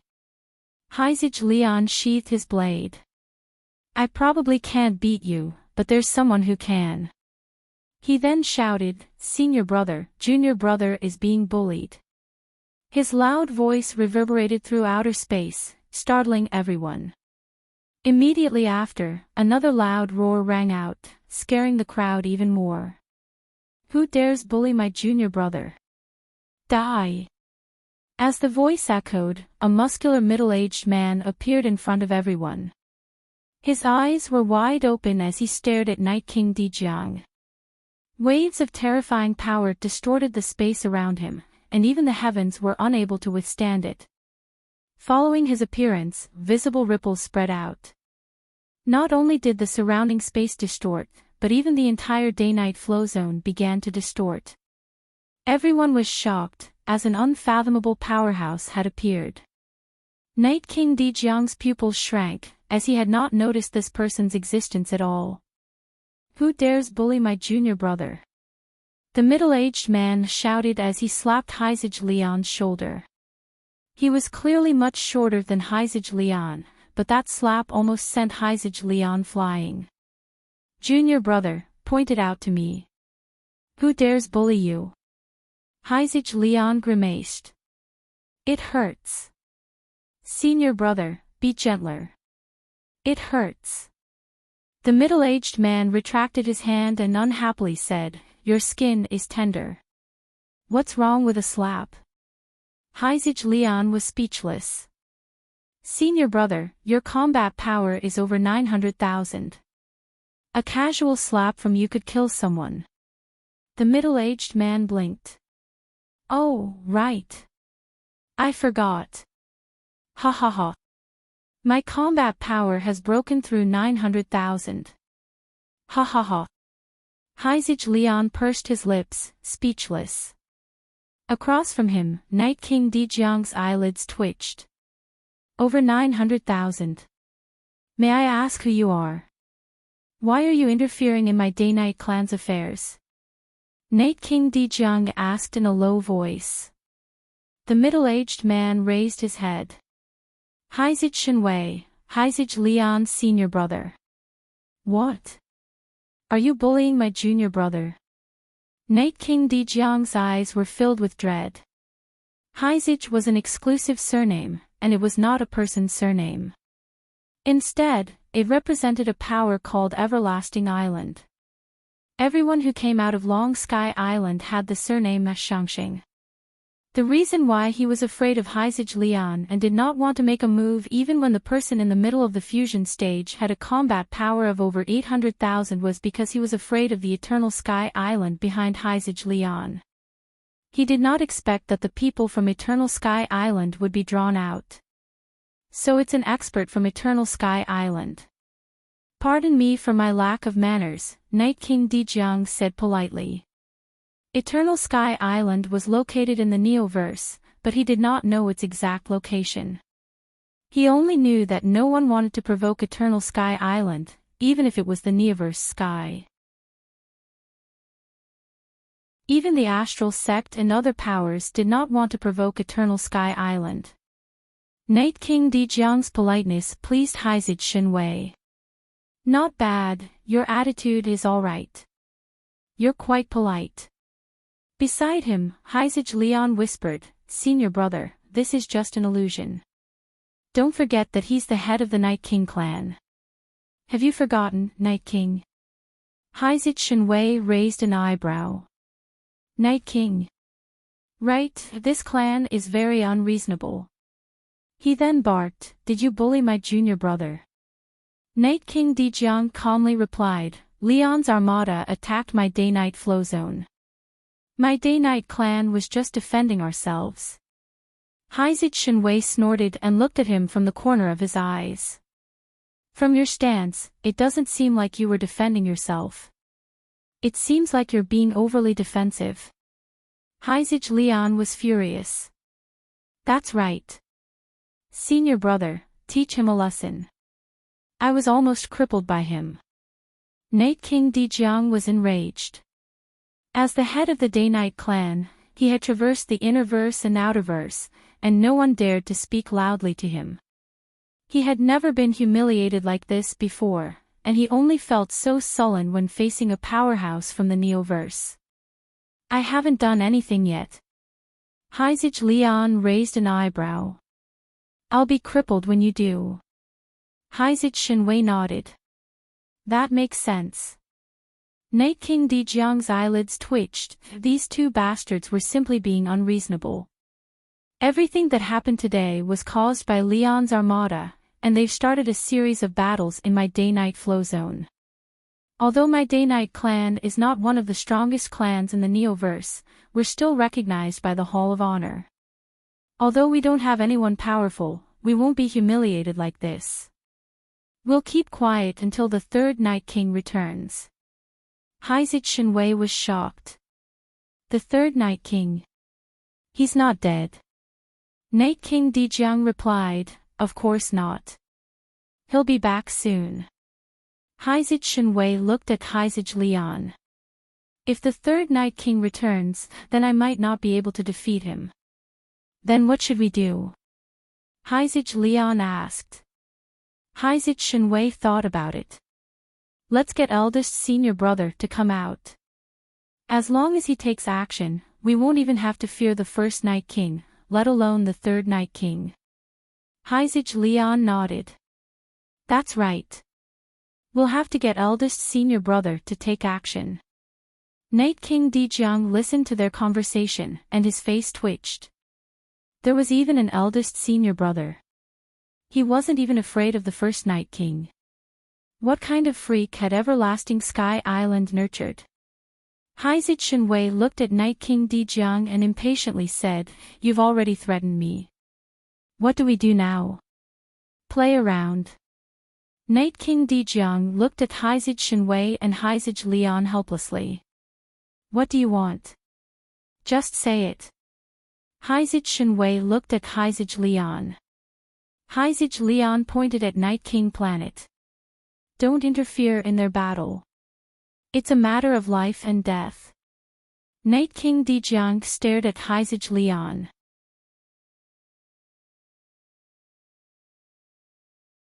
Although they were from the same clan, their hatred for each other ran deeper than mortal enemies. All of Night King Planet shook, and the ground cracked open. The massive planet had suffered the consequences of this fierce battle. Evernight City and Nightless City had both collapsed. The statue of the first Night King shattered and fell into the lava. The entire Night Watchman Pavilion was buried underground. Lu Yin had personally brought Night King Planet to its end, just like how Night King Qingyu had brought Earth to its end. It was an eye for an eye. Lu Yin walked towards Night King Jinwu and looked down at him from above. Night King Jinwu glared at Lu Yin with unwillingness. He wanted to get up, but his body was already crippled. The damage from Emptiness Palm was not something that he could easily remove. I really want to declare victory, but for some reason, I feel that you're very sad, Lu Yin said calmly as he looked at Night King Jinwu with pity in his eyes. This person was high and mighty, and he had shouldered the hopes of his entire clan. However, his heart was too dark, and this darkness had caused him to lose control of his emotions.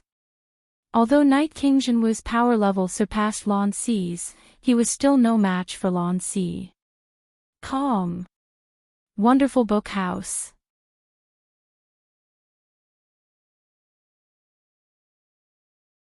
Welcome aboard. Stay tuned and subscribe to Han Li's Wuxia Adventures for more thrilling content. Chapter 1079. Night King Jinwu's eyes widened when he heard Lu Yin's words. Sorrow. An ant like you actually thinks that I'm sad. Put away your pity, Lu Yin. You don't have the right to pity me. You're just an ant, a piece of trash from the outerverse. You don't have the right to pity me. Kill me. If you have the ability, then kill me. If you don't, then I'll definitely destroy everything that you have. I'll slaughter the Great Eastern Alliance, I'll slaughter Earth, and I'll slaughter everyone that you value. There was a thump as Night King Jinwu opened his mouth and spat out a mouthful of blood. His words had been buried by Lu Yin's stomp, along with his entire being. Lu Yin did not hold back with this kick, and he used 150 stacks to send Night King Jinwu away. With a stomp, Night King Planet cracked open, and a huge hole tore through the surface of Night King Planet. In outer space, Night King Dijiang's eyes shrank as he stared at Lu Yin with boundless killing intent. His entire body was trembling with rage. Heizij Lian and Heizij Shenwei stared at each other. With this stomp, either the Night King clan or Lu Yin would be destroyed in the future. They were definitely mortal enemies. This kick had ended an era, as well as Night King Jinwu's era. Xue Day Night went limp as her entire body lost all strength. On Night King Planet, many members of the Night King bloodline stopped what they were doing and stared blankly in Night King Jinwu's direction. Above the heavens, Qing Long Long, Ling Ke, Avery, and the rest of the attendees of the Night King banquet were all stunned. Lu Yin had personally destroyed the last hope of the Night King bloodline. He had killed one of the 10 arbiters, and from this moment on, as long as he did not die, he would replace Night King Jinwu and become one of the 10 arbiters. Starsibyl's eyes flickered. Before the banquet, she had already divined that today would be the beginning of Night King Jinwu's glorious path. However, no matter how hard she tried, she could not predict Night King Jinwu's future. Either Night King Jinwu could surpass her divinations, or there was no such person in the universe. She had predicted that Night King Jinwu would be defeated by one of the 10 arbiters or even an expert from the older generation. However, she had never expected that Lu Yin would be able to defeat Night King Jinwu all by himself. This person's power had completely exceeded her expectations, and his progress was just too fast. Night Queen Yanqing charged towards Lu Yin like a madwoman, but Xianlong Day Night did not stop her. He had not expected Night King Jinwu's death, and he had not been able to react in time. Lu Yin flicked his finger, causing the void to tremble. Night Queen Yanqing was forced back by the ferocious force, and she spat out a mouthful of blood as she was sent flying. Lu Yin lowered his head and watched as Night King Jinwu's rune lines completely disappeared. He then slowly sat down. At this moment, Night King Jinwu's clothes were nearly torn to shreds, and he was half naked as he sat on a rock. His head was lowered, and no one knew what he was thinking. Starsibyl entered Night King Planet from outer space and arrived behind Lu Yin. She took out a jacket and draped it over him before quietly standing behind him. At the same time, in outer space, a middle-aged man from the Night King clan bellowed. He was willing to endure his opponent's attacks in order to charge onto Night King Planet and kill Lu Yin. He was the father of Night King Jinwu and Night Queen Yanqing, and he was a Night King with a power level of just over 200,000. Night King Jinwu was the greatest pride of this man's life. Even though the man himself did not have any abilities, Night King Jinwu's existence had given him a lofty status within the Night King clan. Now that he had nothing left, he hated Lu Yin and wanted nothing more than to eat his flesh. Suddenly, a wisp of sword light flashed past and severed his shoulder. The middle-aged man howled in grief as his body was flung far away. The white sword was sheathed by a girl with long black hair and large glasses. She looked rather adorable, but she was Lu Tianmu. Lu Yin had stomped Night King Jinwu to death, and Lu Tianmu appeared and entered Night King Planet. In another direction, Warlord Xin Kai's enormous body appeared, and he grinned as he tore through the void and stepped onto Night King Planet.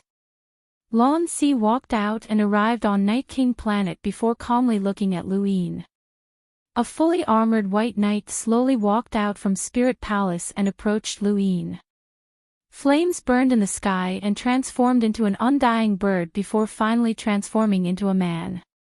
It was Sarati Phoenix. When Sansi landed on the ground with Mira behind him, he looked in amazement at Lu Yin, who was sitting on a rock in the distance with his head lowered. Not too far away from Wen Sansi was a hungover woman. She was carrying a wine barrel that was even taller than she was as she staggered over. Even further away, invisible light appeared with his eyes tightly shut. Behind him was Mu Rong, who was slowly walking over. Behind Lu Yin was a long-haired young man with a smile on his face. He was Wu He. Under the witness of countless people from the innerverse and outerverse, the 10 arbiters had appeared. Everyone held their breaths as they quietly watched the scene unfold. Lu Yin looked up and surveyed his surroundings. His lips curled up as he stood up. At this moment, the 10 arbiters all appeared not too far away from Lu Yin, and they all looked at him. Lu Yin's original position should have been Night King Jinwu's, but with Starsabil's help, he had become the leader of the 10 arbiters. Now, however, Night King Jinwu had been killed and replaced by Lu Yin. Starsabil stood behind Lu Yin and looked at him. From this day onwards, this man's status would undergo a complete transformation.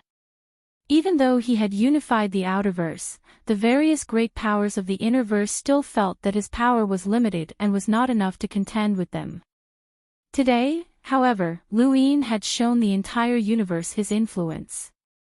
He had overthrown the Day-Night clan, suppressed the blazing mist flow zone, and even affected the Hall of Honor. He had single-handedly severed the future of the Day-Night clan. Even Night King Di Jiang, a powerhouse with a power level of 800,000, was useless. He now had the ability to overturn any power in the innerverse. Countless people in the universe looked at Lu Yin through their screens and saw the birth of an absolute powerhouse. In the erudite flow zone, the Wen family's head, who was sweeping the floor, retracted his gaze and sighed. He had thought that Night King Jinwu had been bold enough to release the White King's bloodline, and he had even felt admiration for him. He had never felt such admiration for a junior before, but the result had been like this. That junior had tried to toy with humanity, and in the end, he had suffered the consequences of his own actions. The Day-Night clan should not have given birth to such a genius. They were such a tyrannical clan, but their temperament could not keep up. The only person who could have walked out of the Day-Night clan was the White King, but it was a pity. In the Beast Tamer's flow zone, in the Divine Great Hall, Million Mountains laughed maniacally. Although an absolute freak like Lu Yin had appeared, he had also killed an absolute freak like Night King Jinwu. This was going to be a good show. In the Sword Sect, Lu Qianjue retracted his gaze with a solemn expression. This Lu Yin was even more terrifying than Night King Jinwu, and they were both juniors. If Night King Jinwu had been bold enough to release the White King's bloodline, then Lu Qianjue would have been impressed. Unfortunately, this youth was too foolish, and his temperament was too dark. On the other hand, Lu Yin was very capable. As long as Lu Yin did not die prematurely, then there would be a day when he would be able to control the universe. Aside from these two people, Lu Qianjue was most concerned about the people from Eternal Sky Island and Lu Feng. Lu Feng had actually reached the level of an emissary, and Lu Qianjue regretted allowing her to leave the Lu family. If she had not done so, then the sword's sex strength would have been even higher. It was a pity. Countless people in the universe sighed. Some felt pity for Night King Jinwu, while others cheered for him. Even those with poor eyesight could tell that Night King Jinwu was quite strong, and there was almost no one in the same generation who could defeat him. Even among the 10 arbiters, he was one of the strongest. It was a pity that he had run into Lu Yin. Night King Jinwu had set up a stage for Lu Yin, and it was all thanks to him. There were clearly powerhouses with power levels in the hundreds of thousands, but Lu Yin had played himself as the main character. On Night King Planet, the 10 arbiters met. This scene was enough to be recorded in the annals of history. The names of the 10 arbiters had always been taboo, and no one knew what they looked like. But now, the 10 arbiters had gathered and were exposed to countless people in the innerverse and outerverse, which made everyone nervous. These 10 youths represented not only the younger generation, but also the future. These 10 were the pinnacle of the innerverse future, and they would influence the future for countless years to come. From now on, you will replace Shenwu and join the ranks of the Universe Youth Council, which is also commonly known as the 10 Arbiters Council, Wen Sanxi said calmly as he looked at Lu Yin in admiration. Behind him, Mira gulped. She was the one who had brought Lu Yin out from Earth, and she had even admired him back then. Now, this person had actually reached such a height, which was simply inconceivable. She had sighed many times, but she had never been as shocked as she was now, because this person had killed Arbiter Jinwu. First, you defeated Lan Si, then you destroyed Jinwu. Brother, you're ruthless, Xing Kai said. His 3-meter-tall body was especially oppressive, and he grinned in a forthright manner. Lu Yin looked at him, and then at Wen Sanxi. You became one of the 10 arbiters so easily. Ling Gong coldly replied, easily. Find someone in the entire universe who can defeat one of the 10 arbiters and give it a try. Does the Neoverse count? Lu Yin asked. Ling Gong snorted, as she could not stand Lu Yin's smug expression. Lu Yin was very happy, as if a boulder had been lifted from his heart. At that moment, a wine barrel flew over, and Lu Yin caught it. He looked over and saw that it belonged to the drunken girl with hazy eyes. She was very beautiful and had a rather voluptuous figure. She was also wearing very little. She was one of the 10 arbiters, wine hag. Drink if you're a man. Wine hag pointed at Lu Yin and shouted. Her face was flushed, and it was obvious that she had not woken up. Lu Yin laughed, opened his mouth, and downed the entire barrel. He then casually tossed the barrel aside. Great! Wine hag laughed. I admire you, unlike that Night King Jinwu who dilly-dallied. Kid, if you need any help in the future, just mention my name, and I'll support you. From now on, we're drinking buddies, haha. Lu Tianmu's tone was icy, and she pushed up her glasses. Cut the crap. She looked at Lu Yin. After joining the 10 Arbiters Council, you have to fulfill your obligations. The first thing you have to do is work together to deal with those people from the Neoverse. Lu Yin was stunned. Are you afraid? Lu Tianmu frowned. You're asking for a beating. Lu Yin choked. Lu Tianmu coldly said, the Neoverse has the Hall of Honor, the Sirius Sect, the Home of the Gods, the Mavis family, the Aurora Corporation, and the 3 Dark Hands. They have a lot of people, and the first thing they'll do is kick us out. If we don't work together, we'll be kicked out easily. When Sansi replied, this is a territorial concept. The Neoverse definitely won't allow us to have a share of the pie. After all, the Star Tower has always belonged to the Neoverse since ancient times. Even if one of us becomes one of the 5 prodigies of the stars, the Neoverse won't want to see that happen. Night King Jinwu stole the general appointing platform and obtained the right to inherit the Star Tower alone. They can't change that, but they'll definitely do their best to stop us, Ling Gong said. Lu Yin fell into deep thought. It seemed that the Neoverse was giving them a lot of pressure, and even the 10 arbiters were working together.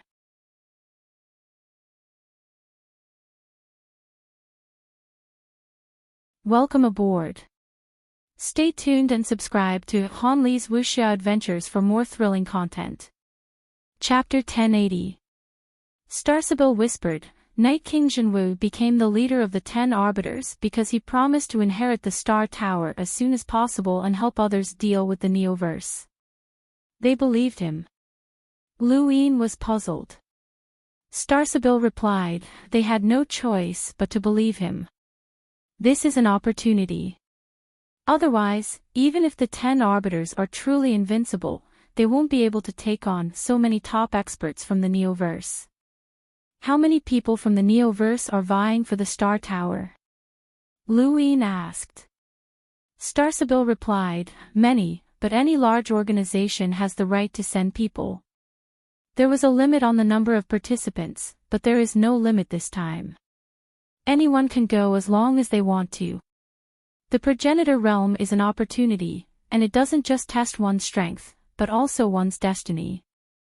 Lu Yin understood that those who were fated would have an easier time reaching the progenitor realm if they were weaker but were fated with an inheritance. However, even though the limit was set, not just anyone could go. One had to at least join a large organization that knew the location of the Star Tower. Otherwise, how could one compete? Lu Yin looked around. Everyone, there's a question that's been bothering me for more than 10 years. He paused and then slowly said, 14 years ago, in the 10 Arbiters Council, someone proposed to expel Big Sister's mercenary group based on a piece of paper with the surname Lu. I want to know who this person was. The other 10 arbiters all had different expressions when they heard Lu Yin's question. Some were shocked, some were confused, and some were calm. Lu Yin had not asked Lan Si this question when he had defeated him, as Lan Si could have been that person as well. He had been waiting for this day for more than 10 years, waiting for the day he could ask Lan Si in person.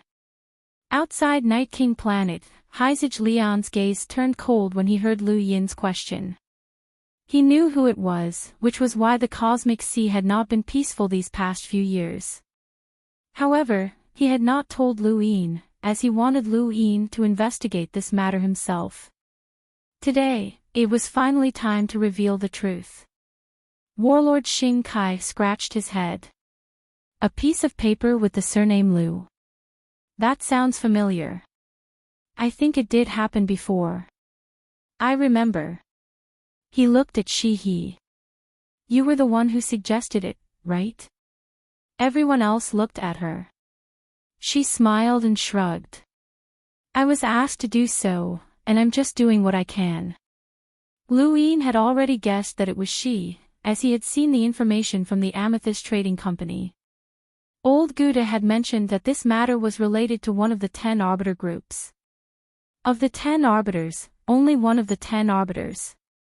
Furthermore, Lu Yin had also heard that Imperial Tutor hated the primeval surnames, which was why his relationship with Lu Tianmu was so poor that they had barely spoken to each other.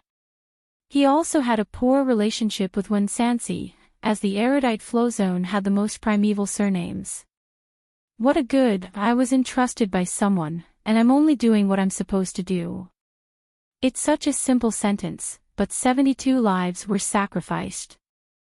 Lu Yin's tone was cold as he stared at Su He. His hatred for this person was no less than Night King Jinwu's.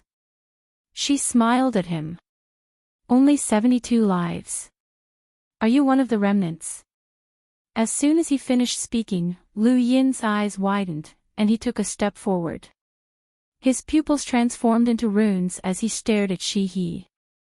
She opened her eyes, and her pupils also transformed into runes as she met his gaze.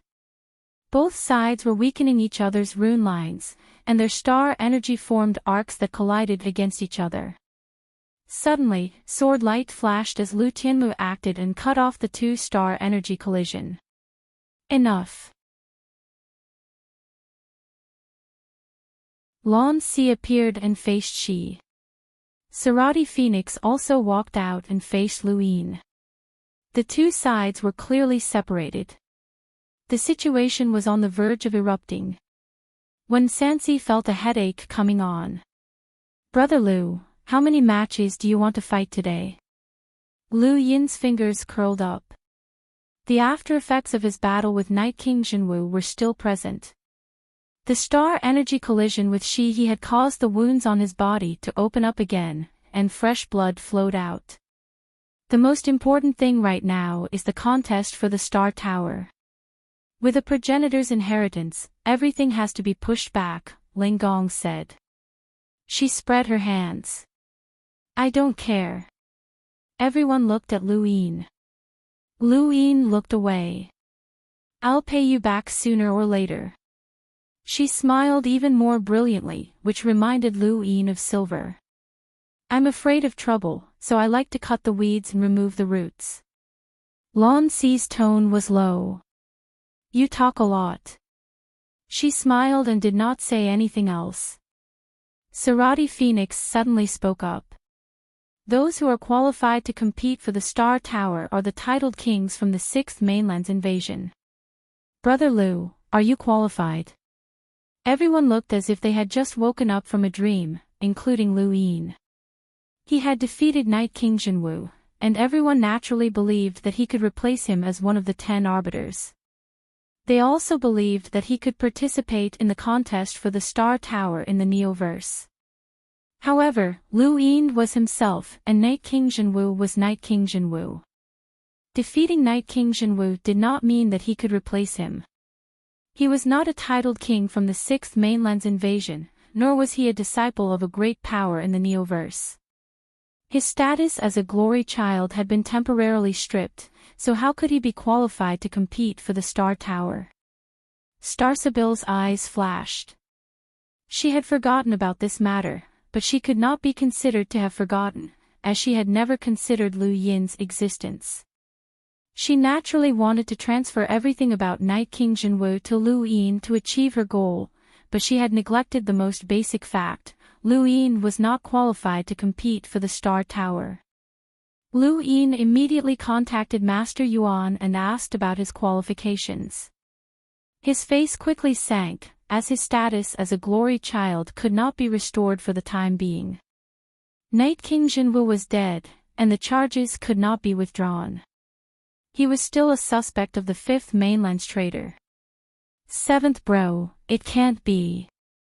You've cut off your own chances of competing for the Star Tower, the monkey cried out in an exaggerated manner. Lu Yin's expression turned ugly, but it could not be said that he had cut off his own chances, as the situation had spiraled out of control. By the time he had reacted, he had already clashed with Night King Jinwu. They had agreed that Lu Yin would return the inheritance stone, and Night King Jinwu would withdraw the charges.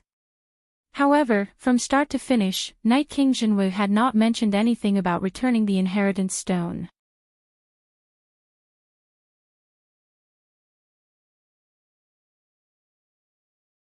Lu Yin's deepest impression of the esoteric seal was the planned secret art. If not for his wisdom root, he would never have been able to comprehend it in his entire life. Right, and this was under the premise that he had relied on Cheong Shier's innate gift. The inner verse and outer verse could no longer see the scene on Night King Planet, and the final scene was of the 10 arbiters leaving one by one. No one knew what had happened. Perhaps the 10 arbiters had reached some sort of agreement. Many people were now concerned about whether or not Lu Yin had replaced Night King Jinwu as one of the 10 arbiters. If Lu Yin became one of the 10 arbiters, his influence would be too great. If he could topple the Day-Night clan, then he could topple any power in the inner verse or even any flow zone. Night King Jinwu had died in battle, and Night King Dijiang had not been able to stop him. The Blazing Mist flow zone had ceased all activities, and the Outerverse experts had all retreated. The pirates in the Day-Night flow zone had all retreated, and everything quickly returned to normal. Lu Yin walked over to Zhua Day-Night and extended a hand to her. Zhua Day-Night held Lu Yin's hand, and her white hair brushed against his hand gently. "You almost broke down, didn't you?" Lu Yin asked with a smile. Zhua Day-Night's expression relaxed, and she looked at the spot where Night King Jinwu had died. "Not just a little. I've already broken down." Lu Yin raised a hand and patted her head. This action was very intimate, but Zhua Day-Night did not reject it. "Do I look ugly?" Zhua Day-Night asked. Lu Yin replied, "White hair. You look pretty good." There were quite a few people with white hair around him.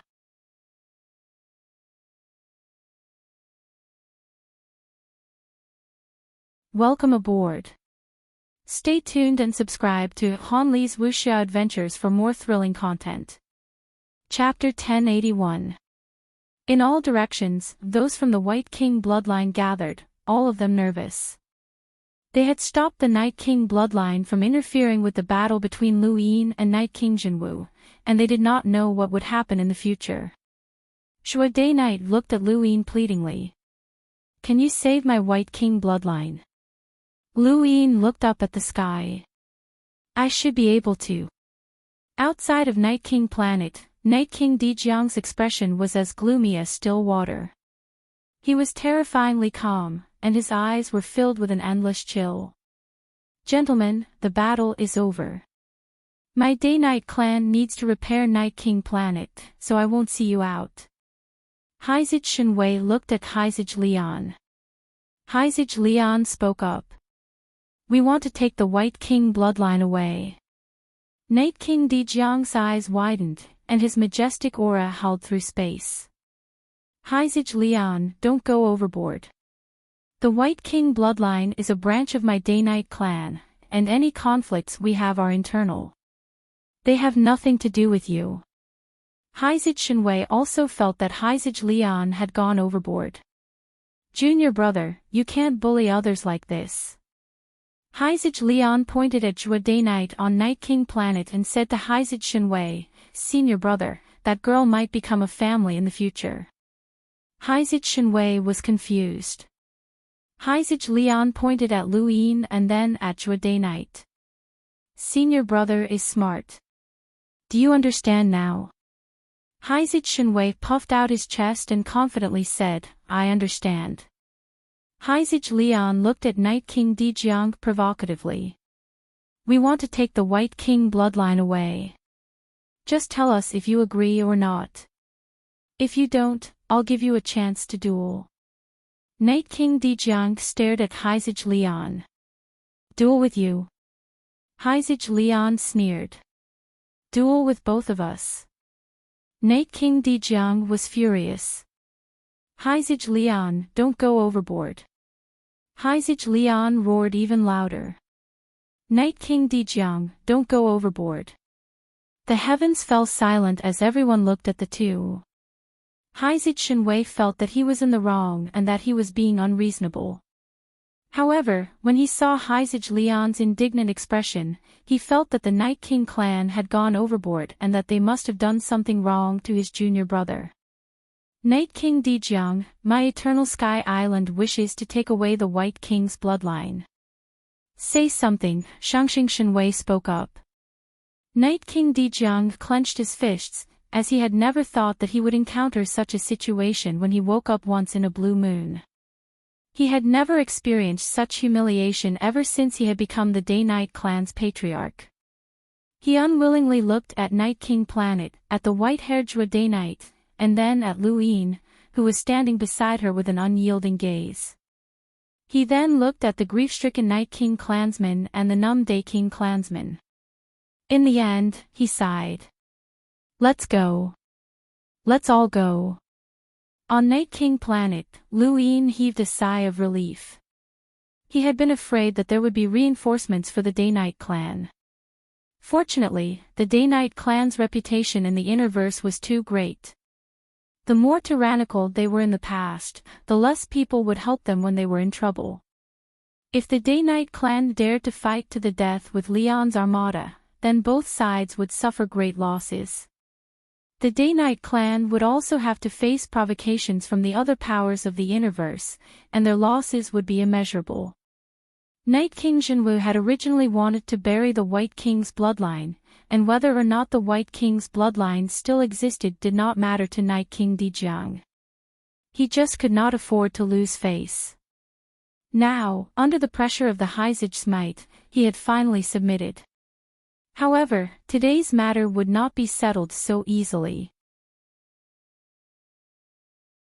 Regardless of whether it was Night King Jinwu's revenge or the humiliation of the White King's bloodline being taken away, Night King Dijiang would place all the blame on Luin. Night King Dijiang looked at Luin with a cold gaze. This person had to be killed. Luin looked up and met Night King Dijiang's gaze for the first time. His gaze was calm, and there was no fear in it. So what if Night King Dijiang had a power level of 800,000? When the 6th mainland had invaded, Luin had encountered powerhouses with power levels in the millions. It was a pity that the jade that Mr. Mu had given him had shattered after withstanding a single finger. Otherwise, he could have summoned his master, and the Day-Night clan would have been wiped out. Heizage Leon landed on Night King Planet and stood in front of Luin and Jua Day-Night. He patted Lu Yin's shoulder forcefully. Good kid, you didn't embarrass my Leon's armada. Ha ha ha. This was the first time Luin had met Heizage Leon, and he would always remember the words that Uncle Reuben had told him. Heizage Leon had said, "Kid, don't be afraid. Play as much as you want. If anyone bullies you, I'll help you get back at them. Remember, you have my back." Although these words were crude, they warmed Lu Yin's heart and gave him a feeling of being protected. This was a rare feeling of being protected. The Pirate King, Heizage Leon. Thank you, Luin said sincerely. Just as he finished speaking, Heizage Leon patted Lu Yin's shoulder again, and he almost slammed Luin into the ground. Why are you being so polite with me? You're my subordinate, and I won't let anyone bully you off. The Day-Night clan is an example. Don't use too much strength. Little Ian is heavily injured, and he's about to fall apart. A beautiful woman walked out from the distance and coldly called out. Although her tone was unyielding, there was a hint of heartache in her eyes as she looked at Luin. Luin was confused. You are. The beautiful woman was furious, and she took out a cigarette and stuck it in her mouth. Little Ian, do you want to be whipped? Luin was shocked. Big sis. What's with that expression? She slapped Luin, causing him to fall to the ground. Heizage Leon was speechless. Be gentle. Jua Day-Night supported Luin and looked at the two in confusion. She did not understand their relationship with Luin. At that moment, the void split open, and one figure after another appeared. There was a muscular man who was 5 meters tall and had a nose that was half a meter long, a beautiful woman with water swirling around her body, a strange man whose body was like a rock, and a merman whose body was covered in fish scales. There were a total of 7 people, and with Big Sis and Heizage Leon, there were 9. These were the top powers of Leon's armada. The Pirate King, Heizage Leon, had 7 captains of his subordinate legions, as well as Big Sis, the captain of the reserve legions. If the people of the Innerverse and Outerverse could still see Night King Planet, they would definitely be shocked. The top powers of the universe's pirate world had appeared, and these people could command billions of pirates. The Blackbeard pirates that Luin had not dared to provoke in the past were now easily killed by these people. The existence of these people had created Hyzage Leon, one of the cosmic sea's 4 hegemons, and also the leader of the 4 hegemons, Leon's Armada. Leon's Armada was strong enough to challenge the Day-Night clan, and this was Lu Yin's confidence. He was someone with a powerful background. Big Sis began to introduce Lu Yin, and he greeted them one by one. This is one of the 7 great battalions under Leon's Armada, the leader of the Elephant Rush battalions, Elephant King, Big Sis introduced. Lu Yin greeted them and looked curiously at Elephant King's nose. This is one of the 7 great battalions, the leader of the Flyfall battalions, Sister Fei, Big Sis introduced. Lu Yin greeted them and looked curiously at the water swirling around Sister Fei. He saw a terrifying number of rune lines, and this woman's power level was at least 300,000. This is one of the 7 great battalions, the leader of the cross battalions, Big Rock, Big Sis introduced. Lu Yin raised a brow. What a casual name, and his appearance was casual as well. He was basically a rock. This is one of the 7 great battalions, the leader of the Merman battalions, Brother Hao, Big Sis introduced. Lu Yin greeted them with a respectful gaze. He could not show any disrespect to these mutated humans, or else they would become his mortal enemy. These people had very high self-esteem. This is one of the 7 great battalions, the leader of the Ghost Doctor battalions, Ghost Doctor, Big Sis introduced. Her tone was a little fearful, and she was not as casual as before. Lu Yin looked at the Ghost Doctor. She had a crooked figure and an ugly appearance. It was impossible to tell her age, and she laughed strangely as she stared at Lu Yin. Kid, I'm the one who treated your injuries. Lu Yin was puzzled. What injuries? She wanted to say something, but she was interrupted by Big Sis, who pointed at a man who was posing at the side. She said unhappily, this is one of the leaders of the battalions. You can just call him Xiao Zi. Lu Yin's eyes widened. Xiao Zi. The man was displeased. What Xiao Zi? Call me handsome. I'm the leader of the handsome man battalions. Lu Yin was shocked that there was such a shameless person. His appearance was not even close to being handsome. Finally, Big Sis introduced him solemnly. This is the leader of the Thunder Sword battalions, Lu Feng. Lu Yin's gaze turned cold as he looked at the man holding a sword nearby. This was an emissary. He hurriedly greeted her. Lu Feng looked at Lu Yin. You fought against the 13 swords.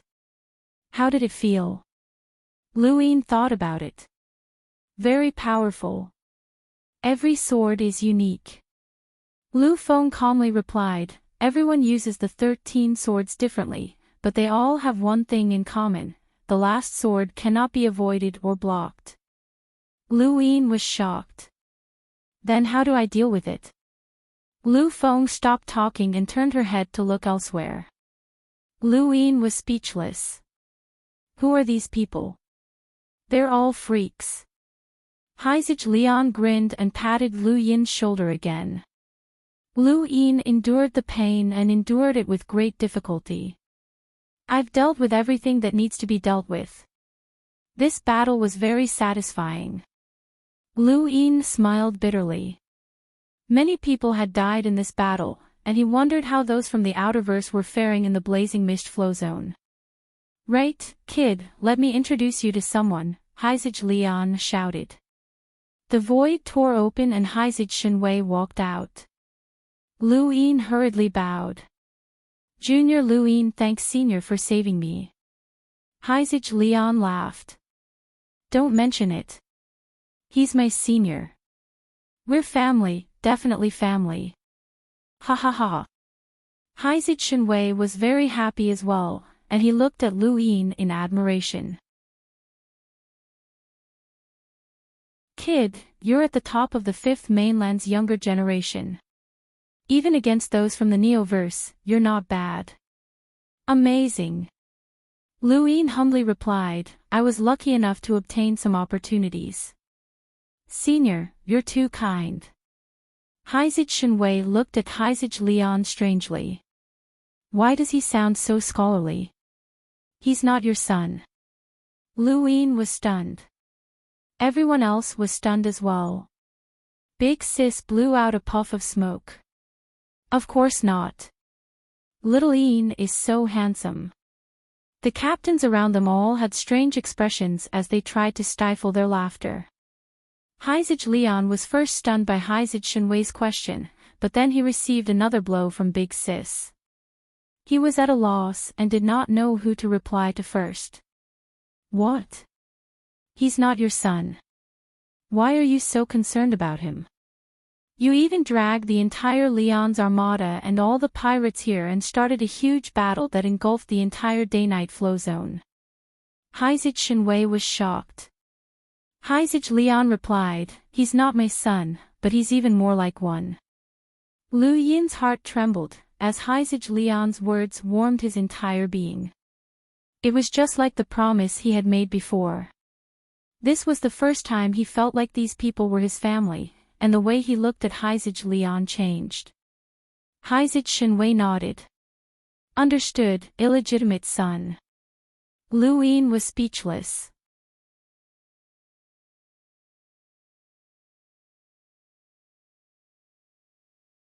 Welcome aboard.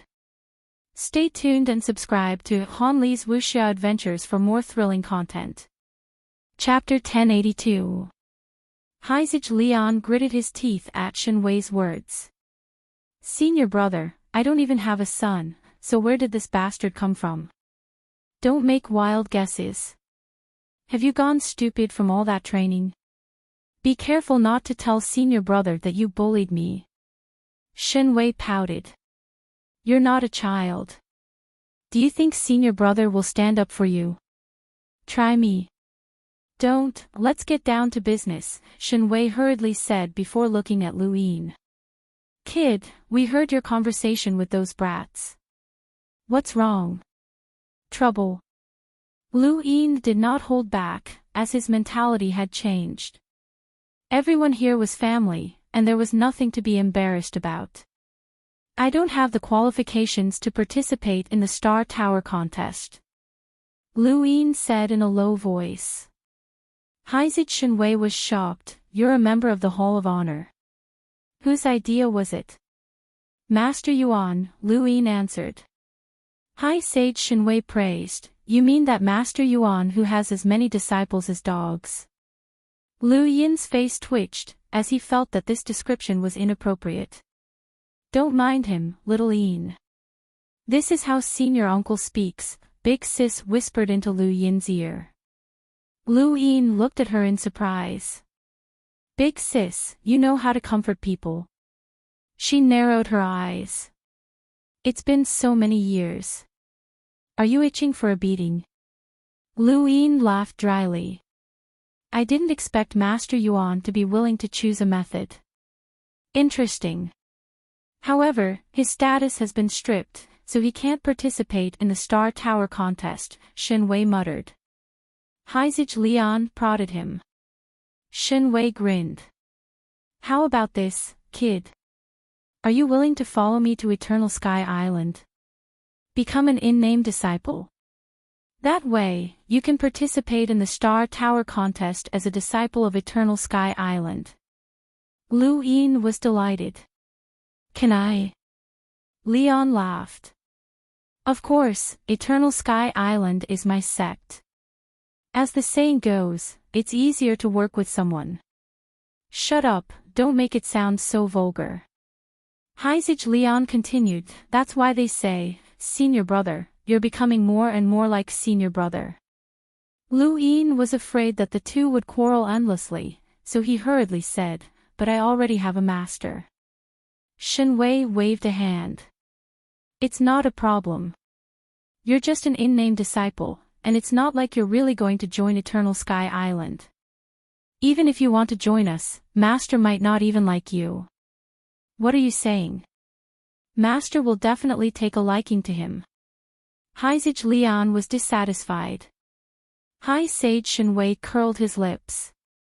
Both of them had combat power over 500,000, and Superior Sage Shenwei's combat power was over 900,000.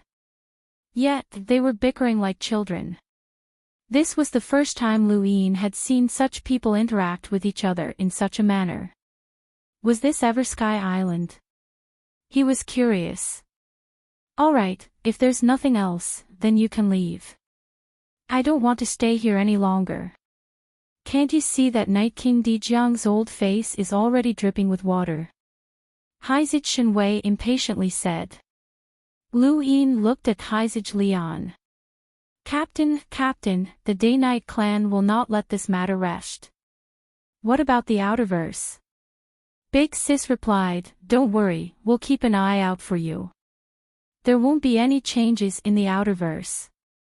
Don't you have a backup Astral River arc? We'll also help you bring the White King bloodline to the Outerverse. Right now, the most important thing is the contest for the Star Tower. Thank you, Captain. Thank you, Big Sis. Also, thank you, Captains. Haizij Lian waved a hand. Alright, follow my senior to the Neoverse. We'll wait for your good news.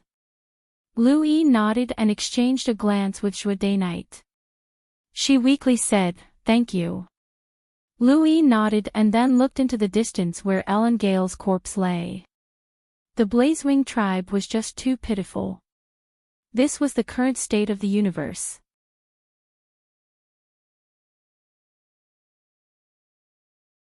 He had only seen it once before, and it had belonged to Dean Chi of the Aurora Corporation. Unfortunately, Dean Chi had died in battle at the borders of the Endless Weaves and had gone missing. Before this, the fastest spacecraft he had ever ridden was a black hole-grade Aurora, which was 100 times faster than a normal spacecraft. This spacecraft belonged to Haizij Shenwei. Lu Yin could not understand why an existence with a power level of over 900,000 would need a spacecraft to travel through endless space with a single thought.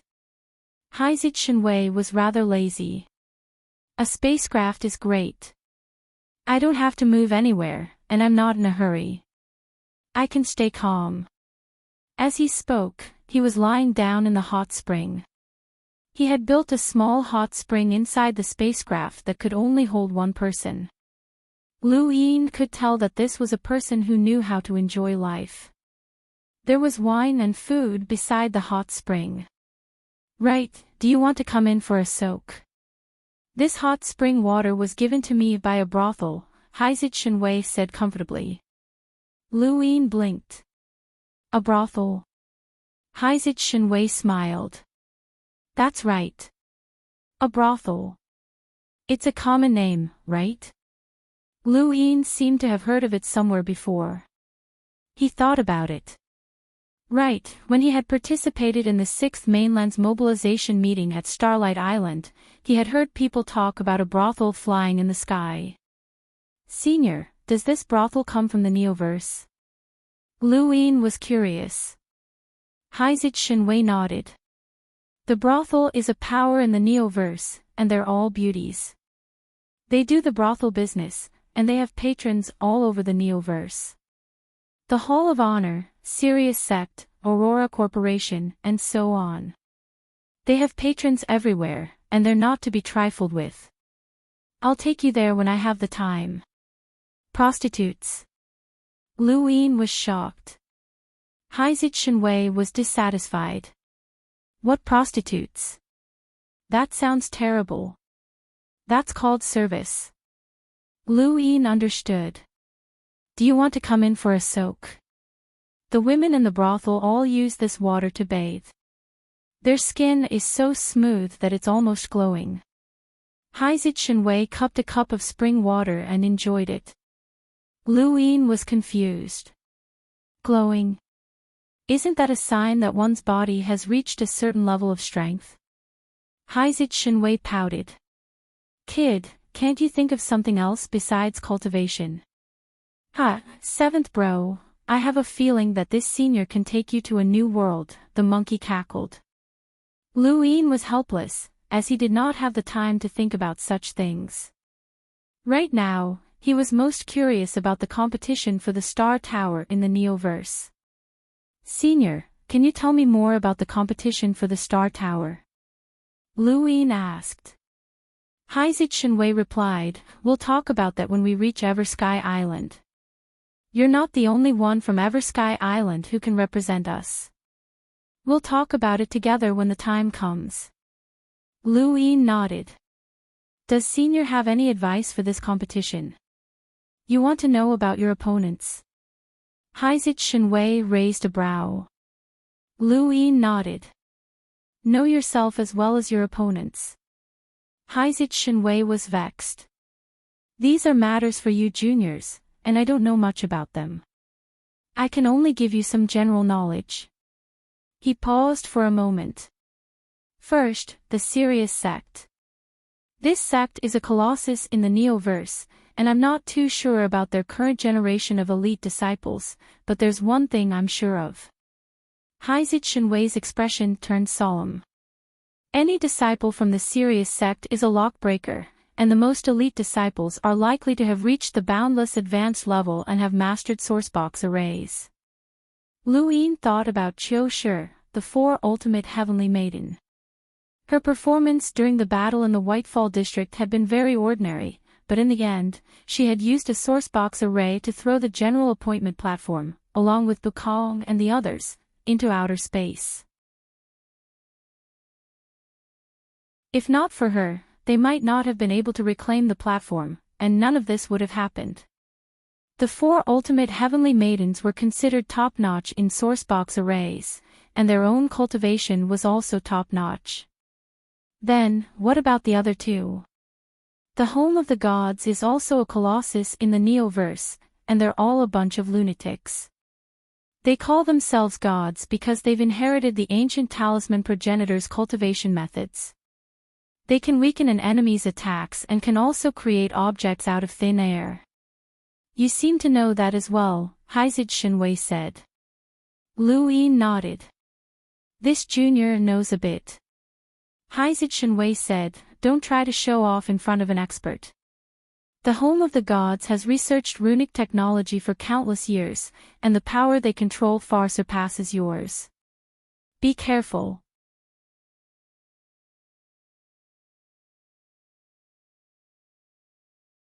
Welcome aboard.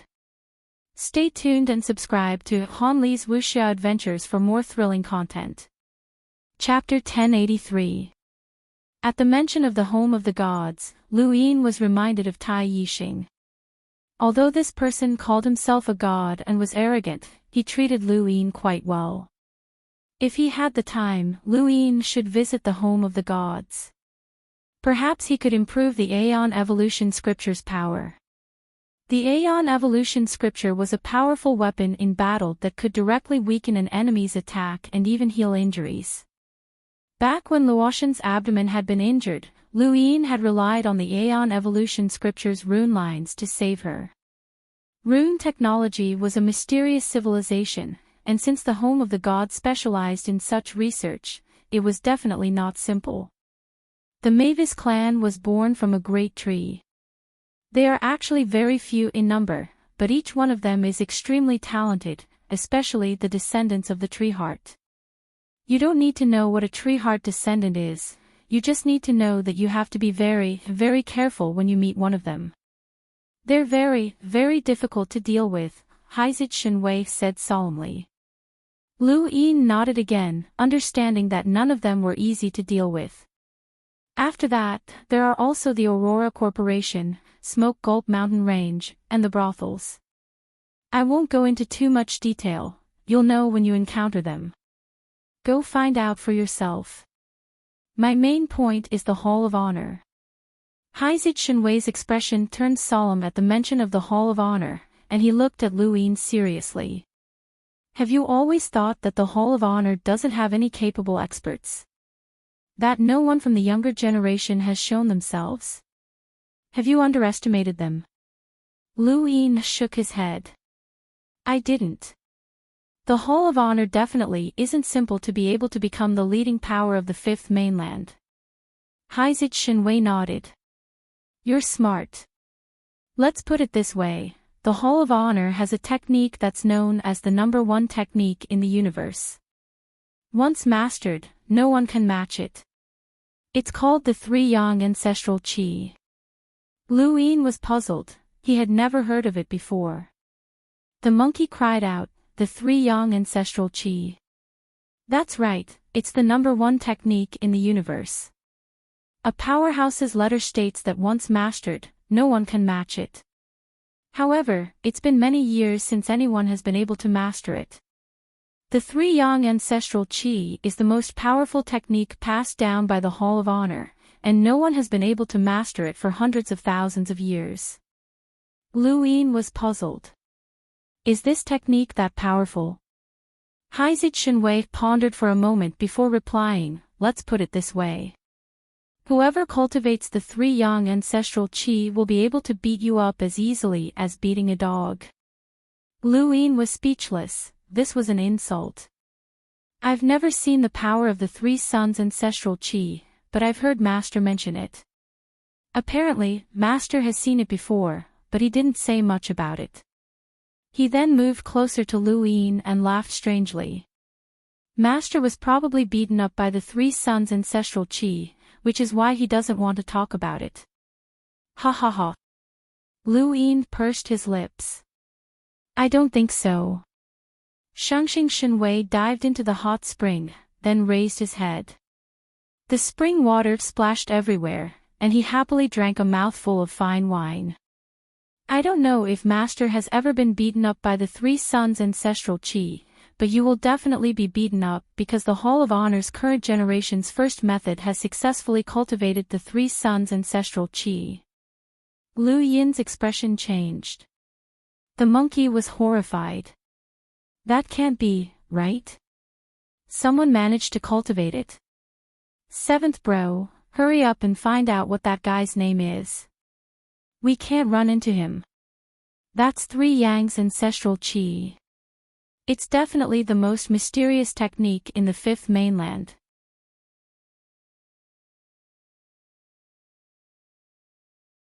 Shangxing Shinwei laughed strangely. That will depend on your fate. Kid, you're not too good looking, but you're not too bad either. No one will beat you up because of your looks, ha ha ha ha. Lu Yin felt that talking to Shangxing Shinwei was an insult to his intelligence. Although it's unlikely that anyone will beat you up because of your looks, you've gone too far this time.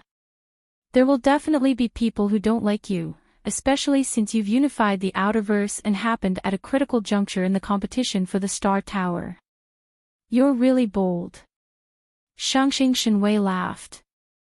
Lu Yin had also thought about it. He had been jumping around too much recently, and there would always be people who did not like him. He hoped that it was not #1 method. By the way, Senior, there are also people from Everlasting Island participating in the competition. How strong are they? Lu Yin asked expectantly. It was always better to have one more helper. He had been fighting Lan Si by himself and then Night King Jinwu by himself, so he was a little tired. He wanted to fight as a group against one person. Shangxing Shinwei blinked with a strange expression. It's alright, it's alright. Is that so? How many people? Lu Yin asked anxiously.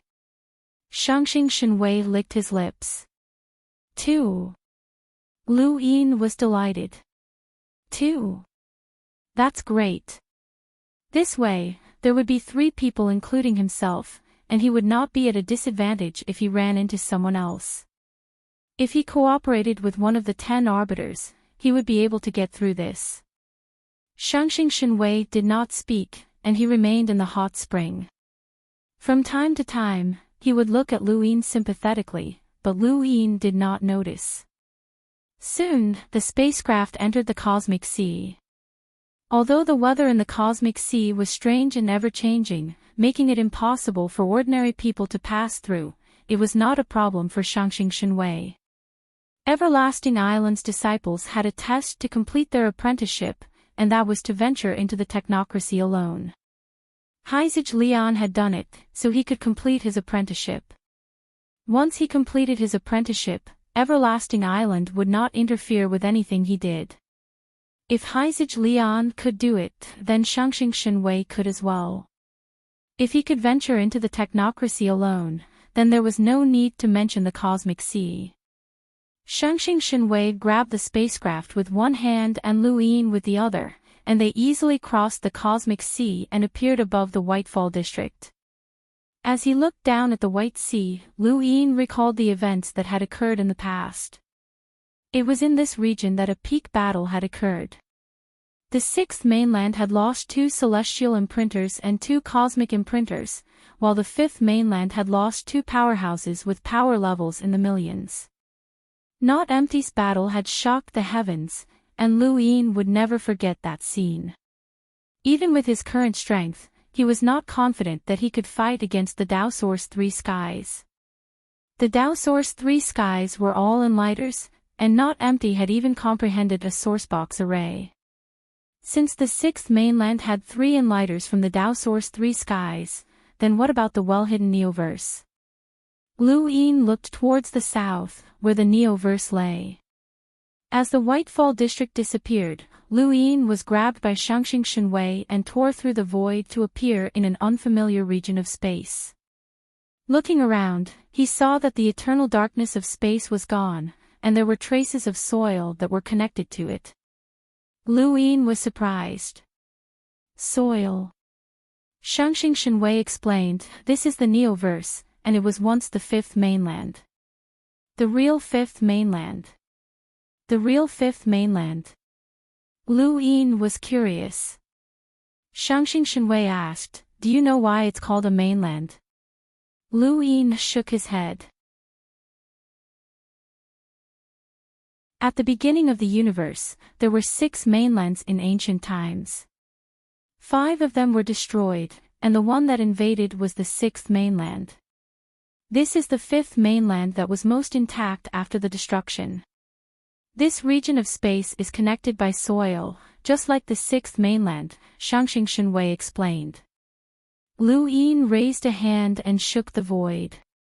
He was surprised to find that the void was relatively stable, and he had to increase his power level to over 200,000 to be able to tear it apart. Because of the connection between the soil, the void is very stable, and only enlighters can tear it apart. Try sensing the star energy, Shangxing Shenwei said. Lu Yin took a deep breath and absorbed the star energy. He was surprised to find that the star energy in this region of space far exceeded that of the Innerverse. The Innerverse star energy originally surpassed that of the Outerverse, but it was still far from the Neoverse star energy. The difference was at least several times, but compared to the Outerverse, it was at least 10 times. This was the Neoverse. Do you know why everyone wants to come to the Neoverse? Shangxing Shenwei asked with a smile. Lu Yin shook his head. Shangxing Shenwei's expression turned serious. That's because humans were born on land, and this soil nourished them. It's different from the soil on a planet, and it's easier to reach the progenitor realm if you stay here. That's why many people like to sit on the soil and cultivate.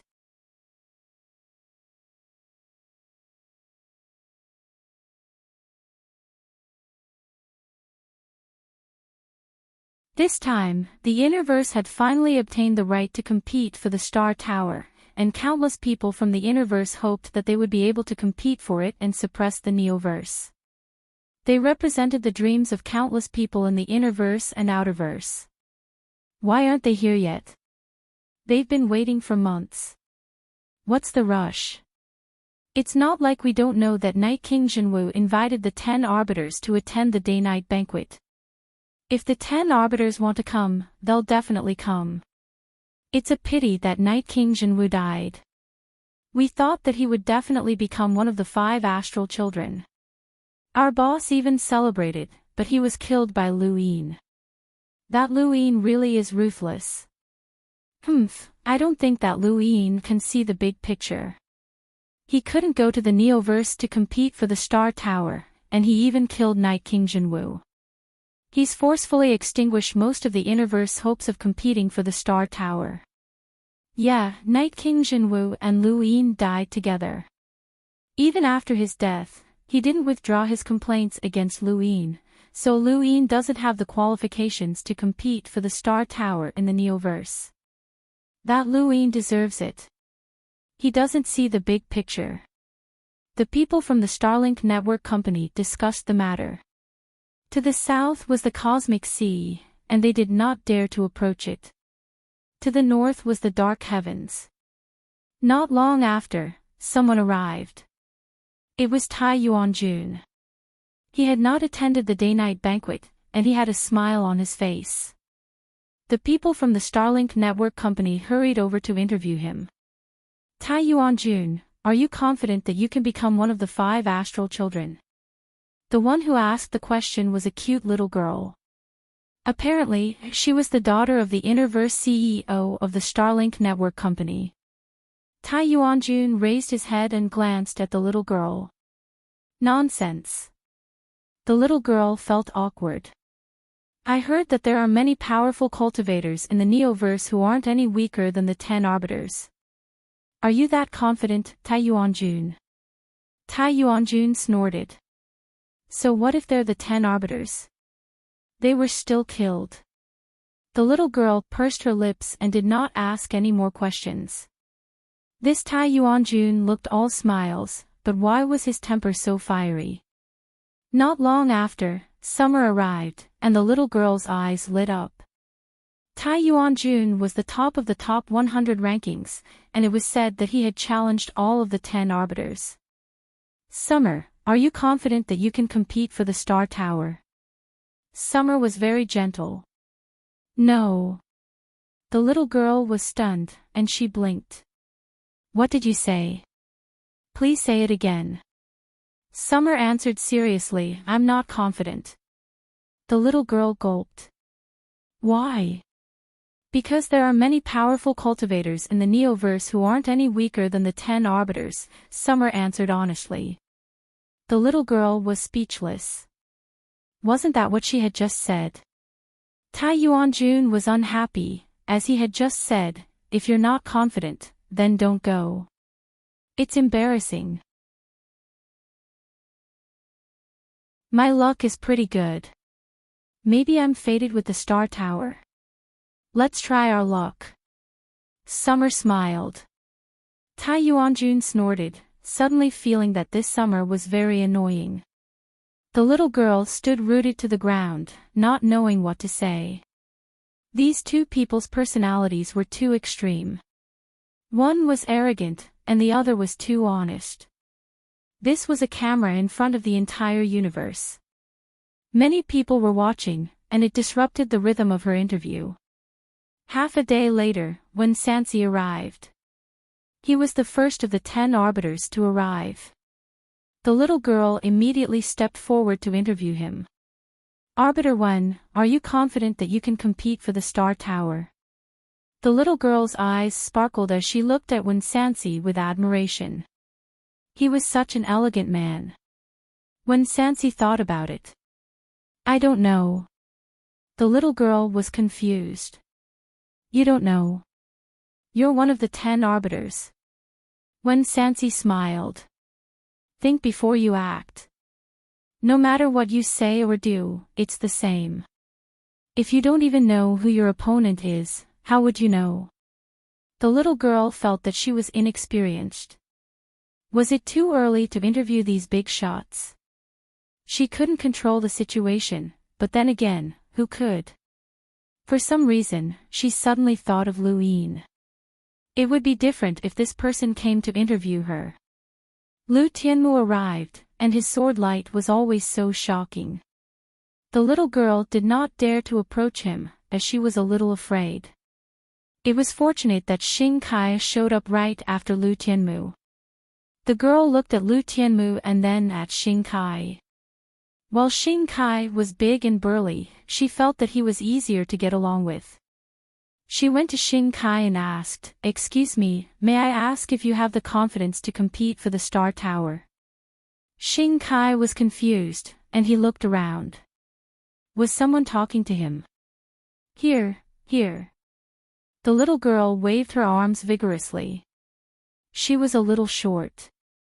Xing Kai saw this, lowered his head, and grinned. Beat them up. The little girl grunted. Although her answer was crude, it was very honest. Thank you for your answer. Xing Kai extended his hand, and it looked like he wanted to shake her hand. The little girl did not dare to do so, and she panicked. Her arms and legs would not be broken, right? She shook Xing Kai's large hand anxiously. Xing Kai grinned again and walked away. The little girl looked at his back. Although this person looked scary, he was easy to get along with. The spirit palace arrived, and she was rather cold. She walked away before the little girl could even get close. Next, Sarati Phoenix arrived. Flames filled the sky, and the little girl wanted to interview him, but the machine could not get close. The flames were too hot. Helpless, the little girl waited for someone else. Lan Si appeared, and the little girl wanted to cry. This was a normal person, and she quickly went to interview him. Lan Si looked at the camera seriously. I'm not confident.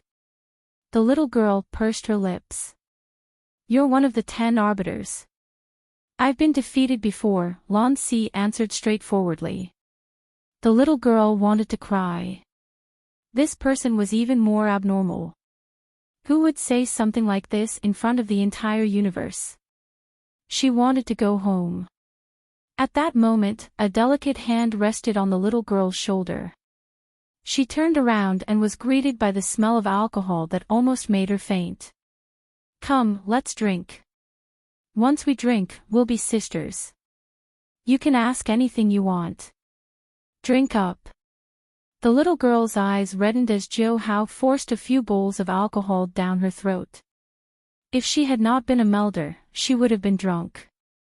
After the smell of alcohol dissipated, Jiu Hao looked over again, scaring the little girl so much that she turned around and left. She felt that none of these people were normal, they were all crazy. She had only taken a few steps when she almost bumped into invisible light. Sorry, I almost bumped into you. Invisible light smiled. You can't bump into me. She then walked away. The little girl blinked. Blind? Right, the 10 arbiters' invisible light really was blind. Hey, little girl, what do you want to ask me? Imperial physician coquettish smiled at the little girl with a kind expression. The little girl was on guard. The kinder these people were, the stranger they were. However, since Imperial physician coquettish had spoken, she did not dare to leave. She cautiously walked over. Please, may I ask if you have any confidence in participating in the Star Tower contest? Imperial physician coquettish thought about it seriously. The little girl's heart sank. Oh no, another unreliable answer. We'll do our best. We don't know what kind of opponents the Neoverse has, but we'll do our best to win glory for the Innerverse. Imperial physician coquettish smiled. The little girl was stunned. Good, what a perfect answer. This was what a normal person would say. She wanted to cry, as she had finally met a normal person. May I ask if you have any thoughts on the battle between Lu Yin and Night King Jinwu?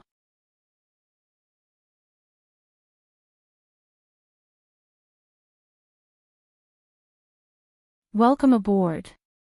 Stay tuned and subscribe to Han Li's Wuxia Adventures for more thrilling content.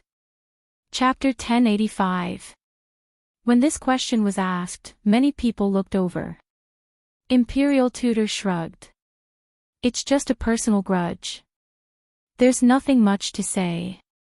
Lu Yin killed one of the Innerverse hopes of giving birth to the 5 astral children. Don't you think it's a pity? After all, he can't participate in the Star Tower contest himself. Imperial tutor smiled. After talking for so long, do you know what the Star Tower contest is? The girl shook her head, and her eyes lit up. Are you willing to tell us? Imperial Tutor smiled. I won't. The girl was speechless. Who said that the 5 astral children will definitely surpass the 10 arbiters? Imperial Tutor said one last sentence, and her long hair fluttered despite the lack of wind. The girl really started crying. So this was the most abnormal thing. This was too crazy, and he was even toying with them. She wanted to go home. At that moment, everyone suddenly looked up. In outer space, a man tore through the void and walked out with a cold expression. He arrived at the gathering point. Who's that? Is this person qualified to participate in the Star Tower contest? That shouldn't be the case. The man's expression was cold, and he did not say a word. He just stood there quietly. Imperial Tutor asked the girl to interview him. The girl had learned her lesson and would not go even if she was beaten to death. She had already interviewed everyone she needed, so she could just give up. So it's the young Leaf King. Has he been sealed in ice for thousands of years just for this day? Starsabil appeared and looked at the man. Everyone was puzzled at first, but then someone remembered. Jiao Hao put down his wine barrel. The young Leaf King. I remember now. He's a peerless genius from thousands of years ago. Another old guy. Tai Yuanjun was dissatisfied. Xia Tian looked at the young Leaf King solemnly. He was someone from Shamrock Enterprises. Many people sealed themselves in ice in order to awaken at a certain moment. Some of the 10 arbiters had actually broken through the age limit long ago, but because they were often sealed in ice, their bone ages had not changed. Only Warlord Xing Kai and Sarati Phoenix had truly surpassed the younger generation. These two had only gone to the Neoverse to compete for the Star Tower to try their luck, and they might not even be able to enter. The young Leaf King was someone from thousands of years ago, but he had been sealed in ice long ago. Now that he had reappeared, his bone age was not even 40 years. Strange, how can he participate in the Star Tower contest? Shamrock Enterprises expanded their business to the Neoverse a long time ago. He should be considered a member of the Neoverse. There's such a thing. More than an hour later, a huge warship sailed over from the cosmic sea. It carried an ancient aura with it, and there was a symbol engraved on the outside of the warship. Someone recognized it and exclaimed, "The Longevity Legion." There were 4 great battle groups in Universe Ocean, and they were all extremely powerful. 10 arbiters he was from one of the great battle groups, the Zhua team. This time, the battle group that appeared before them was one of the 4 great battle groups, the Longevity Great Battle Group. It was also the battle group that Zijun had participated in the competition of the strongest. When the Longevity Battle Group's warship reached the shore, a young-looking young man jumped off the ship and walked to the front of the crowd. Please, please, everyone, take the warship and go to Sinew Universe. Everyone felt strange. Stuttering. Seeing that everyone was staring at him, the man became nervous, and his face turned red. I am from the immortal, battle group. I'll take part in the fight with everyone. Alright, enough nonsense. Let's go. Tai Yuanjun was dissatisfied.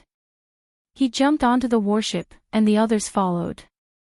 They had already been informed that the Longevity Battle Group would lead them through the cosmic sea to the Neoverse. The stuttering man's face turned red, and he returned to the warship to look at everyone. Then, may I ask, who is Luin? Everyone looked at him strangely. Xia Tian was puzzled. Why are you looking for Luin? The man gulped. Master said that if I follow Luin, I'll have meat to eat. Everyone was speechless. Tai Yuanjun frowned. There's no Luin. That guy doesn't have the qualifications to go to the Neoverse and fight for the Star Tower. Let's set sail. The stuttering man's mouth fell open. Then what should we do? Who should I follow? You know Luin. Lon C asked. The stuttering man shook his head. No one bothered with him anymore. Starsabil looked at the stuttering man, and her eyes flickered as if she was calculating something. Soon, the warship set sail and headed towards the Neoverse. It carried the expectations of countless people in the Innerverse and Outerverse, as well as the ambition to fight for the Star Tower. In the Day-Night Clan's ancestral grounds, Night King Dejiang gloomily stared at the ancestral ground stone tablet.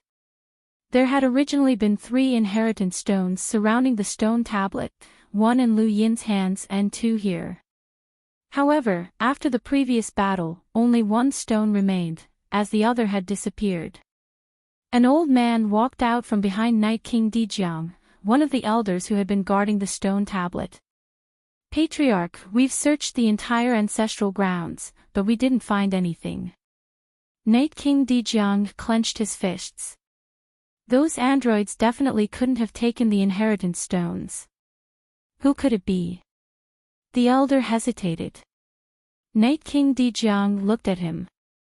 Elder, do you have any clues? The elder nodded. Patriarch, do you remember when the inheritance stones disappeared for the first time more than 10 years ago? Night King Dejiang's eyes narrowed. Are you talking about Night King Qingyu? The elder replied, I'm not sure.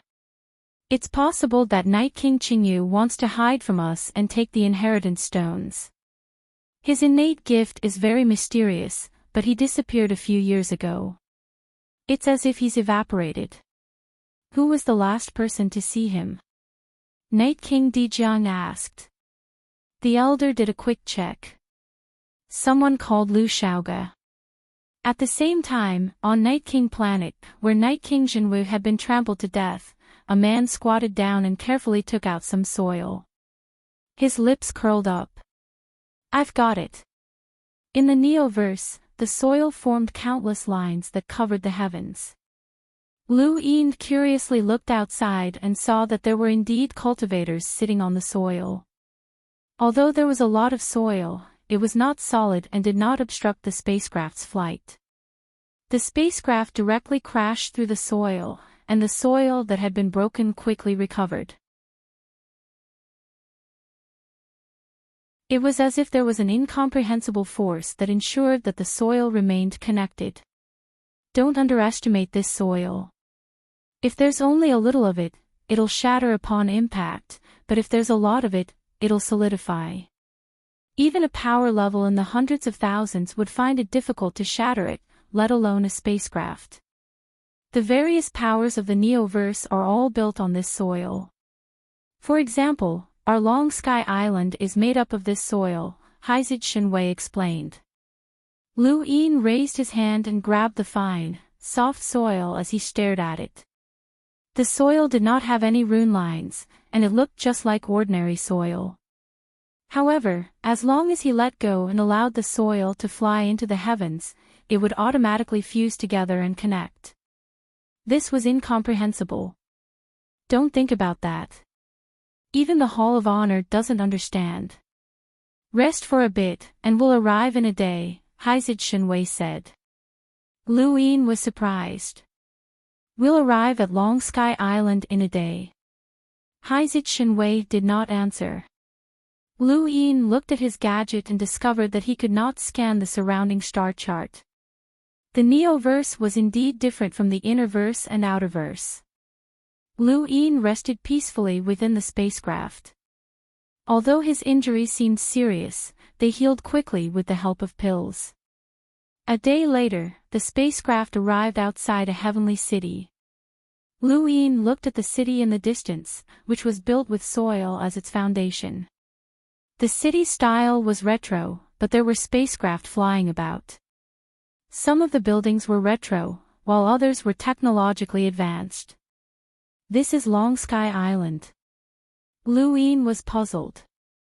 Haizit Shenwei rolled his eyes. You think so? Then where is this? It's just a heavenly city. There are plenty of such cities in the Neoverse. Some of them can be formed by condensing soil. Lu Yin did not ask any more questions. The spacecraft did not stop at the city's space station. Instead, it flew directly above the city, where Haizit Shenwei brought Lu Yin down. The entire city should have been restricted from flying, but it was obviously useless against Haizit Shenwei. Lu Yin looked at the center of the city and frowned in confusion. There were no existences with particularly powerful rune lines in the entire city. Logically speaking, this was the Neoverse, and even if hunters were not everywhere, they should still be encountered frequently. However, he had not seen many along the way. There was only one possibility for this: the cultivators of the Neoverse were rather proficient in concealing their strength. Lu Yin wanted to ask Haizit Shenwei about this, but before he could, the city split open from the center. The soil seemed to have a mind of its own as it floated upwards, forming a small piece of land that protruded from the center of the city like a giant mushroom. There were many people on the platform, and the one in the center was a middle-aged man dressed in white casual clothes who beamed at Haizit Shenwei. Haizit Shenwei landed on the platform, and the man in white hurriedly stepped forward. Wangxi City's city lord greets Mr. Shenwei of Eversky Island. Greetings, Mr. Shenwei of Eversky Island, the people on the platform said. Below, countless people in the entire city shouted in unison, Greetings, Mr. Shenwei of Eversky Island. Lu Yin was startled. Why so enthusiastic? Haizit Shenwei was clearly used to this, and he casually waved a hand. All right, don't be so polite. Hey, old swindler, are those behind you the elites who want to join Eversky Island? The city lord called Old Swindler waved his hand, and 3 men and 2 women lined up behind him and bowed respectfully. Greetings, Mr. Shenwei of Eversky Island. Haizit Shenwei looked at them and praised, Not bad, your qualities are not bad. All of you are cruisers, and some are even peak cruisers. Do you want to consolidate your strength? Break through to the Hunter realm before participating in the Star Tower contest. Old Swindler was delighted. Does Mr. Shenwei agree to let these juniors represent Eversky Island in the Star Tower contest? Haizit Shenwei lazily replied, It's not up to me to decide. You'll have to ask him. He pointed at Lu Yin. Lu Yin was confused and looked at Haizit Shenwei. Everyone looked at Lu Yin in confusion. Only Old Swindler smiled at Lu Yin. Little brother, please. Haizit Shenwei calmly replied, Go and play with them. He then looked at Old Swindler. Let's make this clear. If your elites can last 1 round against this brat, then I'll agree to give him a chance. If they can't even last 1 round, then don't blame me, Old Swindler. Old Swindler solemnly replied, The contest for the Star Tower is extremely important. If they can't even last 1 round against this little brother, then don't go and embarrass Eversky Island. Haizit Shenwei nodded and gave Lu Yin a look. He then whispered, Deal with them. If you can't do it in 1 round, then don't go to Eversky Island.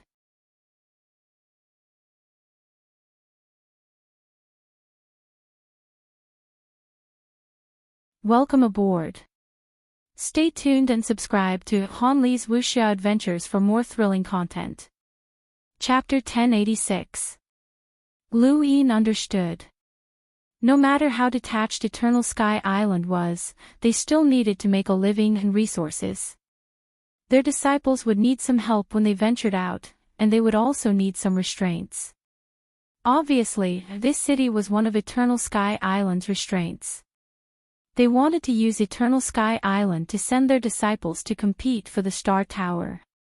He didn't want to offend anyone as soon as he arrived in the Neoverse, but it was obvious that Haizit Shenwei wouldn't give him any leeway to bargain.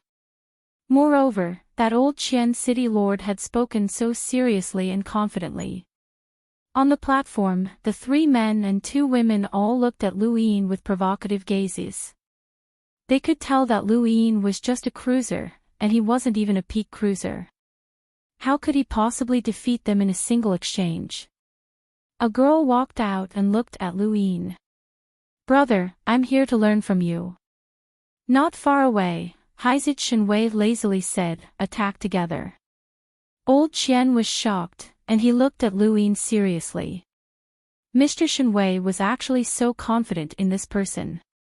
Everyone else stared at Lu Yin as well. Lu Yin was very famous, but that was only limited to the inner-verse and outer-verse. Most people in the Neo-verse did not care about the inner-verse or outer-verse, and most of them had not even heard of the 10 arbiters. It was just like how the disciples of the inner-verse great powers did not care about the outer-verse weaves. To them, the inner-verse and outer-verse were barren wastelands. How could there be any elite geniuses in such a place? If not for the 6th mainland's invasion, many people in the Neo-verse would not have even heard of the 10 arbiters. Even now, many people were still unaware of the existence of the outer-verse. They only knew of the inner-verse and the cosmic sea. Lu Yin was basically a blank slate in the Neo-verse, and very few people knew about him. The 3 men and 2 women looked at each other before finally looking at City Lord Qian. City Lord Qian nodded. "Do your best." The 5 stepped forward and faced Lu Yin directly. "Brother, you can make your move now," one of the men said seriously. Lu Yin looked at Shangxing Shenwei. "Defeated them all in 1 round." High Sage Shenwei nodded. The 5 of them were furious. He was looking down on them too much. Lu Yin's figure flashed as he soared into the sky. Nobody saw him move, but a violent energy tore through the void and landed right in the middle of the 5. At that moment, old Qian's expression changed. This was a power level that exceeded 250,000. The huge force turned into a strong gust of wind that sent the 5 of them flying. At the same time, it pierced through the soil platform and blasted towards the city. Old Qian City Lord immediately acted, waving his hand to disperse the force. He raised his head in shock. What a terrifying palm! Lu Yin had held back, or else this palm would have been enough to kill all 5 of them. The 5 of them were sent flying before crashing to the ground. They were all heavily injured, but they did not faint. They all looked up at Lu Yin in horror. What a powerful palm! Lu Yin landed on the ground. He had taken note of the rune lines of these 5 people before making his move. The strongest emptiness palm could reach a power level of 300,000, which was enough to kill 5 people in a single strike. Even Night King Zhenwu had been heavily injured by 1 or 2 of Lu Yin's empty palms, so there was no need to mention them. The city fell silent, and everyone on the soil platform stared at Lu Yin in disbelief. He was just too powerful. City Lord Qian ordered his men to carry the group of 5 away for treatment. He then looked at Shangxing Shenwei in shock. "Mr. Shenwei, who is this little brother?" Shangxing Shenwei smiled. "He's an honorary disciple of Everlasting Sky Island. If nothing unexpected happens, he'll represent Everlasting Sky Island to compete for the Star Tower." Old City Master Qian sighed. This little brother is so young, yet he already has such strength. He's probably comparable to the best geniuses in the Western Kingdom. There's hope for him to fight for the Star Tower. Shangxing Shenwei said, "All right, let's go. Farewell, Mr. Shenwei." "Farewell, Mr. Shenwei." When he returned to his spacecraft, Lu Yin smiled bitterly. "Senior, is there a need to do this?" Shangxing Shenwei solemnly replied, "What do you think the Star Tower competition is? These people want to fight for the Star Tower and try their luck, but there are dangers everywhere. Without a certain level of strength, they're just courting death. Lu Yin looked back at Astral City. Were those people weak?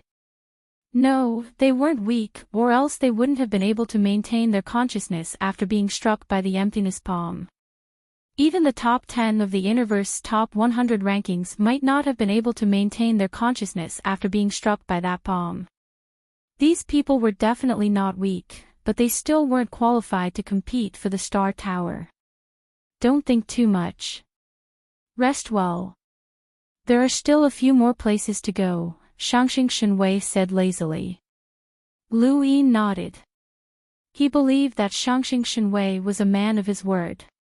If he couldn't defeat his opponents in one round, then he might really lose his chance at Everlasting Sky Island. This was a rare opportunity to compete for the Star Tower, and he wouldn't give it up. As for the opponents that Shangxing Shenwei had arranged, they could only pray for their own good fortune. There were less than 3 months until the Star Tower opened, and Lu Yin was anxious to get to Everlasting Sky Island. However, Shangxing Shenwei was in no hurry at all. First, he took Lu Yin to beat down the elites recommended by several astral cities, and then they went to a brothel. Yes, a brothel. When Lu Yin saw a brightly lit courtyard floating in space, he was stunned. Was this the so-called flying brothel? Originally, he thought that the so-called brothel might be a starry city, but he didn't expect that it was really a pavilion. It had an antique style and was brightly lit. Even though he was far away, he could still feel the laughter and indulgence of life there. Haizit Shenwei laughed. Kid, have fun. My treat. He then tore through the void and left. However, he suddenly paused and stared at Lu Yin with a sinister gaze. Don't tell anyone, or I'll make sure you suffer the consequences. Do you hear me? Not anyone. Lu Yin blinked. All right, I won't tell anyone. Shangxing Shenwei was satisfied. You know what's good for you. Go and have fun. He then left. Lu Yin was speechless as he sat in the spacecraft. The monkey's voice rang out in his mind. Seventh bro, this senior is different from others. He's very similar to that pirate king of yours. Lu Yin felt that the monkey's words were very similar. Didn't pirates like places like this? Right, Shangxing Shenwei was Lu Yin's senior. Could it be that Haizij Lian had learned all his bad habits from him? The more Lu Yin thought about it, the more he felt that it made sense. At that moment, the spacecraft approached the brothel, and someone specially parked it for Lu Yin. 100 people lined up outside the space station and waited respectfully. When Lu Yin walked out, everyone bowed respectfully. Lu Yin looked at the spacecraft and guessed that it was because of this. This was a cosmic-grade aurora, and there weren't many of them in the entire universe. Anyone who could ride such a spacecraft would be a big customer of the brothel. Little brother, you don't look familiar. This must be your first time here. How should I address you? Not too far away, a quiet girl with a gentle temperament walked over with a smile. Her body exuded an intoxicating fragrance, and her eyes were pure. She was completely different from the brothel. Lu Yin replied, "Call me seventh bro." The girl's eyes flashed, and she bowed. "I'm Huan Yang of the West Kingdom's brothel." Greetings, seventh bro. With Huan Yang leading the way, Lu Yin entered the brothel that he had heard about for a long time. Although the brothel was a pavilion, it wasn't small and was about the size of a mountain. To a space-exploring cultivator, this place could be destroyed with a single slap. However, Huan Yang smiled when Lu Yin asked, "Seventh bro, have you tried to circulate star energy in this place?" Lu Yin's expression changed, and he tried, only to find that he couldn't circulate the star energy in his body. "Seventh bro, I can't see outside," the monkey shouted. Lu Yin looked at Huan Yang in shock. "What's this?" "A sourcebox array." Huan Yang smiled. Lu Yin was shocked. A brothel actually had a sourcebox array. This was ridiculous, but it was the truth. If it wasn't for a sourcebox array, how could it seal the star energy in his body?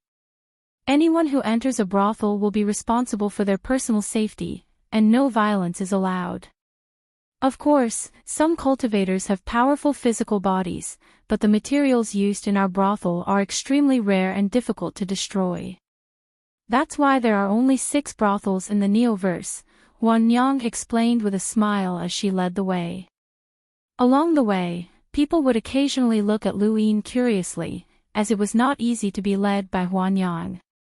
Lu Yin tested the wall out of curiosity and casually pinched it, but it was difficult to destroy. He couldn't help but exert more force, and a crack appeared on the wall. Huan Yang was shocked, and she quickly tried to stop him. "Mr. Seventh Bro, please have mercy." Lu Yin stopped. "Sorry." Huan Yang smiled. "It's fine. The wall will automatically repair itself, but Mr. Seventh Bro's physical strength is astonishing." Was he surprised? Speaking of which, Lu Yin was surprised. Lu Yin was even more surprised, as he had used 170 stacks just to destroy the wall. This meant that the brothel's materials could withstand an attack with a power level of 300,000 and could even automatically repair itself. He had cultivated for many years, but he had never seen such a material before. On one hand, it restricted star energy, and on the other, it strengthened the building. It was no wonder why the brothel had been able to survive in the Neoverse. The brothel was very lively, and there were people everywhere. However, it was different from what Lu Yin had imagined. This place was purely for entertainment, not sex. Rather than a brothel, it was more like a place for cultural exchange. However, there were so many beauties that he was dazzled. After sending Huan Yang away, Lu Yin wandered around the brothel by himself. He didn't know where Shangxing Xinwei had gone, but he had probably gone to find his old flame. The women here did not take the initiative to strike up a conversation.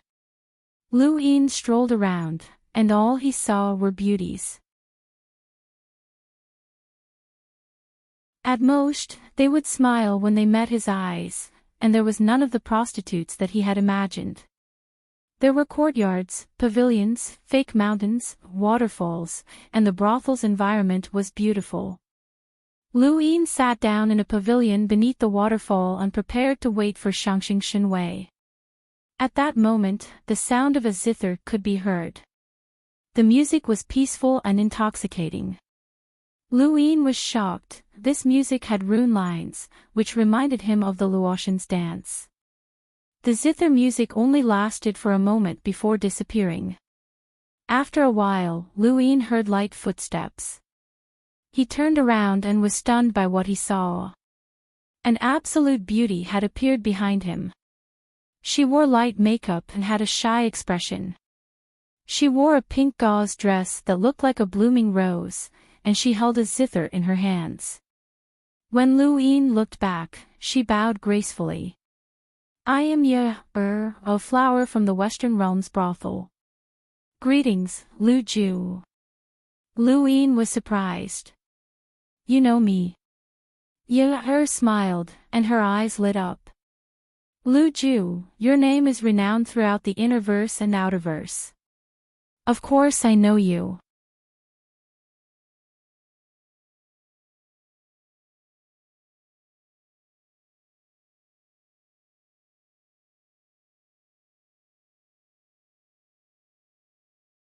Eternal Sky Island really was an island made of land, but it existed in outer space.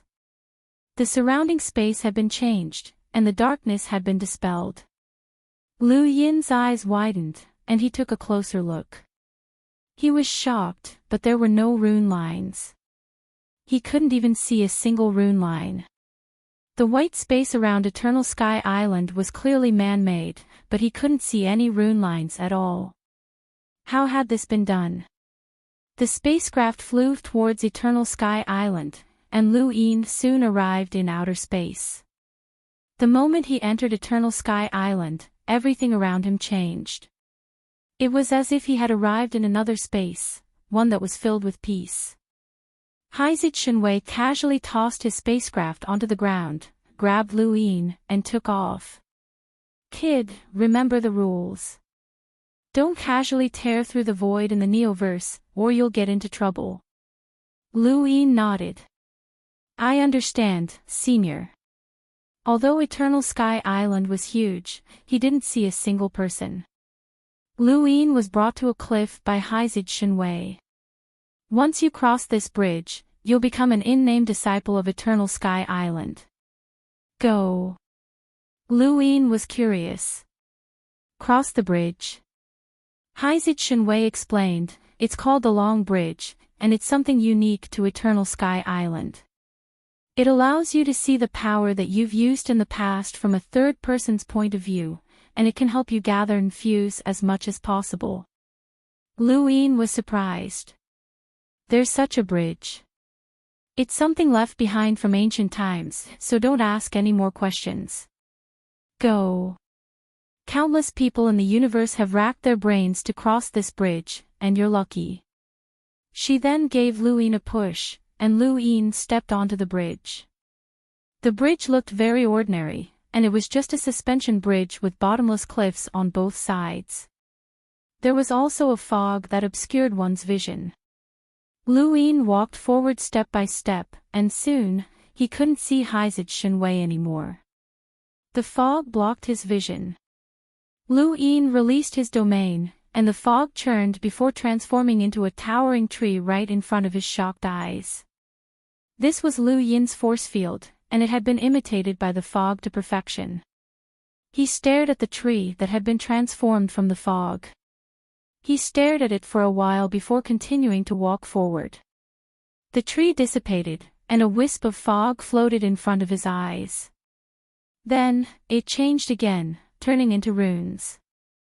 At the same time, a pair of eyes opened in the depths of Eternal Sky Island, and they traversed through space to see Lu Yin on the bridge. The rune progenitor's inheritance? Isn't that something from the home of the gods? Shenwei, come here. Outside the bridge, Haizid Shenwei's expression changed, and his body vanished before reappearing in the depths of the island with a smile on his face. Master, you're awake. I've missed you so much. You didn't know, Master. Then. Alright, cut the crap. Who's that child? Haizid Shenwei gulped. He's a junior that Junior Ren valued, but he was schemed against and unable to compete for the Star Tower. As his senior, I couldn't stand it any longer. Someone from Eternal Sky Island actually fell for such a scheme, and it's preposterous. Others didn't want him to compete for the Star Tower, but I insisted on letting him try. Ren Jr. His son. Master is wise, isn't that so? If it's not you, then why are you calling him wise? What's his relationship with those lunatics from the home of the gods? It doesn't matter, but he knows a bit about the home of the gods. Humph. Home of the gods. That's the symbol ancestors method. Yes, yes, yes. Master is right. Then, Haizid Shenwei sneakily glanced at him and asked, Master, is this child all right? Let's wait and see. Master is right. Atop the bridge, Lu Yin watched as the mist transformed into runes, and he was stunned. It could even discover the true scripture of Ian derivation. What a mysterious mist. It reminded him of the Tao Source Sect's beginning Enlightenment platform, which had also contained mist. He continued forward, and the runes formed from the mist dissipated. Strands of mist floated past him and coiled around his fingertips. The mist transformed into a sky beast claw that caused an ancient beast to roar. In the depths of Everlasting Island.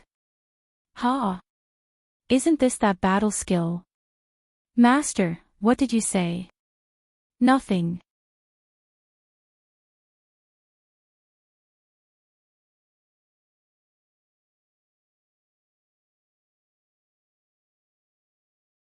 The fog in the sky continued to churn, occasionally transforming into palm imprints, rune lines, and even claw imprints. Luin felt that the fog was quite tangled up. "Seventh bro, you know too many things. I can't handle them all," the monkey laughed strangely. Luin felt the same way. While others focused on their cultivation, he seemed to know everything. Actually, he couldn't be blamed, as he hadn't specifically cultivated his domain. He had improved it all on his own, and it was the same for his physical strength, spiritual force, and spirit. Even he found it strange. The faster Luin walked, the faster the fog churned. When Luin slowed down, the fog also calmed down. Luin felt strange. Did he really have to combine all his battle techniques before he reached the end of the bridge? That was making things difficult for him. After thinking about it, Luin decided not to walk any further. He decided to just wait here. Haste makes waste. 2 days quickly passed. The fog was still churning, and Luin tested it out. The faster he walked, the faster the fog churned. He waited for another 2 days. On this day, the fog in the sky suddenly stilled, and then a finger appeared. 9-line battle force revolved around the tip of the finger, and the tree formed by the force field suddenly shrank, wrapping around the black fog and condensing it at the tip of the finger. The finger trembled as the overlaying stacks caused the surrounding rune lines to continuously disappear. The finger pierced through the void, and the fog dissipated. The bridge opened up, and Luin saw the other end of the cliff. Luin stood in place without moving.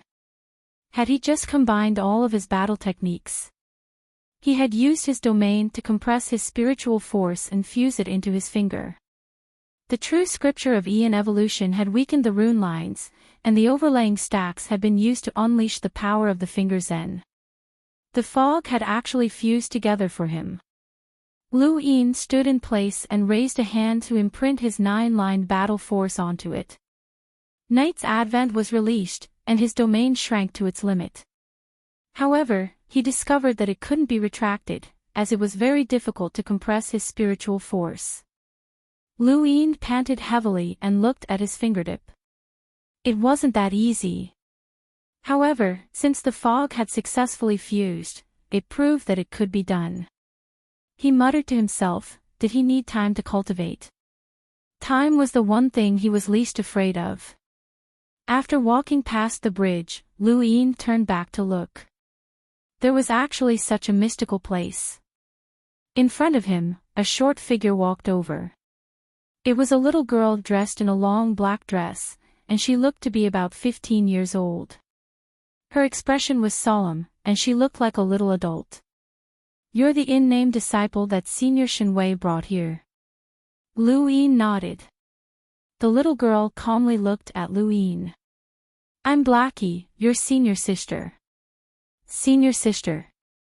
Luin was puzzled. Blackie turned around. Come with me. I'll take you to see Master. Luin's eyes lit up. The Master of Everlasting Island was a legendary figure who had single-handedly established the island, and even the Hall of Honor was wary of him. Luin guessed that the Master had most likely reached the level of a heavenly imprint. After all, Haizid Shinwei's power level had reached over 900,000, and the senior that he spoke of wasn't even afraid of the Third Night King. That meant that the Master of Everlasting Island had definitely reached the level of a heavenly imprint. Even in the Sixth Mainland, there were only a few heavenly imprints. Without a progenitor in the Fifth Mainland, the Master of Everlasting Island should be one of the strongest. As he followed Blackie deeper into Everlasting Island, Luin's gaze suddenly froze, and he looked to his right. There, a white shadow flashed past. He stared at it closely and saw strands of rune lines. It had been so fast that even he couldn't see it clearly. Did you see it? Blackie stopped and turned around to ask. Luin was puzzled. That white shadow. Blackie nodded. Many people challenge Master every year, and some of them die on Everlasting Island. That white shadow was one of them. Luwin blinked. You mean a ghost? Blackie sternly asked, Are you afraid? Luwin pursed his lips. It's all right. Blackie seriously replied, Don't be afraid. They usually don't come out. You're a stranger, and they're just greeting you. Seventh bro, are there ghosts here? The monkey shrieked. He was terrified. Lu Yin's eyes narrowed. Where would ghosts come from? Even if a person died, their remaining strength should be spiritual force. However, it seemed that spiritual force could also be called ghosts. He carefully looked around. For some reason, a strange laughter sounded out that sent chills down his spine. Luwin abruptly turned around and saw another white shadow flash past. This time, it was even faster, and Luwin couldn't see it clearly even with his domain activated. Could it really be spiritual force? Senior Blackie, does Master know that there are ghosts here? Luwin asked. Blackie's lips curled up. Master doesn't care. They're all defeated opponents, and they can even guard the door. Ghosts were used for such a purpose. This was the first time Luwin had heard of such a thing. The chilling laughter sounded out again, and Luwin paused. He turned around and saw a chessboard appear beneath his feet. It was the secret plan, Scattered Stars. He didn't believe that there were ghosts here. The chessboard spread out and covered the ground and sky. Flowers, grass, trees, and even Blackie could be used as a piece, and so could that white shadow. Luwin saw the chessboard clearly. What was this ghost?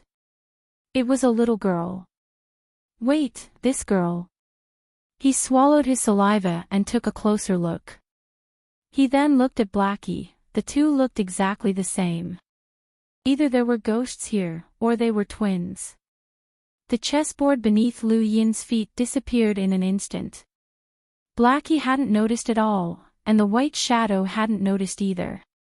It laughed strangely and left. Blackie had a crafty look in her eyes. Don't be afraid. There aren't many of them, just a few dozen. They won't hurt anyone, so it'll be fine once you get used to them. Luwin quickly walked over to Blackie and sighed. I'm really sorry, Senior Blackie. Blackie was confused. Sorry. Why? Luwin hesitated for a moment before saying, Actually, I've hidden something from Senior Shenwei. It's something huge. Blackie's eyes lit up, and she was filled with curiosity. What is it? Luwin sighed again, as if he didn't want to talk about it. Blackie grew anxious. Hurry up and tell me, what is it? Luwin gritted his teeth. I didn't think that there would be ghosts on Everlasting Island. Since that's the case, I can't hide it anymore. Actually. He looked at Blackie seriously, and Blackie looked back at him seriously. The two stared at each other for a moment before Lu Yin's face suddenly changed. It became sinister and terrifying, and his face turned red. He roared, I'm a ghost. Ah! Blackie screamed in horror. A similar scream came from not too far away. It was from the white shadow. Luwin laughed. Blackie took a few steps back and collapsed onto the ground, panting heavily as he looked at Luwin in horror. Luwin laughed for a while before looking into the distance. Come out, twins, right? You scared me. In the distance, the white shadow looked up and glared angrily at Luwin. She had an exquisite face that was identical to Blackie's, and she gritted her teeth. You're too much. You scared me. Luwin curled his lips. You were the ones who scared me first. Blackie recovered with great difficulty and glared at Luin as it ground its teeth.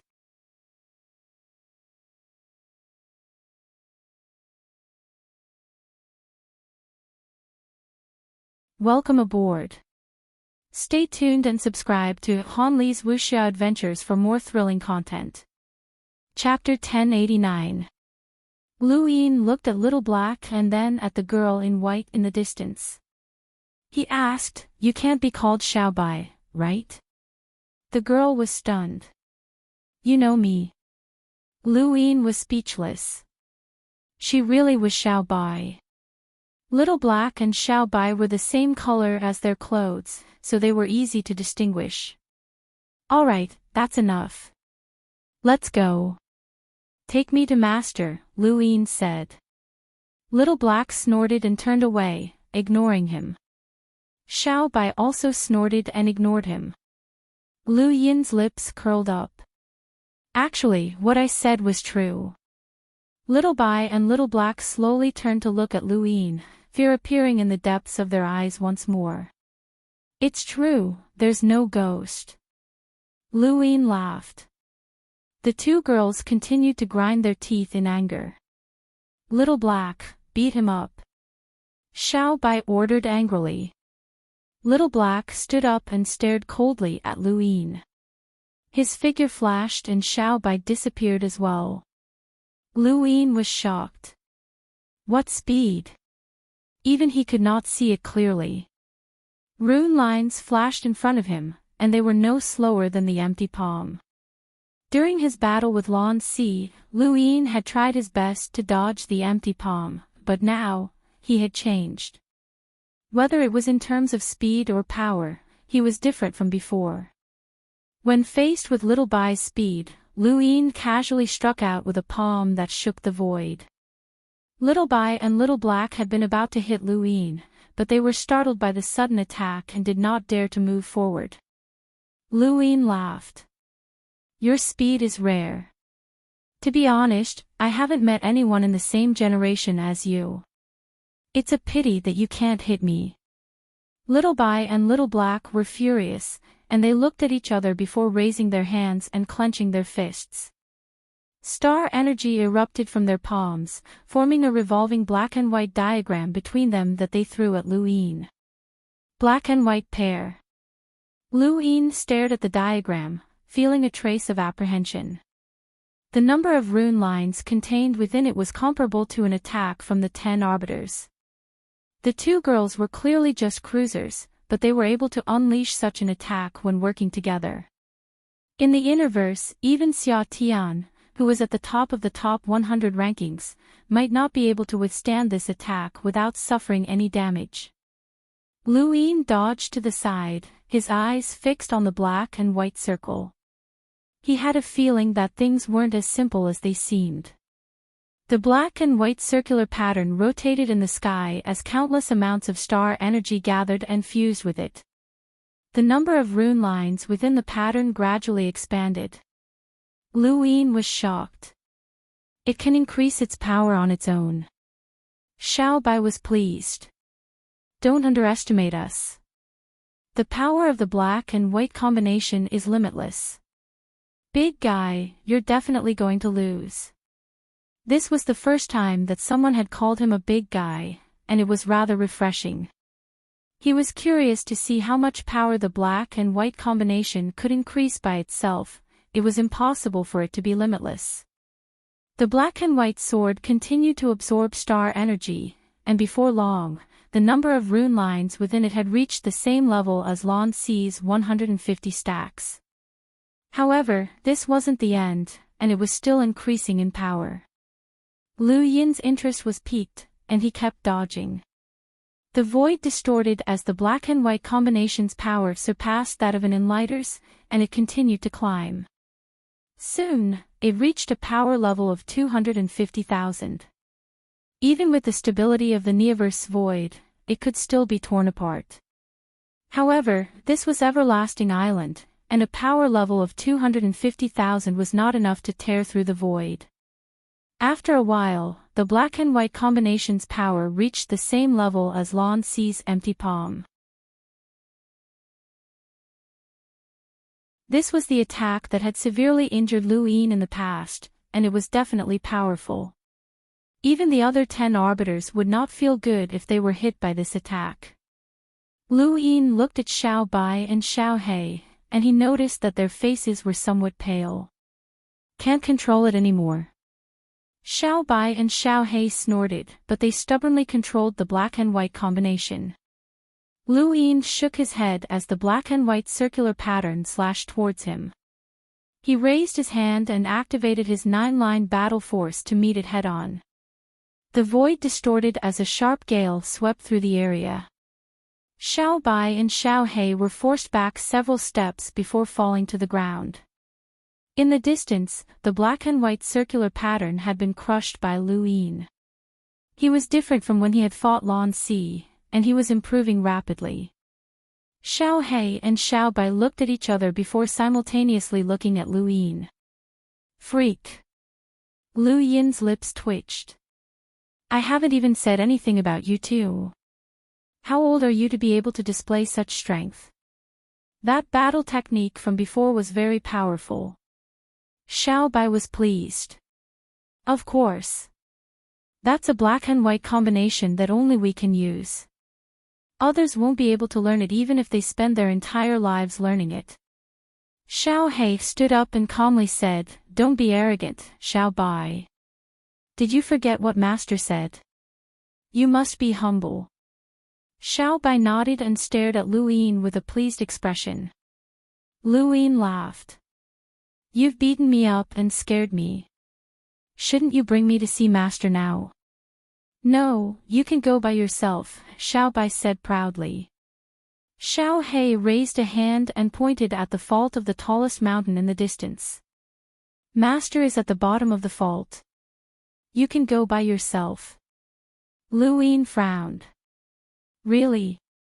Xiao He was indifferent. I don't like lying. Lu Yin was speechless. Who was the one who had lied to him about ghosts? Regardless of whether Xiao He was telling the truth or not, Lu Yin still had to go. This was Eternal Sky Island, and he could not attack 2 little girls. Besides, his every move would be watched by Heizid Shenwei. I'll be leaving first. See you later. Lu Yin smiled and waved before quickly walking off into the distance. Xiao Bai was fuming. That person is too hateful. He scared me to death. Xiao He was helpless. It's your fault for being discovered. Xiao Bai was puzzled. That shouldn't be. With my speed, no one should be able to discover me.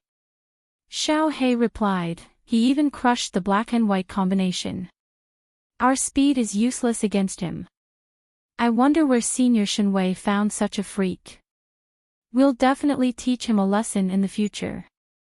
Xiao Bai was unwilling to give up, and a crafty glint appeared in her eyes. Xiao He nodded and seriously considered how to deal with Lu Yin. Eternal Sky Island was not large, but it also depended on where it was compared to. If one could not fly or tear through the void, then Eternal Sky Island was considered large. It took Lu Yin half a day to reach the highest point of the cliff, where Heizid Shenwei was already waiting for him.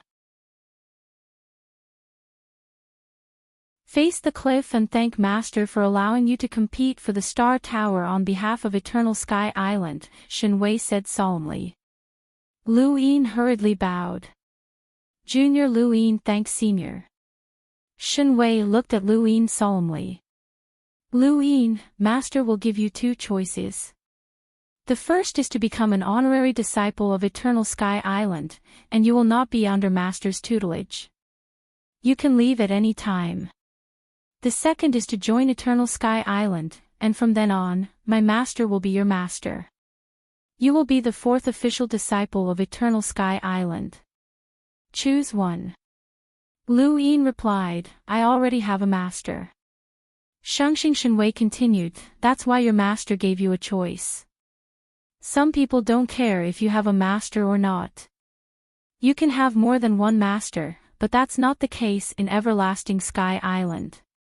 If you want to join Everlasting Sky Island, you must sever all ties with your previous master. Lu Yin did not hesitate and bowed deeply towards the cliff.